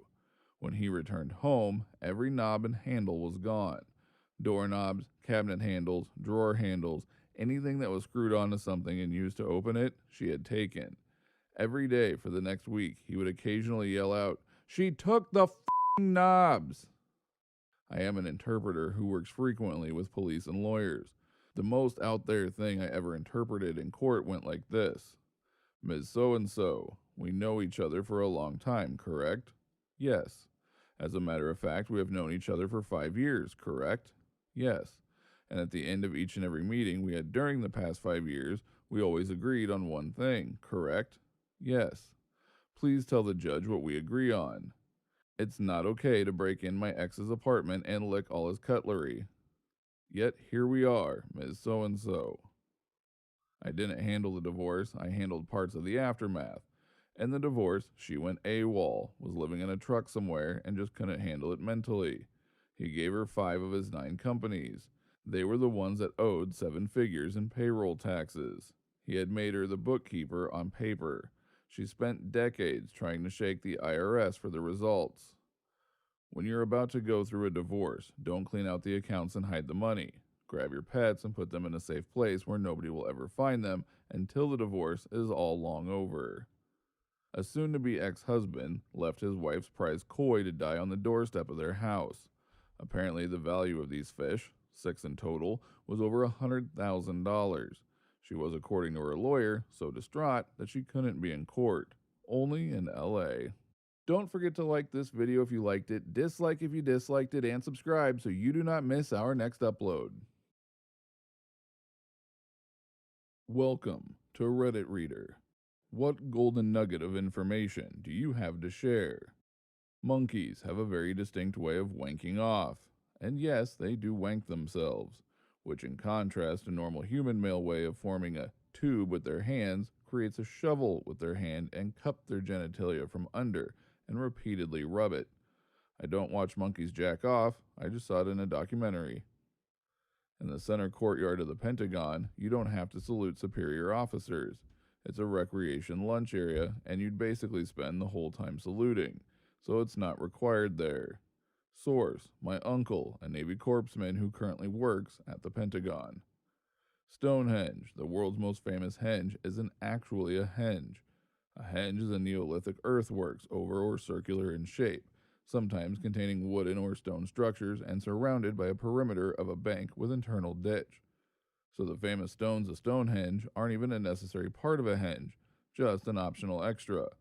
But more importantly, the bank and ditch at Stonehenge are the wrong way round to make it an official henge. So Stonehenge isn't a henge. However, the earliest recorded use of the word henge is in reference to Stonehenge, so non-henge.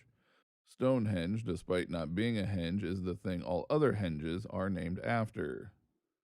If you don't have a toilet plunger and you've clogged it up, pour in a bit of dish soap and some hot water. The hotter the better. Let stand for 15 minutes and flush. Learned this when immediately upon arriving at our hotel. My 8-year-old clogged up our toilet and I Googled. Found this gem. Realized I'd packed a tiny travel bottle of dish soap, warmed up the water in the microwave, and lo and behold, it worked.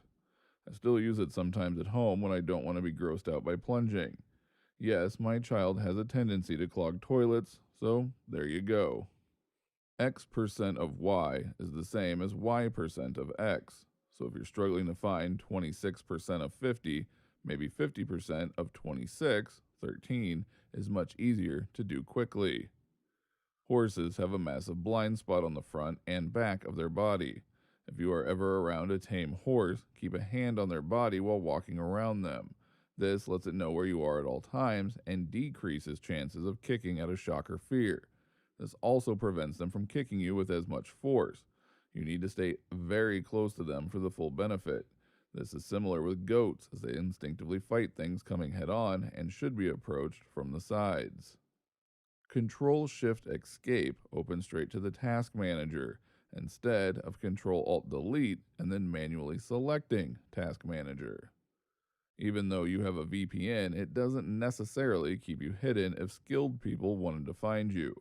There are many things that can leak your IP that you have to isolate and fix, such as IPv6 leaks, DNS leaks, and WebRTC leaks.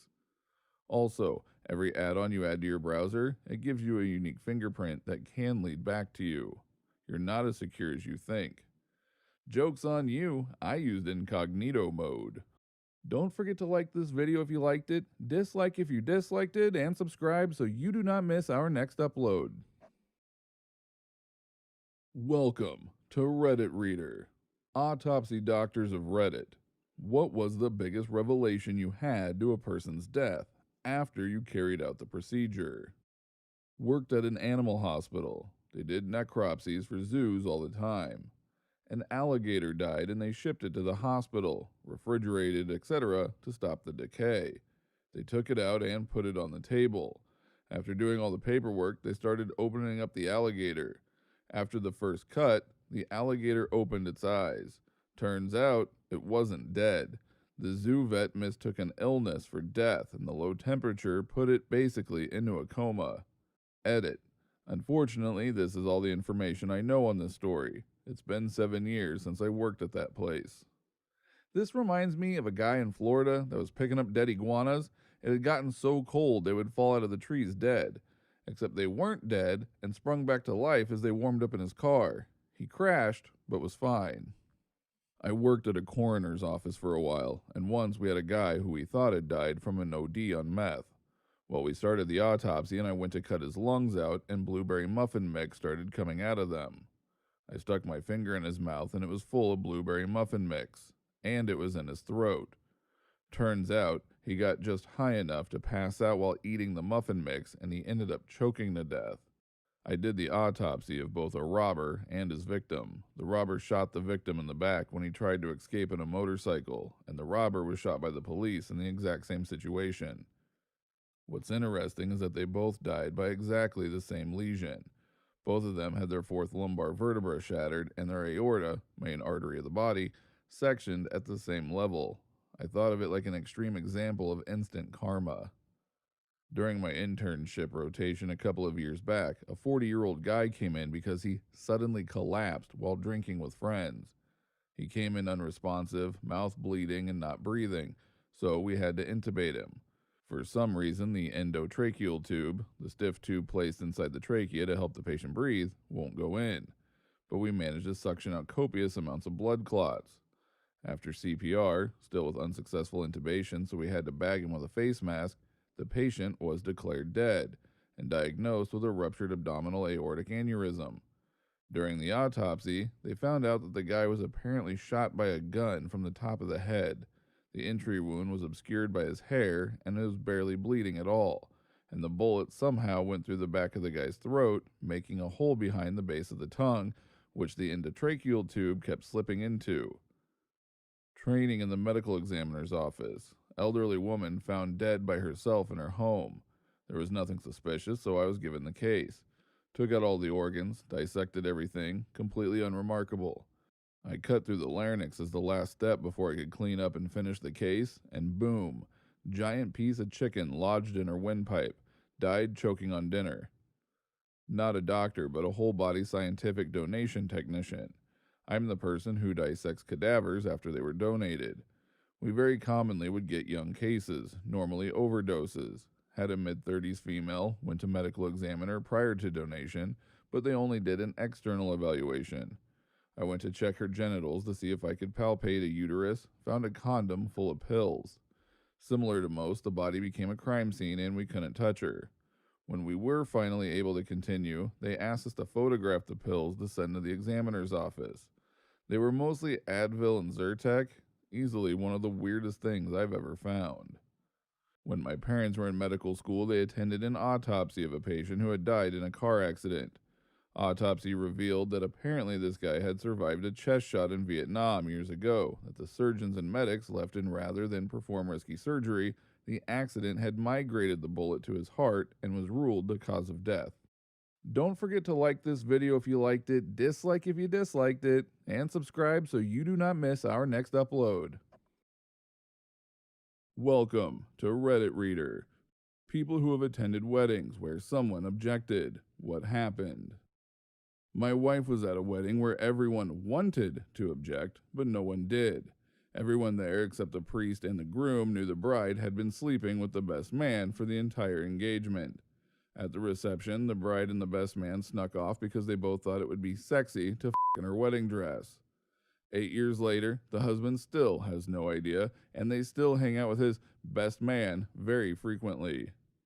My one cousin's wedding. This was in Ireland, so not the States, so weddings are very religious over there if you are a Catholic. We were just sitting there while the priest was talking. One of his friends got up and said, "Connor," not his real name, "I should have told you earlier, but she slept with me and one of our mutual cousins. He claimed he wouldn't be a good Catholic if he let it slide. Everyone gasped, but both my cousins pressed him.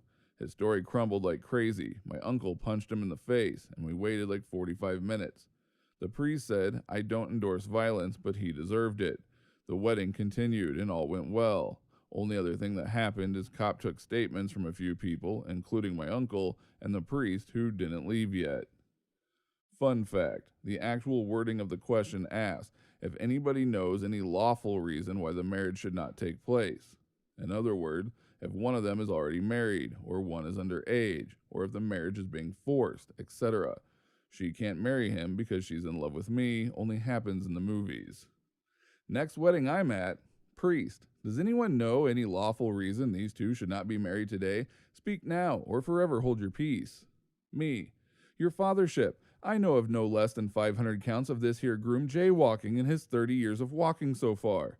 Not only must he consider himself an outlaw to society, but he is opening his bride up to an immense financial liability if he were to continue flaunting the laws we hold so sacred. Let's say they both live till death do them part at 90. I project he'll jaywalk another 1,500 times minimum, which could carry with it approximately $150,000 in fines and who knows how many court fees and relationship strains down the road. A road the groom has most certainly crossed illegally. Your bishopness, I rest my case. I didn't know these people then, but some of my friends who work at Disney did a wedding where they all had a part to play to make the wedding as chaotic and stereotypical as possible. There was the child who tasted the cake before everyone else ate, the drunk uncle, the people who proposed at the wedding, the underdressed cousin who made it all about themselves, the objector, the crashers, and a bunch more. There were like 100 people there. It really seemed like a fun wedding that only a bunch of theater kids could pull off. Nothing. The mom was a crazy jealous lady, and of course the husband was mature enough not to let anything ruin his or his wife's big day. So in the end, he no longer speaks to her for disrespecting him and his wife. Some moms are so controlling and toxically jealous that they can't see past their jealousy and feel entitled for their needs to be met before their own adult kids' needs. The only thing you can do is cut ties with all of them. A lot of moms ruin their sons' lives just because they want their needs met. I've seen many miserable boys marry girls their moms choose only to live a life longing for the one they let go. So I'm glad this guy did the right thing. Guys, take notes. Not necessarily objected, however, I was about to marry my beloved when officers arrived and told me that I needed to go with them. I was just as confused as my guest, but went with them, saying that it was likely a misunderstanding. Little did I know that I had been framed for being a part of the Bonapartist faction. Another man's jealousy had landed me in jail. My accusers wanted me to fail, but I pushed forward. Using my wits, I made my escape. I had learned that not only had 14 years passed since I was incarcerated, but my father had actually died and my beloved Mercedes had married another and had actually had a child with him. 14 years had passed. My face had altered dramatically. I could barely recognize my own reflection. I used this to my advantage as I plotted vengeance against my accusers. I've done AV work for churches as a side gig ever since high school, so I've worked at a tons of weddings at several different churches with many different officiants. It's a nice way to earn a few bucks just for sitting around at a soundboard for an hour. I don't believe I have ever heard the forever hold your peace question asked in real life. I asked a preacher about it once. He said, "What good could possibly come from asking that?" There are definitely weddings where it does happen, but normal modern Protestant weddings in the US, it's not a requirement, and certainly not as common as movies and TV would have you think. Don't forget to like this video if you liked it, dislike if you disliked it, and subscribe so you do not miss our next upload. Welcome to Reddit Reader. Active U.S. military personnel of Reddit. What are your thoughts and feelings about possibly being deployed to quell the protests that are occurring across the nation? Just got back from 9-month deployment in the Middle East. It makes me really sad to see what happened in the time I left. The thought of possibly having to organize and gear up in my own country is really troubling. This is not the way I wanted to come home. As an active duty Air Force officer currently deployed, it is my moral and legal obligation to disobey an unlawful order. It is not our job nor our duty to quell peaceful protests. America is not an authoritarian state. If asked to ensure protests remain peaceful and respond to open acts of hostility, That may be a different story, but it depends on circumstance. These are questions that we, officers, military members in general, ponder constantly, both in private with our peers and in our thoughts. What would we do? How far would we go? It is a thought-provoking and frightening time we live in when there is a real possibility of active duty members being used inside the United States. That is not our intended purpose. An argument could be made that it would be during a civil war, but that of the Guard and Reserves. I trust my commanding officers to make the right decisions based on defending the Constitution and our country, while following the law of armed conflict and the Uniform Code of Military Justice. That trust does not, however, absolve me of my own responsibility should it fall to me. I got out of the Army in 2007, worked as a military contractor after that until 2015. I told my wife this morning that I'm so glad to not be in the military right now because I would end up in prison for disobeying orders if I were to be deployed to combat protests. I joined up in 2000 with the wildly naive idea that it was the military's job to protect the Constitution.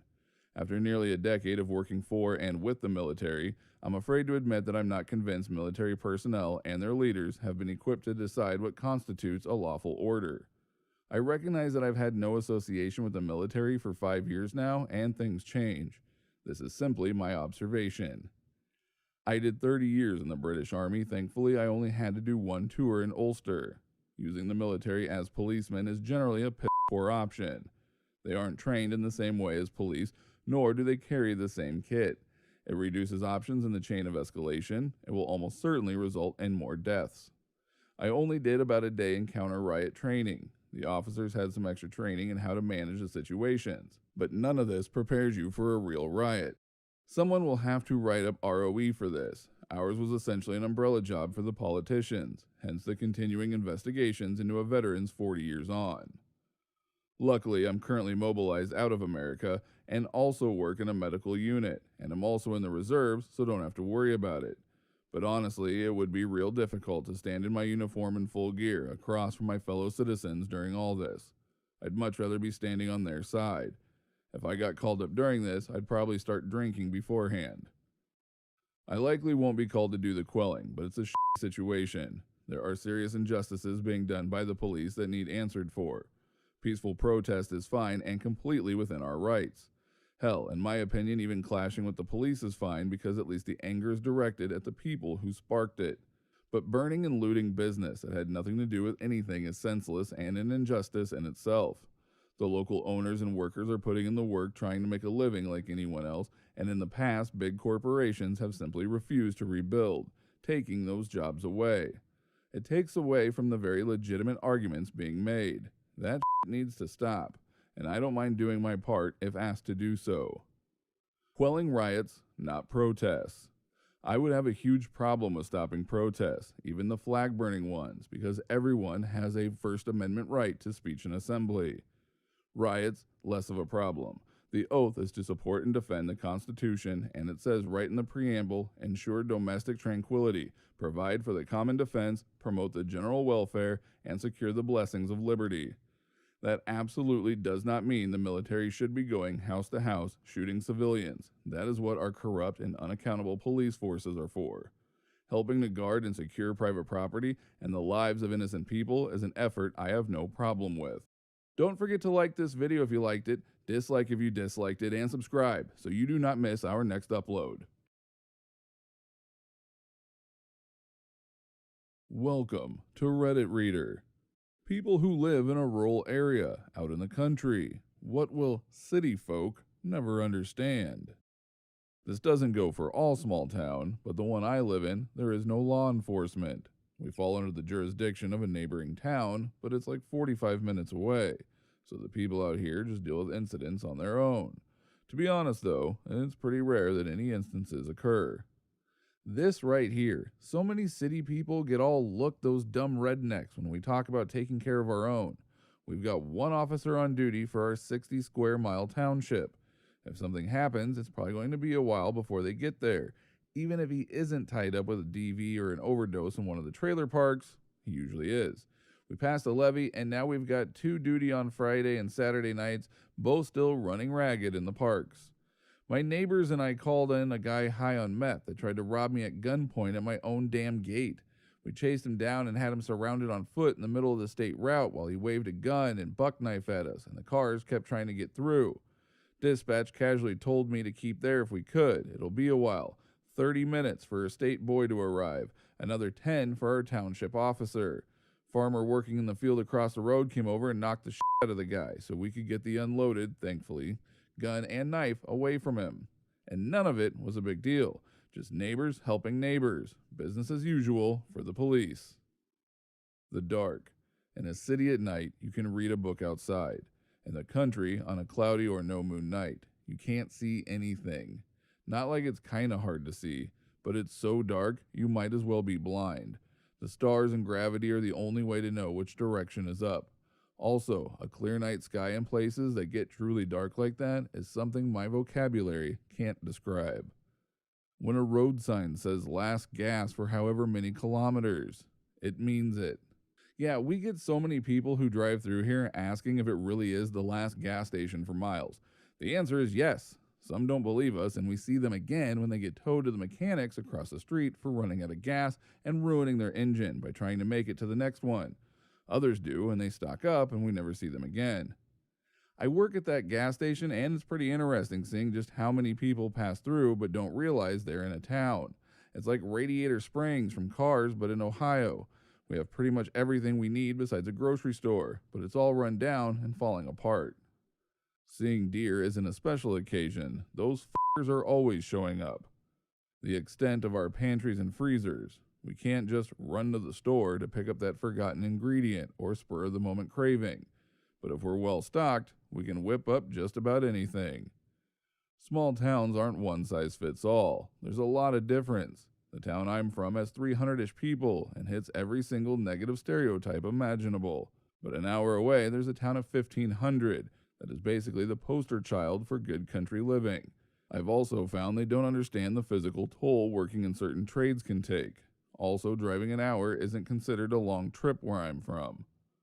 The reality is your neighbors are nosy little f***ers. They don't have a life and want to know what goes on in others. My dad grew up in central Missouri. He still owns the house, and down the road a ways, he owns about 200 acres. He lives about 2 hours away. I live about 5 hours away. Once or twice a year, my family and I will head down to the property when my dad's down there working on it. Without fail, every time the neighbor, who lives about a half-mile down the road, comes up on his four-wheeler to see what's going on. My dad tells me that the week after I come down, the old man comes over and says, "Sure were a lot of people down here last week." Yep, both my dad's car and my car drove past his house to get to our property. Don't forget to like this video if you liked it, dislike if you disliked it, and subscribe so you don't miss our next upload. Welcome to Reddit Reader, funeral organizers of Reddit. What are the weirdest or most unique funerals you have organized? I've been in the funeral industry for over 10 years now, and most services I have arranged have been run-of-the-mill. Most people seem to want similar things, but one service will always stand out to me. A family asked us to play some hardcore gangster rap for their mother and grandmother at her service, and we happily obliged. I can't quite remember the name of the song, but it had heavy themes of murder, drug use, and pretty foul language. Her service was then finished with a recital of the Lord's Prayer.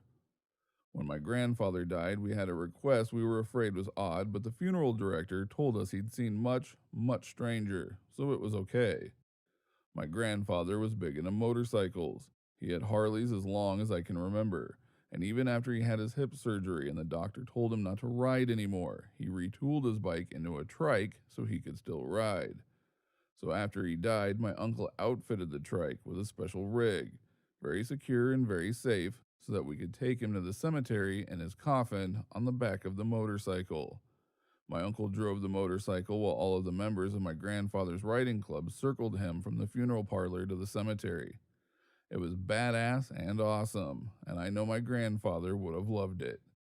As a funeral music planner and organist, I've worked with families on many funerals to honor special requests. One was a Wizard of Oz themed funeral, where the deceased woman had loved the original movie and requested that music from it be used. Pallbearers and friends of the family dressed in costumes of the principal characters as they entered the church, including dozens of munchkins, Toto, and the witch. There wasn't a dry eye after the eulogy when the soloist sang Over the Rainbow, but many smiles as the coffin was carried out of the church en route to the cemetery, as everyone sang, We're off to see the wizard, the wonderful Wizard of Oz. Not a funeral organizer, but one of my sisters was killed by a drunk driver, so as a family we were trying to figure out what to do for her funeral and memorial. She was cremated, so we had a lovely memorial at my dad's place outside and planted a couple of trees for her. My sister had a big personality in life, and she loved to have fun and make people laugh. My other sisters and I decided that rather than wear black, we would wear the most outrageous ball gowns we could get our hands on. Mine ended up being black with peacock feathers embroidered all over. One of my sisters wore an enormous orange tutu. She would have absolutely loved it. It helped make the day a little less bitter and a little more sweet. Best non tragic one for me. Pallbearers so drunk they could barely stand, let alone carry the casket. They agreed to wheel out on a trolley, some still holding their goon sacks, bladders used in box wine for your non Aussies, and their free hand. Something about your mentioning not being able to carry the casket reminded me of my grandmother's funeral. She had been in denial about her imminent death right up to the very end, had refused to plan her funeral or talk about it at all with anyone. Since we had a lot of family across the country and out of the country, when she died, my grandpa decided to bury her quickly and informally and have a long, beautiful memorial for her once everyone could get there. So at the informal burial, we had no service or anything, just met at the graveyard and watched her casket be buried. There was a little confusion about getting the casket from the hearse to the grave digging truck. Only my dad, brother, and husband were strong enough to do it, meaning we were going to have to impose on the hearse driver and the gravedigger to help us. Looking around, wondering in the moment who else could help, my dad beckoned my grandpa over to carry a side of the casket. My 89-year-old grandpa. I looked at my dad like he was crazy, but my grandpa stepped forward like he was maybe going to try. In that moment, I realized my dad saw my grandpa very differently than I did. I saw him as a frail old man, which he is. My dad saw him as, well, dad. Strong, capable, that larger than life persona of what a man should be. My dad just had no idea how frail his father had become, because in his mind, he was and always will be dad, and everything that comes with the word. Don't forget to like this video if you liked it, dislike if you disliked it, and subscribe so you don't miss our next upload. Welcome to Reddit Reader. What happened today that made you happy? Told my boss to sell all of my vacation time except 1 week. Turns out I had 1,040 hours saved up. Should be getting something like $15,000 this Friday. I'm happy that I have more money in my savings account alone than I had in my checking and savings combined a year ago. Money doesn't mean happiness, but the sense of relief and security is making me happy. I'll never understand the saying that money doesn't bring happiness, man. Like knowing you have a roof over your head, food in your belly, a reliable way to get to work, or not even work at all, depending on how one acquired said money and how much, and just being able to breathe sounds like a great and happy way to be. Knowing you can drop a few bills on a friend's hobby or help out a homeless guy or something, have no debt, be able to afford health insurance, not having to worry about which kid gets new shoes this week and which one gets some next month. Money is good if used wisely and not hoarded like all of the top 1%. Peace and happiness, friend. Dollar bills and gold coins. Cheers. Money can't buy happiness, but it sure can make it easier, or something like that. Paraphrasing from probably a dozen different people. The saying comes from the fact that some poor people are happy even if struggling a bit, and some rich people are unhappy. The saying wasn't supposed to mean disregard money entirely. It's supposed to mean don't hold it too highly, it's not everything. Went grocery shopping, and the guy behind me at the counter wore a shirt from my favorite band. I don't know why, but it made my day. My 87-year-old dad was declared cancer-free. I just woke up, so I haven't been up for long. That being said, I saw my wife walking around before she knew I was up.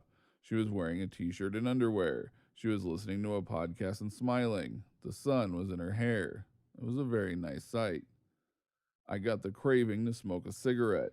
I quit smoking this March due to my bad immunity and corona lockdown and haven't smoked since then. Yet I was feeling like cheating just for today, but I didn't. I channelized my addiction into organizing my clutter, and today I didn't allow the mind voice to win.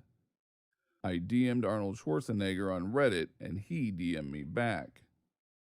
A hummingbird keeps coming to my window and hovering. No reason why, but it is fun to watch. Visited a 10-month-old baby I removed from two parents 2 months ago. She used to be wide-eyed, hyper-alert, and constantly crying and seeking reassurance. She's now a smiling, confident, comical baby with warm brown eyes who is thriving on the love, care, and attention from her new carers. Sometimes my job is actually worthwhile. My city had protests last night, and there was some vandalism and looting. When I drove through today, folks were out in force cleaning up. I went out today to buy groceries, and not a single business in my neighborhood was looted. I live in the southwest side of Chicago and was worried, especially since my dad said the Walgreens near him was hit. The cashier at the grocery store told me they tried to loot the little strip mall where I like to go and get wings, but the business owners and gang members protected it.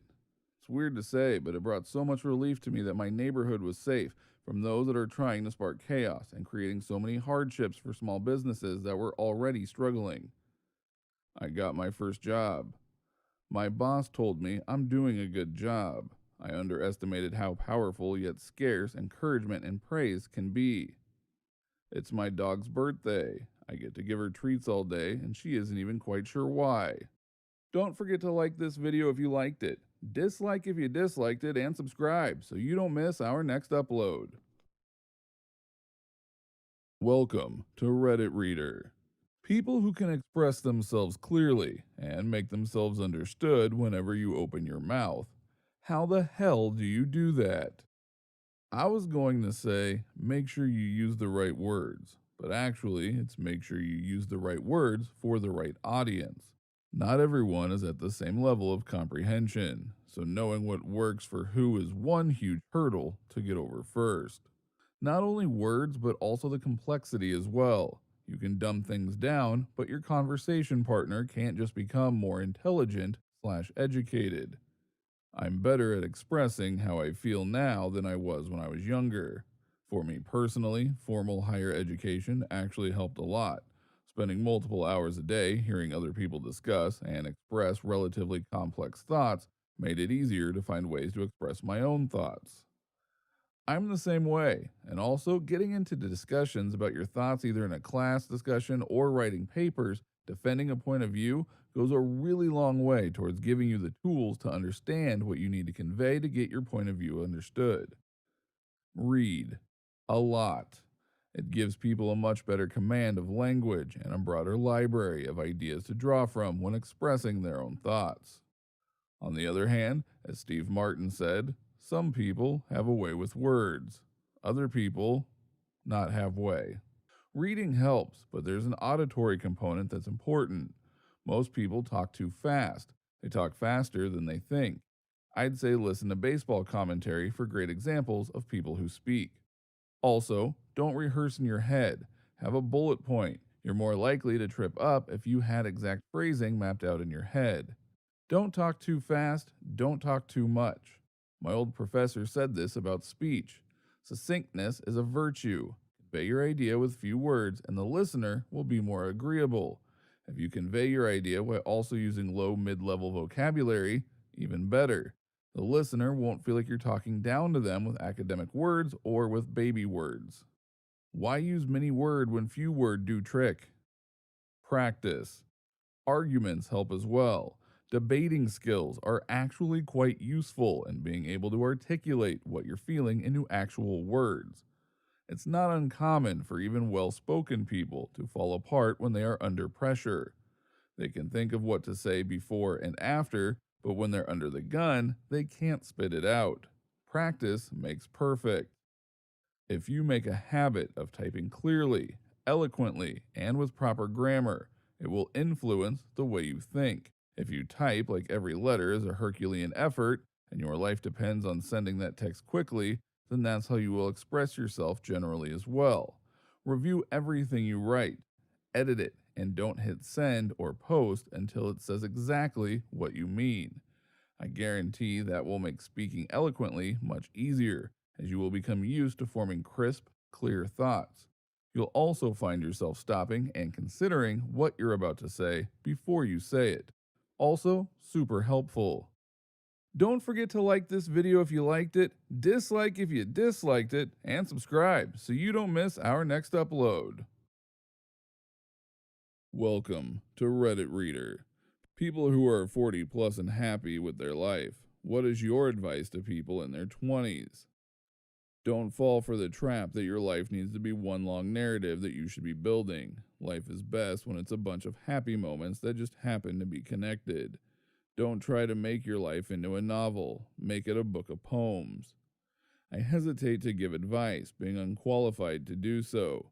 Instead, here are some points that may or may not be worthy of consideration. Time is very short, and as you get older, it speeds up more and more. Time is more important than money. In theory, you could end up a billionaire, but nobody is ever a time billionaire. Rich or poor, you're gonna get maybe 100 years at the absolute max, and probably not that much. There will be several versions of you as you walk your path, but one version that kind of colors all the other versions. This version you could call the real you. It pays to spend time figuring out who that real you is. You will have to deal with people, learn how to leave them happy to have been in your presence, and you will not lack for friends and loved ones. Speaking of loved ones, just because someone is a blood relative, it doesn't mean they're worth a shit. If your parent, sibling, or child is a complete asshole unworthy of your attention, don't waste further time on them. Find something you love to do and do that. Do it every day. It doesn't matter if you make money at it or get recognition because of it. Do it like Henry Darger did in his writing and drawing, like Vivian Meyer did her photography. Do good work. It is its own reward. I am a geezer, 64 years old. It does not have to suck being old. I think it's great for many reasons. If you're ever in my town, drop by and get on my lawn. Chris Rock said it best. Now people tell you life is short. No, it's not. Life is long, especially if you make the wrong decisions. Edit. The point is, you've got time. Don't kill yourself trying to do it all now. It's never too late to start again. All in my 20s, I thought I couldn't just restart my career, or dump a useless boyfriend, or go back to school because I was already on a certain trajectory. Made my choices now, I gotta make the best of it. That's total bullshit. You have no idea how incredibly young you are, and how much time you have to do whatever you want to do. When I figured this out, I found the man of my dreams, had a kid in my late 30s, dropped my entire career in my late 40s, and started a new one at 50, and it's awesome. When I was in college, I had the chance to go to Europe, but I passed because I had to work in a warehouse. I picked staying at a part-time warehouse job overseeing the world. When I finally went abroad in my 30s, it changed my perspective about everything and everyone. Go to another country that is far away and different than your own. Cries in COVID-19. I'm 46, and here's what I know. Money is important, but it's not the end-all be-all. It will not listen to your problems or hug you when you need it. Watch your weight, your blood pressure, and do not smoke. 75% of my patients that have the most serious diagnoses have at least one of these factors. Comparison will rob you of joy. Be happy for others, but don't feel you need to be like them. Let go of the little things. Stress will kill you. Chase your dreams. Life goes by so fast. You don't want to be 80 years old and regretting not traveling, pursuing your passion, etc. You cannot change someone, whether a friend or a partner. Their faults will not get better, and you cannot rescue them. Don't waste your life on toxic people. Make a point of performing kind acts for others. It will greatly enrich your life. Now, go get your life. Don't forget to like this video if you liked it, dislike if you disliked it, and subscribe so you don't miss our next upload. Welcome to Reddit Reader. If you've ever asked the universe for some kind of sign and got it clear as day, what was it and how did it go? When my mom died, I was pretty destroyed. We were very close. I was feeling like I couldn't understand how to live in the world without her. One day, I was driving home from work, depressed as hell, and I started thinking how much I'd love it if I could get a sign from her, surprising myself a bit as I'm not at all religious and am highly skeptical about things like signs from the universe. But I missed her so much that I mentally asked the universe for a sign. She really loved birds, so I thought, wouldn't it be cool if it came in the form of a bird, maybe a sparrow or even a pigeon or something? I got home, parked my car, and walked up the path to the cottage I was renting. This was in the city of Berkeley, California. As I was unlocking the front door, off to the side, a flash of color caught my eye. I turned to look, and it was a Chinese pheasant. I had no idea what it was. I had to look it up, but if you Google Chinese pheasants, you'll see why I was so blown away. It was brilliantly colored, with gold on its head and back, orange and black bars on its neck, bright red chest, and blue on its wings. The most psychedelic bird I've ever seen. And it was standing on my front porch, a bird native to f***ing China. I had no clue how the hell it could even be there. I thought I had to be dreaming, so I got my neighbor to come see it. We stared at it with our jaws hanging open. Then it sort of squawked and flew away. And it hit me that I had asked my mom, the universe, for a sign, thinking maybe a drab little sparrow or a pigeon, and what I got was a bird that was ridiculously over the top, and it was exactly the kind of joke my mom would have loved. I'm still skeptical and not religious and don't believe in fairies and shit, but that was weird and also great. I was in the depths of despair. I had lost my great job, had to travel 2 hours every day with heavy tools each way to a temporary job I was doing.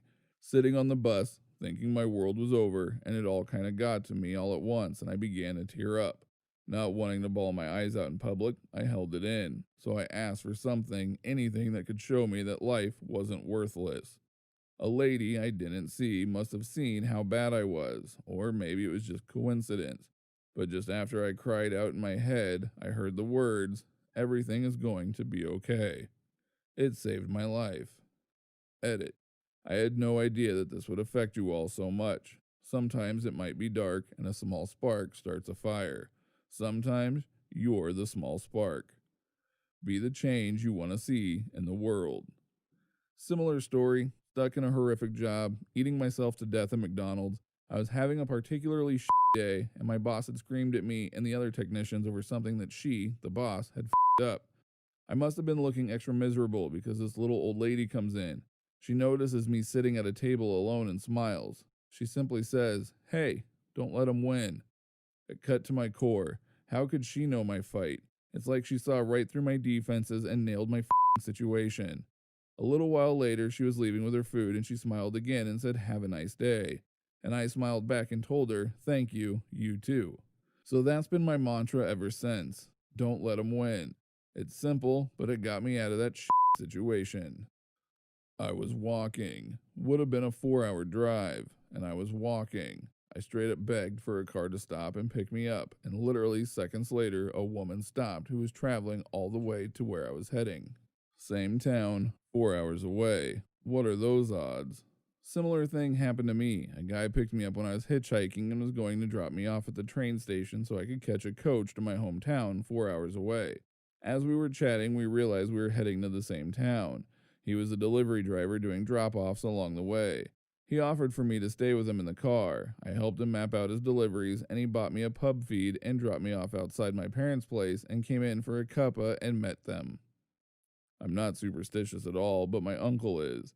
When my nan passed, he went to see a fortune teller who told him that any time our family sees white feathers around, that's Nan's way of showing us that she's there.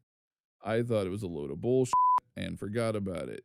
A few years later, I was at a music festival. Everything was coated in dirt and dust being churned up by thousands of people's feet. Even the air was so thick with dust it was making it hard to see and breathe. I was on the edges of the mosh pit when I started to have my first panic attack. I'd never had one before, didn't know what was happening to me, and I was terrified. I felt like I was being crushed and like I was the only person in the world at the same time. I remember desperately thinking, I don't want to be alone. I don't want to be here alone. I crouched down in the middle of the dirty, dusty crown, and when I opened my eyes, there was a single white feather on the ground, right between my feet. It was perfectly white, no dirt, not stepped on or anything, in a mosh pit. I stared at the feather until I could get my breathing under control and get out of there, and I still have that feather. Your Nan was moshing with you. Don't forget to like this video if you liked it, dislike if you disliked it, and subscribe so you don't miss our next upload. Welcome to Reddit Reader. George Carlin said, think of how stupid the average person is, and realize half of them are stupider than that. What real-life example have you seen that validates this view? Customers arguing that their tattoo is backwards while their artist tries to explain that no, your tattoo is fine, it just looks backwards because that's how mirrors work. I'm a physician, eye doctor specifically. I will tell you that the longer I work, now 15 years, my standard for the average person continues to decline. Case in point, thanks to the awful information filtering out there, I had a patient just last week who read that vitamin D helps you resist a coronavirus infection. Well, he had also read that you can get more vitamin D by getting more sun. So he wanted to collect as much light as possible with his eyes. As a result, he stared at the sun for a solid 60 seconds and burned holes directly into his retinas, permanently reducing his vision with no chance at future improvement. About half the calls I take on a daily basis. People call 911 to ask whether Walmart is open, to report that they didn't get enough mayo on their burger, to complain that cleanup at a fatality wreck is taking too long. All sorts of silly, out of touch shit. Granted, there is probably some level of mental illness and or substance abuse present in those calls, but still. I used to work for a chatbot app. Our app would text our users every morning with a greeting in a different language, i.e., hola, bonjour, etc. One day we got blown up by a user saying their account was hacked. She said, my name is Kim Smith, not Kim Konnichiwa. Someone's hacked my account. When we explained that our service has been clearly saying hello to her in other languages every day, and that Konnichiwa is hello in Japanese, and her account was fine, she went on a racist rant and said Disney was behind the destruction of America. Yep. Friend of mine showered in cold water for a year because he never thought of turning the other tap to see what it would do. I have pressed every single button, turned every tap, and flicked every switch in my house at least 1,000,000 times, including fuses. How people can just stand in a shower and never try anything, especially if they don't have hot water, just blows my mind. At the start of working from home due to COVID, I had a few users submit tickets for connectivity issues. These tickets got through 2 lines of support before landing in my queue. Turns out that the corporate Wi-Fi doesn't follow you home and you need home internet in order to connect to the VPN. I recently spent 20 minutes on the phone with a board member trying to diagnose why his camera wasn't working for our online meetings. Funny thing, you have to actually have a camera in order for it to work. My dad is a pesticide investigator for the state and heard this on a complaint. I set out all these bird feeders and bird baths, but not one bird comes to my yard. I bet it is all those pesticides that crop duster is laying down in the field. Local school board member as they were standing in her 5-acre yard with 20 or more cats running around. I used to manage a retail store that sold teen clothing, so as expected, I primarily had teens working for me. One employee came to the back room while I was on break and asked what I was eating. Somehow the topic turned to how I should have bought chicken for lunch because she wanted chicken. I told her I was vegetarian and therefore don't eat meat. She tells me chicken is not meat, it's poultry, and vegetarians can eat poultry. She said at the grocery store, the aisles list meat and poultry separately, so they're obviously different. We argued for a couple of minutes before I finally told her to go back to the sales floor. She didn't last at the job long, but damn, you know the reason you bury a rattlesnake after you kill it is because bees will eat it. Then bees can sting people with rattlesnake venom. Guy I heard constantly trying to pick up women on public transit. That sounds like a sick superpower though. Then a bear eats the honey and it gets snake fangs and stingers on its claws. The circle of life is both gorgeous and terrifying. Don't forget to like this video if you liked it, dislike if you disliked it, and subscribe so you don't miss our next upload. Welcome to Reddit Reader. What's the worst coworker you've ever worked with? Fast food, third shift. The only other employee stayed in the bathroom doing blow. How the do you afford Coke on a fast food paycheck? My coworker likes to initiate conversations, then does long pauses where you go to say something back, then he cuts you off and keeps talking. He has entire conversations almost entirely by himself. He also likes to make changes to my paperwork before it's turned in. Ends up riddled with spelling mistakes while he tries to make the content look smarter. Fortunately, it's all electronically stamped with who made revisions. My boyfriend does that weird conversation thing. Sometimes I just try to talk over him. Sometimes I leave the room. He still doesn't know what I'm talking about when I bring it up. My current suspicion is he's formulating the next sentence during that pause. Either way, it drives his mom and I insane.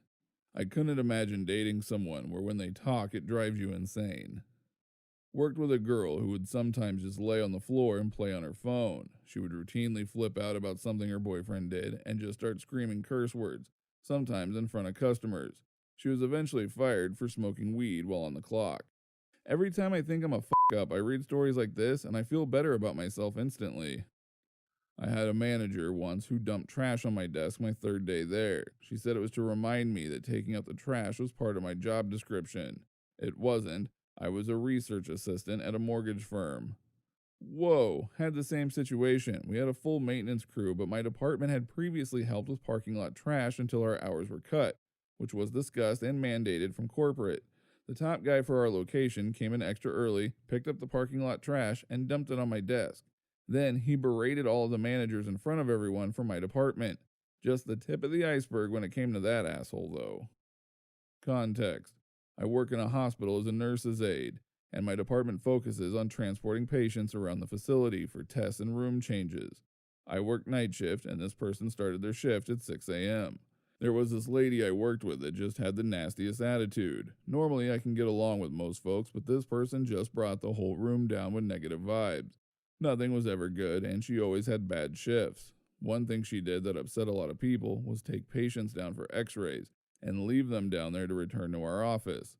The big thing to remember here is that even the lengthiest x-rays take maybe 10 minutes at the very most, 2 to 5 minutes on average for the scans. Every morning we got x-rays to do, and I had to send her back down to return patients to their rooms after the x-ray technicians called right as she got back to our office. The instances of leaving patients were common, so I informed my boss several times in person and email. Apparently, she had an attitude with every other department we worked with and never informed nurses that we were moving their patients. Big no-no when meds and vital signs need to be done. One day, she abandoned a patient in the ER waiting room when they were waiting for a ride home and told no one, so security had found a patient just sitting alone for 15 to 30 minutes without supervision. It took this and a year of recorded evidence for this person to finally get fired. When that happened, it's like a dark cloud lifted and a lot of people were relieved. Oh, and she tried to get various employees around the facility to sign a form to argue against her case. One person signed. Not necessarily a coworker, but my old supervisor literally told me not to think, even if it's wrong, that I do things her way, and not to ask questions because I should already know what to do. I had just gotten the position. When I was an intern, there was this old shrew who would call people into her office. My cube shared a thin wall, gossip, then call those people in and tell them what was said, etc. She would try to frame people for she did wrong. She was so arrogant, and she refused to adapt to workforce modernization. Example: she refused to learn how to hyperlink in emails, documents, etc. A real ray of sunshine she was. Don't forget to like this video if you liked it, dislike if you disliked it, and subscribe so you don't miss our next upload. Welcome to Reddit Reader. What's something you're glad your friend introduced you to? Rock climbing. It's become my favorite form of exercise, not to mention how fun it is. Edit.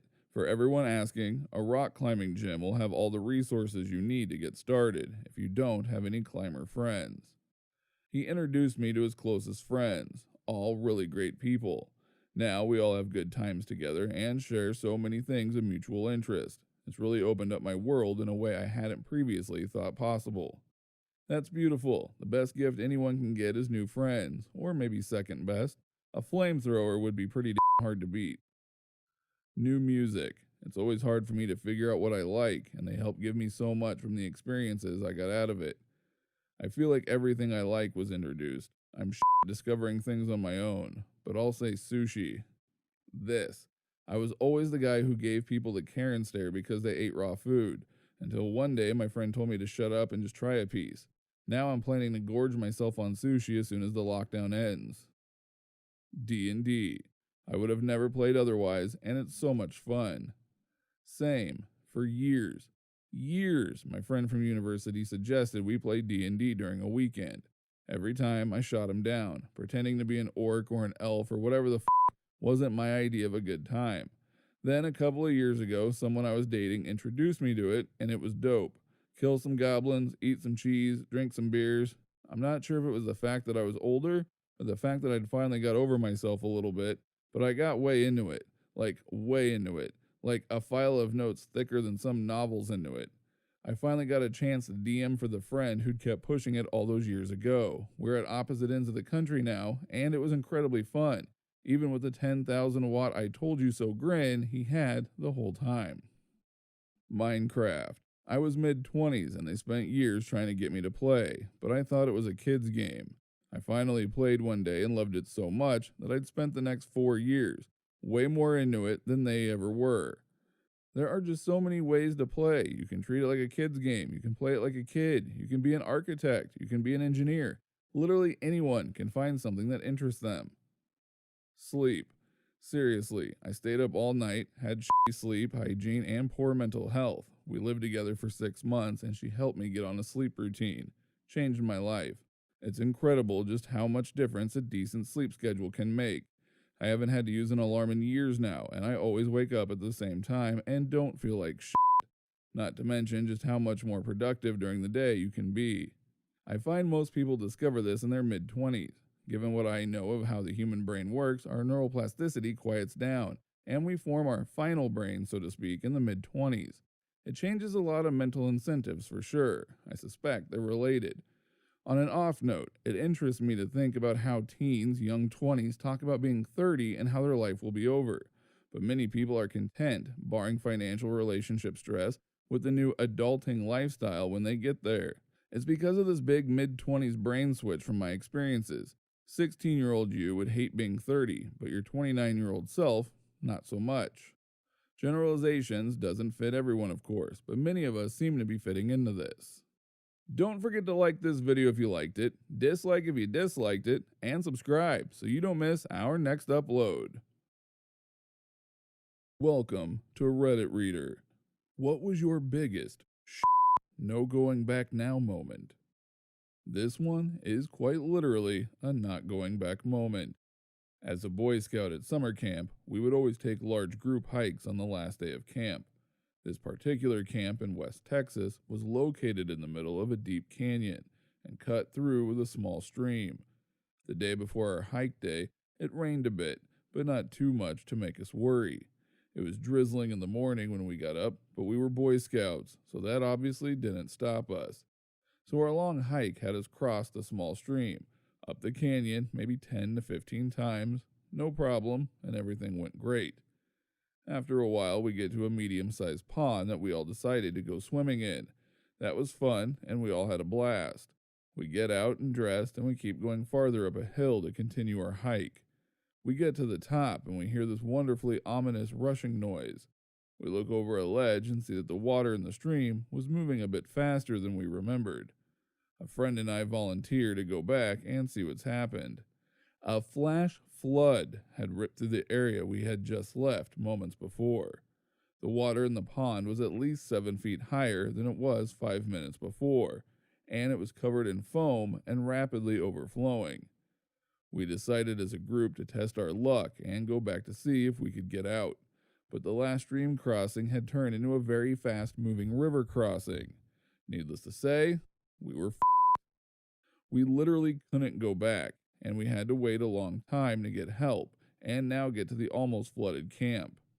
Happened to a friend of mine in Philmont. He went to the bathroom and had to cross a small stream to get there. The sky opened up for a few minutes and he still hadn't come back. We heard yelling a little later and he was stuck because that small stream had quadrupled in size and was now a raging river. Stepping off that sandbar, I could barely reach to swim out to the girl caught in a riptide, and not knowing how a riptide worked. It took what felt like hours, but spoiler alert, we made it. Too early in the season for lifeguards. I remember calling out to people walking their dogs on the beach, but we were so far out they didn't even look towards us. I'm sure she is eternally grateful that you took that step. Don't know, she was a friend of a friend and I barely knew her. I was trapped in a riptide as a young child. A stranger pulled me out and almost 30 years later, I still remember his face and how emotional it was. Trust me, she remembers you. When I was a kid, maybe like 7 or 8, I got pulled out by a riptide. None of my family saw it happen until I was way out there. Some random teenager swam out to haul me back. Never got her name, but I'll gratefully remember her face forever. I'd bet the girl you hauled in feels the same sort of gratitude.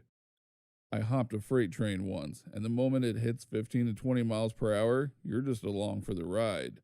But the real no going back moment came when the train stopped on a siding outside Winnemucca. After waiting there for like 5 hours, I decided to walk into town and get some ice cream sandwiches. As soon as I got 50 yards from the train, I realized if it starts rolling now, I'll be too far away to chase it down. I'll just be stuck in this town for a while. Edit. For you kids out there, riding freight trains is dangerous and illegal and dirty and loud and unreliable. Don't do it. Also, I should point out that Winnemucca is home to some of America's best Basque restaurants, fantastic cowboy heritage sites, and it's the gateway to the Black Rock Desert. It's got something for everyone, not just stranded hobos. TBF, this is how 90% of Winnemucans ended up there. When I was about to get on the plane to my first semester of med school, my dad, never one for sentiment, said, "Well, you're now actually worth more dead than alive. Don't screw this up." Why were you worth more dead? Insurance? I am done with school and worth approximately negative $460,000. If I die, my value goes up to zero, which is a clutch business move. LOL. While motorcycling through Vietnam, it was getting late and I was running low on fuel. Too low to turn back to the previous town. If that wasn't bad enough, my bike rack broke. Luckily, a kind man and his daughter stopped to help. He knew no English outside of "I can fix," so I followed him. I wore my bags and held the rest in my lap. Entering the town, my jaw dropped. It was complete calamity. The streets were filled with people carrying 2x4s, rocks, and bottles. Literally hundreds of people. It was like a war zone, with people smashing scooters and cars on fire, people yelling and fighting. A few individuals were running for their lives with mobs in tail. I can still vividly see one man's face as he looked over his shoulder in dread. There were too many people to drive through, so I had to slow down to a crawl. All I kept thinking was, please don't notice me, please don't rob me and smash my face in, please know I'm with this kind man and his daughter. The moment lengthened as a few of the town folk started to notice me. I was scared shitless but produced a warm smile. The smile wasn't returned. The kind man looked back and those who were taking interest in me noticed. Can't help but think it helped. We finally breached the throng of people and pulled down an alleyway to his place. I still didn't feel safe, but I needed gas and my rack fixed. I tried to ask the man why all these people were fighting one another. He just smiled and made the drink gesture. It was during Tet, or the Vietnamese New Year. He fixed my rack, gave me some gas, and wouldn't take any money as payment. However, like Christmas, the kids received money, so I gave his daughter a fat wad of cash with his blessing. About 45 minutes later, I arrived safely at my hostel in Nirvana. Parachute jump. My life is now no longer in my hands. Oh well. Geronimo. First time I went skydiving was a tandem jump, and the guy told me on the ground, once we get in the door, we'll rock back and forth 3 times. On the third time forward, just roll out the door. So, me being the trusting sort, thought that was a solid plan. We get up to altitude, open the door. I put my feet on the little platform and crossed my arms just like he told me to. The rocked back once and pushed us out the door immediately. My only thought was, that wasn't 3. Oh, we're falling. Don't forget to like this video if you liked it, dislike if you disliked it, and subscribe so you don't miss our next upload. Welcome to Reddit Reader. What is a fact that can possibly save your life? Airplane depressurizes and the mask drop? Put your mask on first, as instructed. At 35,000 feet, you have 30 to 60 seconds of useful consciousness. Make it count. When having a heart attack, you don't swallow aspirin, you chew it. Is this real? Gets to the bloodstream faster through the walls of the mouth. Do not delay getting out of a burning building. The flames are not what will kill you. The smoke will get very thick and toxic very quickly, and you will not be able to see the way to get out. Stay low and go, go, go. The oxygen is down near the floor. And don't think a handkerchief over your face will do shit. A wet towel can help in tandem with staying low. Keep the smoke from burning your lungs. But yeah, it's not like you'll be able to just walk out normally doing that. This obviously won't work all the time, but if someone grabs you by the arm, don't pull away. Twist your arm instead. Your arm goes nearly all directions, but their wrist won't. Probably said already, but bad CPR is better than none, even if you're unskilled. You literally cannot make the person more dead, as being dead is what predicates CPR. If you have a puncture wound to the chest or abdomen, the first thing you should do is place a non-porous, think plastic bag, object over the wound. It will help prevent tension pneumothorax. A tourniquet is quite simple to put on and can save a life if there is no other option. Place close to the site or near, not on a joint. Never remove a tourniquet once placed, as clots can travel to the brain and lungs. Also, mark the time you put it on. If you're at an accident scene and have no medical training, something you can do is collect information and help calm victims. This is quite helpful as it assists the paramedics with triage and helps potential injured persons' heart rates down. Alternatively, learn how to hold C-spine. If your car ever gets stuck on the train tracks, look for a sign on the crossing arms. This is the Railway 911 and has a number to call to stop traffic, as well as your exact location. If you've been cut deeply, pack gauze into the wound as tightly as possible, then hold pressure. If you are driving in inclement weather, pay attention to truckers. They are often warned ahead of time of wrecks and things due to their radios. Also, never drive in the rain without headlights. Maybe not your life, but someone else's. Most drowning is silent. The victim quite literally cannot speak to call for help as they are too desperately trying to get any air at all. Drowning can look simply like a person bobbing in the water until they no longer come back up. Keep a watch out, especially if it's kids. Soy sauce is deadly if consumed in large quantities at once, so no stupid soy sauce dares or challenges, please. If you ever almost drown to the point of throwing up water or passing out, even if you feel 100% fine, get to a hospital. Your lungs can unwittingly self-fill up with fluid over the next few hours. This is a New Zealand specific one, but all emergency numbers work here. The official number is 111, but 999, 000, 911, etc. will all work. This is so that tourists can still reach emergency services easily. If you're being tied up, puff yourself out as much as possible so it'll be easier to wiggle out of. Tense muscles, inhale deep, and stretch out your arms and legs to make more space. Me and my classmates used to have competitions where we tie each other up with a rope. It started out with hands, but it went to full body, and we'd time ourselves on how fast we could get out. It was also good practice for tying someone up since we got to see which methods work best. I used to pull this trick all the time and get the fastest time. My hands would be really red and there would be lots of marks, but it was worth it. And that, kids, is how I found my fetish. Don't forget to like this video if you liked it, dislike if you disliked it, and subscribe so you don't miss our next upload. Welcome to Reddit Reader. What sucks about being your age? Being retired. The two things that really suck are watching good friends pass away yearly, having to push through the aches and pains of old age to do the things you enjoy. But I realize that I'm luckier than many of my friends who have had hip, knee, or shoulder replacements or open heart surgery.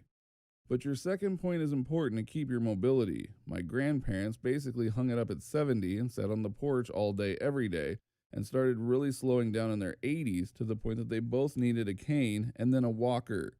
My grandma is still alive at 93, but lives in assisted living and sometimes struggles even with a walker. My dad just turned 70 this year, but still plays tennis 2 to 3 times a week and bocce ball twice a week, and still takes on most of the housework. When he retired at 58, he stopped moving and got bad arthritis and back pain, and had to be told at physical therapy that he has to keep moving or it'll just get worse. Mid to late 20s, feeling like I'm way behind from where I should be by now. That never goes away. Best case scenario is you become at peace with where you are in life, and between the happy moments, you still fleetingly think about what could have been. No one is completely satisfied. I thought 50 was awesome. I finally had enough perspective to realize that I'd been shooting myself in the foot all my life. Being sore because I slept wrong. I'm 29. 5 couples from my friend's circle are expecting a child or recently got married. A few others have built a solid foundation in their career and are buying houses. Most of us grew up in apartment buildings, so it feels fancy to own a house at 30 where I'm from. Meanwhile, I'm currently a student and broke. It feels like everyone's so far ahead in life that they'll always be a step further, and I'll never catch up. This is why I've largely abandoned social media. Once your friends start getting married and having kids, becomes lonely. Yep, doesn't help when you move 3,000 miles and don't know anyone, especially now since I can't even socialize with new people and I've made very few legitimate friends out here. Making friends as an adult is hard. There's no obligation to spend enough time with other people to become friendly, unless you join a club, which feels lame and weird, but does actually work. Balding, back pain, bad vision. I'm 23. At 73, I am reminded daily by my body that I'm not 25 years old anymore. I'm too old to take up most action sports. The body doesn't bounce back like it used to. That shit's real. And too young to retire and just off all the time. The early 30s is that weird age where you're just old enough to be out of touch with what's cool, but not yet old enough to be fully progressed in your career, to be sitting on enough stacks to not care about that. Getting there at least. I had a coworker say he felt this way about turning 30, but then someone changed his mind by saying that he's old enough to know who he is and what he wants and needs, but still young enough to do things with his life and have fun. I don't know if this helps, I'm only 18, so I wouldn't know. This is exactly how I feel, 31. I felt so lost for the longest time trying to figure out who I was. I put myself through some shit and I have experienced a lot. Now I just do stuff I love doing and I care a lot less about what people think of me. I'm even more active than I was in my 20s. Was playing on 3 different sports teams pre-COVID, and in my 20s I was very lazy and mostly high. I know this is just my experience though, and it can be much different for others. Don't forget to like this video if you liked it, dislike if you disliked it, and subscribe so you don't miss our next upload. Welcome to Reddit Reader. What was the biggest misconception that you had as a child?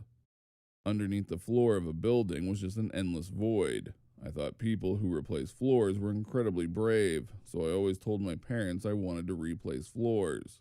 For a year or so, I wanted to be a tax collector. I saw one in a Pink Panther cartoon and thought they were just people who knocked on your door and kept all the money you paid them. That people of other races just had different levels of being tanned. Found out in the mall that I was wrong.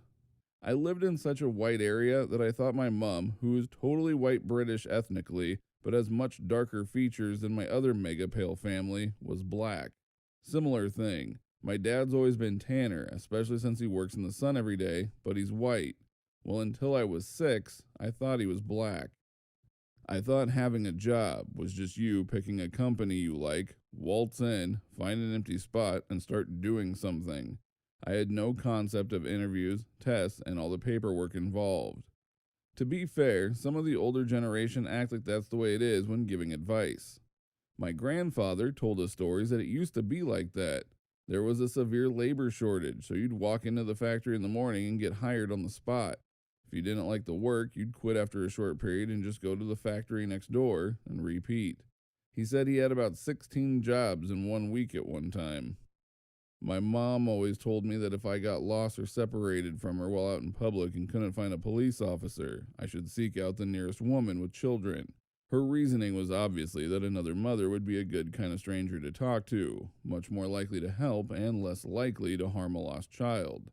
My reasoning, however, was that if I somehow never found my own mom again, I could and would just go home with the woman and have new siblings to play with so I wouldn't get lonely. All that you needed to do to get pregnant was get married. I thought a potluck was where everyone brought food to a party and put it all in one giant pot. Then you would scoop out a plateful and whatever you got was your luck. I thought being fired from work meant that the fired person gets killed. Every time my mom would tell me my sisters not to bother her, she could get fired from work. She partially worked from home. I assumed that her boss would come into her office and literally shoot her. I was so terrified that my mom would get in any trouble at work. If you missed an exit on the highway, you would basically end up in a different state. Judging by the way people cut across 4 lanes of traffic, rather than spend a few extra minutes turning around at the next exit, I feel like there are some adults that still think this is true. I would bury coins in my backyard so I could dig them up next year and be rich, because buried treasure.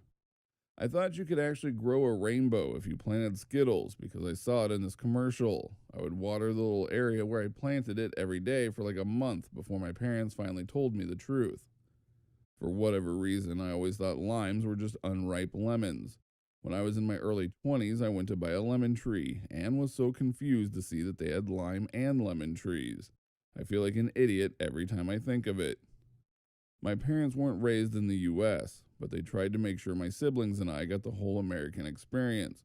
So they tried introducing us to Christmas and even sent us to Christian summer camps. For some reason, this caused a sort of confusion in my mind, and I thought Santa was God, and I was never corrected because my parents didn't understand Christianity or Christmas. Down syndrome was when you were really sad. I thought you could say something like, "Looks like you got a case of Down syndrome," to your crying friend. Don't forget to like this video if you liked it, dislike if you disliked it, and subscribe so you don't miss our next upload. Welcome to Reddit Reader. What is your favorite insult of all time? It's amazing how you brighten up a room when you leave. Some people are like clouds. Once they off, it's a beautiful day. I overheard a student at my school addressing the 8th grade twats that would harass anyone. I bet your parents change the subject when people ask about you. I get why people talk about you when you're not around. In the 70s, the Cleveland Browns fans would throw paper airplanes in the stadium. A lawyer who was a season ticket holder sent a letter to the Browns stating that if he or any of his guests were injured, he wouldn't hesitate to sue. It was given to a junior lawyer at the Browns organization. He sent the letter back and wrote, "Attached is a letter that we received on November 19th, 1974. I feel that you should be aware that some asshole is signing your name to stupid letters." One of my all-time favorite burns. You are not the stupidest person in the world, but you better pray they don't die. You're not a mistake. You're a regret. Are you a professional moron or just a gifted amateur? Carl Johnson. I'd love to see things from your perspective, but I'm afraid that I can't shove my head that far up my ass. I'd agree with you, but then we'd both be wrong. Expected nothing, still disappointed. When they circumcised the right honorable gentleman, they threw away the wrong bit. Said in a British parliament, I believe. Bob Ross would call you a mistake. Isn't it rather dangerous to use your entire vocabulary in a single sentence? You are proof of anal conception. I would challenge you to a battle of wits, but I see you are unarmed. By Shakespeare. You're about as useful as a paper condom, and you're worth even less. I hope your day is as pleasant as you are. I am jealous of people who have not met you. You're about as useful as Anne Frank's drum kit. There are approximately 1,010,300 words in the English language, but I could never string enough words together to properly express how much I want to hit you with a chair. Alexander Hamilton. I hear that bit almost made it into the Constitution. You couldn't pour piss out of a boot if the instructions were on the heel. Your ass must be jealous of all the shit that comes out of your mouth. You look like a before picture. Pretty much anything attributed to Winston Churchill. Paraphrased. Sir, if I were your wife, I would poison your drink. Madam, if I were your husband, I'd drink it. Mr. Churchill, you are drunk. Yes, and you're ugly, but tomorrow I'll be sober. Don't forget to like this video if you liked it, dislike if you disliked it, and subscribe so that way you don't miss our next upload. Welcome to Reddit Reader. What's something about you that nobody knows, as it never comes up and nobody asks? Once, when I was like 2 or 3, my family and I went shopping at the nearby strip mall. At some point, I lost my parents and sister. I remember crying in front of one of those large stacked displays at TVs, all playing the song and music video to Britney Spears' Oops, I Did It Again, for a really long time before anyone found me. Now, the weird part. Whenever something bad is about to come up in my dreams, that song starts playing. I can preemptively wake myself up from nightmares because Oops, I Did It Again will start playing right on cue, right before anything really awful happens. Sometimes I even see the music video. This wasn't even a super traumatic incident or anything. I guess the fact that I still remember it is a testament to how good of a childhood I had. I'm a twin. Could know someone for years and it never comes up. But when it's finally mentioned, it's so mind-blowing to them that I have a twin because they've known me for so long and didn't know. It doesn't come up because people don't often ask other people, so are you a twin, without any reason to ask. I found out my friend was a twin when I was 28. I'd known him since I was 15, but he only ever mentioned his brothers and not his twin. I finally worked out why he was occasionally an asshole and ignored me in public. Wasn't him, but his twin brother never bothered to correct me. Turns out his twin is an asshole regardless.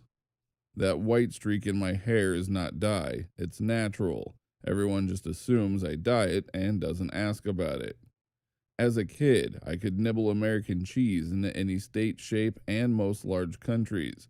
It was my talent when I was interviewed for commercials once, and it got me on Kids Say the Darndest Things.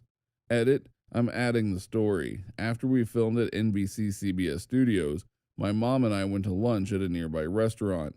Jerry Seinfeld was eating, and my mom said she'd give me a box of Tic Tacs if I walked up and said hello to him. I am ambidextrous. I was born a righty, but I had my right arm really badly broken as a kid and took a while to heal. Time during which I had to adjust to using my left hand for most of the things. After my right arm finally healed, I still used my left hand for a while because I was so used to it. But once I started reusing my right one, it was still so natural, so I kinda trained my left one to work just as well as the dominant one. Nobody really gives a shit, although one of my direct reports noticed once that my handwriting is just as calligraphic with my left hand as it is with my right one. Same. Boxer fractured twice on my right hand during college, so I had to write all my notes with my left hand for 2 semesters. I thought my left hand writing looked terrible compared to my right, but most professors said it looked better than most people write with their main hand. It came in handy when playing pool, and I'd play left-handed until serious money came in. Then I'd switch to my right hand and clean them out. I did a ton of drugs as a young adult and committed some felonies, but I never got caught and decided to take a different path when all my friends started getting locked up. Not a snitch, just more careful. Now I work at a prison with people who were convicted of the same types of things that I used to be involved in. Most of them assume I don't even know what marijuana looks like. If anyone knew the truth, it would hurt my credibility, but those experiences are actually what make me good at my job. Any chance you're going to admit to those felonies on Reddit? He smoked 3 marijuanas. Nice try, FBI. Don't forget to like this video if you liked it, dislike if you disliked it, and subscribe so you don't miss our next upload. Welcome to Reddit Reader. What was the worst physical pain you have ever experienced? I accidentally hammered my penis one time. I was hammering nails in a weird position, with each leg hanging over one side of the plank. The nail was being hammered about a quarter foot from my crotch. I sneezed mid-swing and the hammer hit hard. It didn't leave any lasting injuries, but it hurt like hell, and preening did too for a week. You took beating your meat to a whole new level. Tooth infection. I pulled some of my hair out. I could see someone killing themselves to end the pain. I was changing the brake pads on my car and the jack collapsed. The entire car crushed my arm and pinned me to the ground. It was in an apartment complex and there were people outside that heard me yelling for help. A guy and an older lady came and tried lifting the car enough for me to pull my crushed arm out. The skin was peeling off as I pulled with all my might. Once I felt some pressure release, and just before my arm was out, the car slipped out of the lady's hands and crushed my hand. At this point, I'm trying to get her to lift for 2 more seconds so I can get my arm out. After what felt like an eternity, I finally got it out. I can't describe what having your arm and hand crushed feels like, but it was the most intense pain I've ever felt. I kept going unconscious because of the pain until they hooked me up in the ambulance. Dude, what was the damage to your arm and hand? My right 2 knuckles are gone, so I don't really have much movement in my pinky at all. My arm has nasty scars, but is back to normal other than that.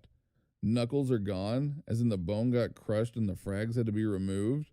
The old lady stole his knuckles. She's the one who tripped the jack in the first place. Witches these days, you never see them coming. I have a condition called Proctalgia fugax. This is an uncontrollable spasming of the rectum and can last anywhere from 15 minutes to an hour and a half. It always happens in the middle of the night and feels like I've been probed by aliens without lube.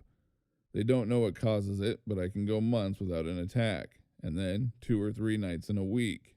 It is brutal. A few years ago, I was going to the dentist often since my teeth were damaged due to teeth grinding. After he fixed like 5 teeth, he's like, "Oh, we missed something here."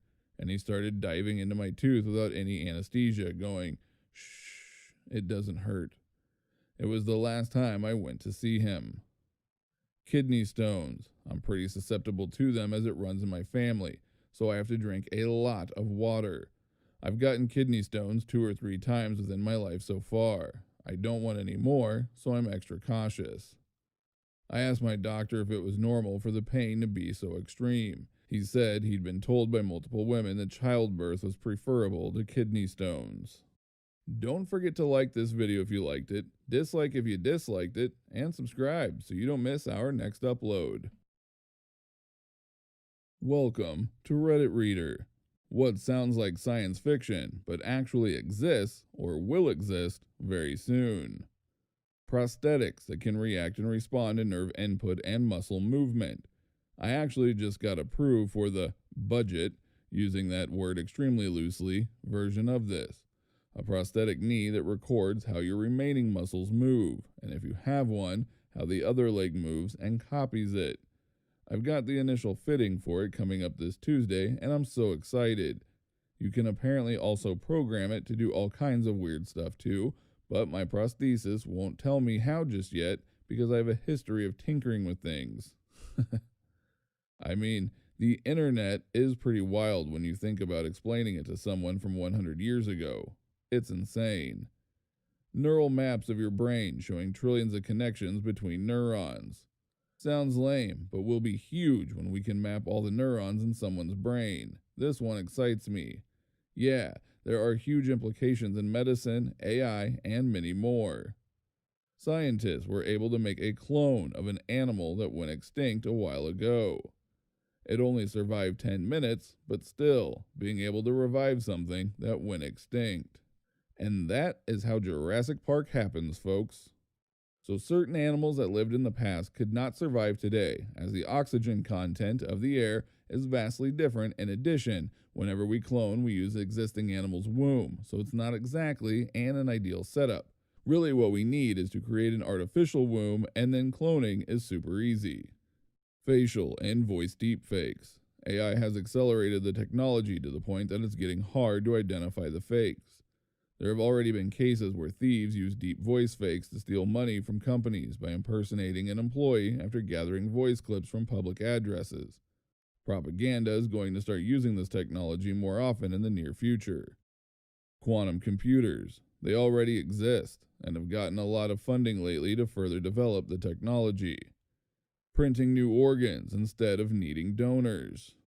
I'm in evaluation for a heart bilateral lung transplant. I was born with 5 congenital heart defects and 2 congenital lung defects. Had my first of many open heart surgeries when I was about 10 hours old. I also have 1 working lung, COPD, bronchiolitis obliterans, pulmonary hypertension, pulmonary fibrosis, asthma, heart failure, cardiomyopathy.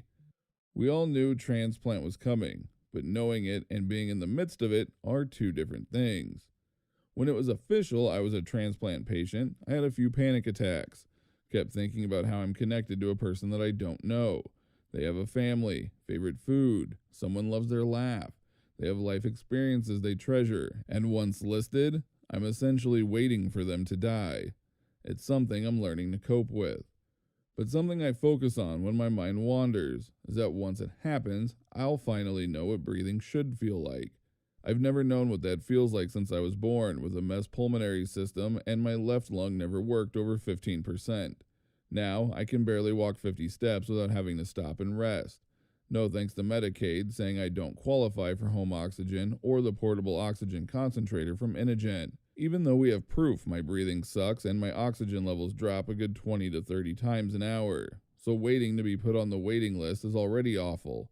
So when or if they can get to a point in printing new organs with, I'm assuming, would be the recipient DNA, antibodies, etc., and hopes for no rejection to happen, the waiting would be much faster. I have a friend who also has congenital heart defects, and she's been on the list for almost 2 years now, and has been living in the hospital for about 8 months and has an LVAD. It's placed in the heart to help it pump. Without it, she'd be dead, and sadly, she's a hard person to match. It's such a complicated process. Printing new organs would help the situation so much. Facial recognition used by the government police forces. Moon bases and space mining. Nanobots, tiny specialized robots that will swim through your body and deliver medicines to the required organ directly. Also, personalized medicine according to your genetic makeup. The concept in the movie Her will without a doubt become very real soon. I have no doubt that dating bots or having a bot friend will become a thing. Maybe even bot therapists when or if the tech becomes developed enough. A licensed therapist bot. Mainstream universal translators. Some already exist for certain languages. It's really just voice to text to translation to voice. Once it is downsized and built into your AirPods, it's game on. Don't forget to like this video if you liked it, dislike if you disliked it, and subscribe so you don't miss our next upload. Welcome to Reddit Reader. What is the most effective psychological trick you use? If they can do it, I can do it. Almost every single job, position, title, or accomplishment has been achieved by someone that other people look at and go, how the did that moron make it to where he is? And if those morons can do it, I sure as can do it as well. I did this with myself when I was learning to drive. Predictability means safe. I'm a school teacher with a high number of students with trauma. Major issues while getting my routines established, but they're now super warm to me because I'm reliably predictable. I have 2 outfits that I alternate. A Monday, Wednesday, Friday, and a Tuesday, Thursday. Same greeting at the start of class, same start to every class, etc. Have very transparent discipline too. They know exactly what gets a detention and what doesn't. If they can predict what will happen, they feel safe because they're in control of choosing their outcome for the day. Children and people like feeling in control. Recently, my fiance's cousin told us about how she doesn't give her children the option of whether or not to have veggies. She gives them the option of how much they get. Usually something like, would you like 1 helping of green beans or 2? Of course, they happily choose one, sometimes two, weird kids, and they do it with a big smile on their face like they just got away with something. LOL. I think it's called the hairy arms trick. When I'm about to hand in the first version of a piece of work, I will leave a small but noticeable error that's easy to fix.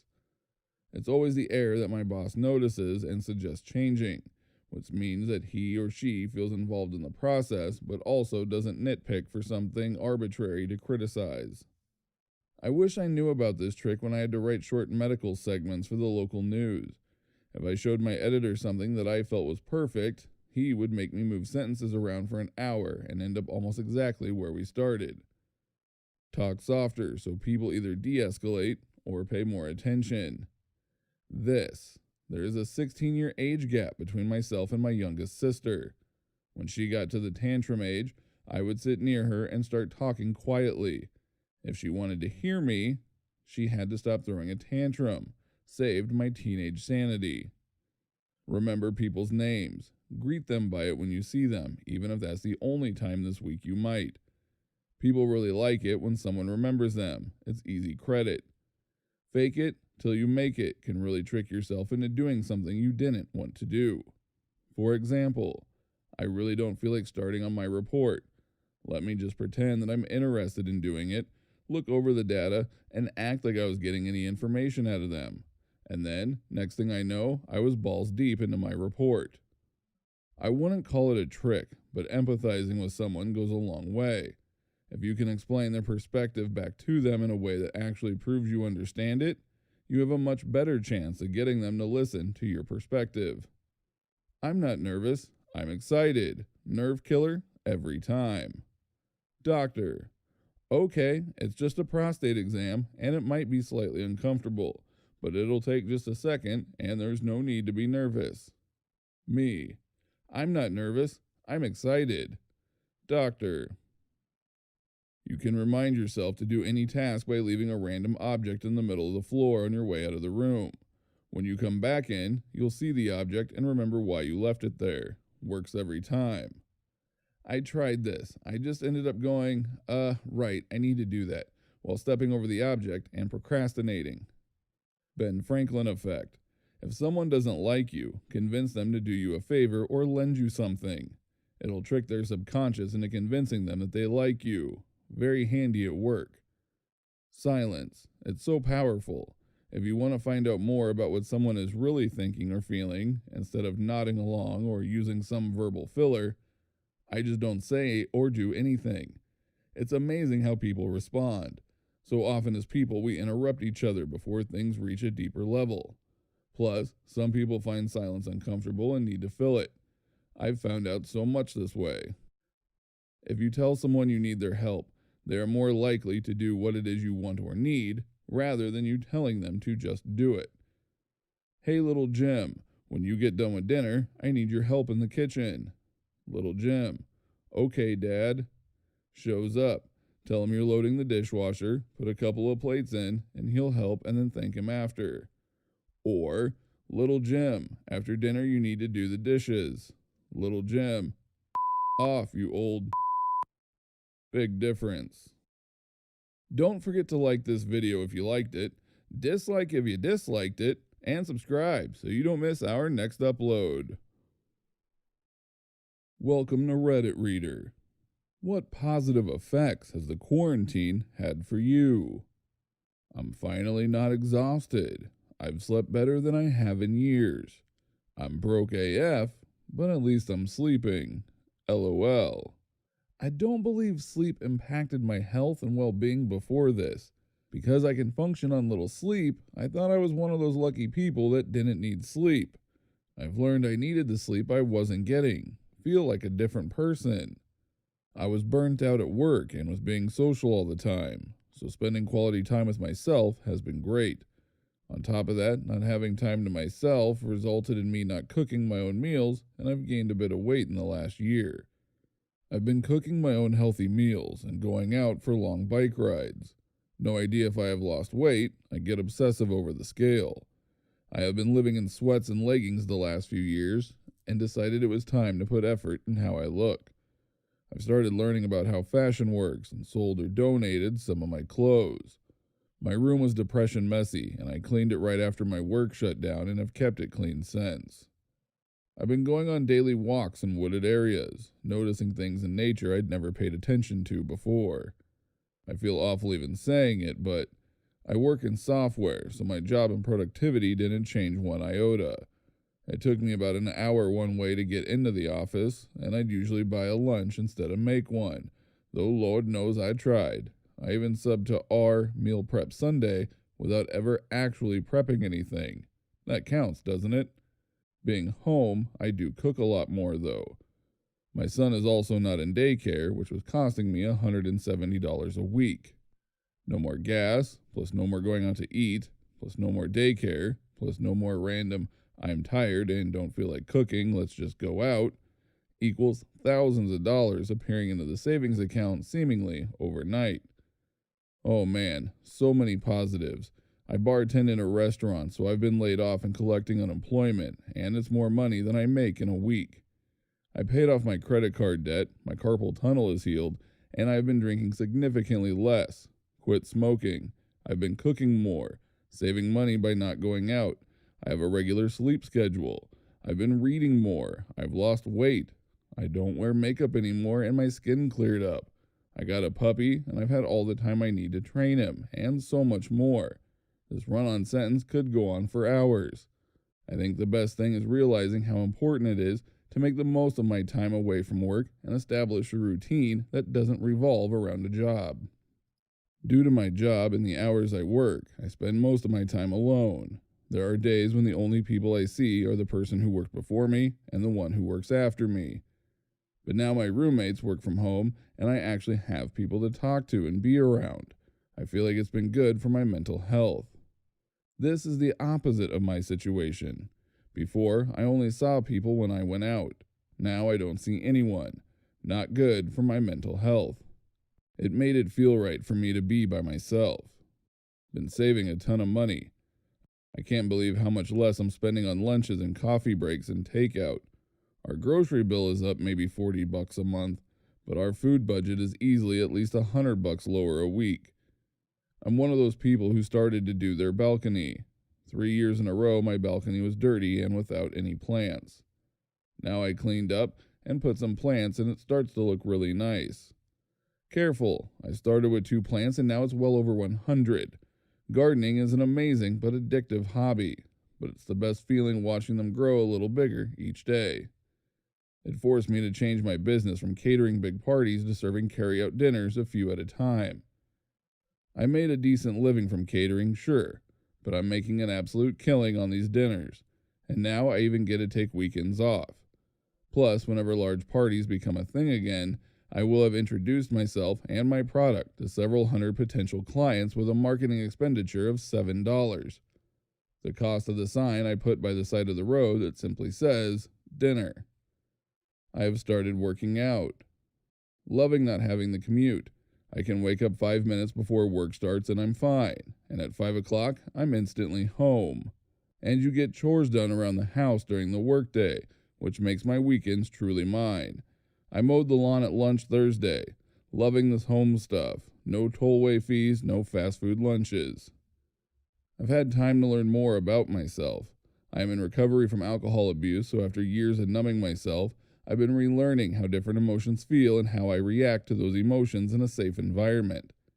I haven't worked since March 16th, and now I'm a couple weeks away from finishing my first novel. Suffering from bipolar 2, the boredom pushed me to clean my room, do the laundry every week, and fold it. It may not sound much, but for a person who hated doing chores, it really changed me. Also, my girlfriend and I have a deeper bond and understanding of each other. It's amazing what boredom can do. I started this YouTube channel. Don't forget to like this video if you liked it, dislike if you disliked it, and subscribe so you don't miss our next upload. Welcome to Reddit Reader. Workers who got their bosses fired. How? I used to work at a title company and witnessed our department manager forge mortgage documents on a fairly regular basis. So when she went to upper management to throw the entire department under the bus for being behind on recording documents, I marched straight to HR to resign and let them know what she was doing. She was fired, and they called me and offered my job back before the week was out. Worked register at a tour company. I also had a manager who hated me for some reason. She was probably the person I've ever met. Constantly yelled at us for no reason. Got on to me about answering questions a new hire had when I was asked, not her. Wrote down I was 30 minutes late for a shift when I was 2 minutes late, etc., etc. We had a sneaking suspicion that she was taking money from our tills, as she was always the one who counted down the till when someone got fired for stealing cash. I made it a habit to count down every bill when I gave it back to a customer, because we would get docked if we were even $1 off. So if a customer had $23 in change, I'd count 20.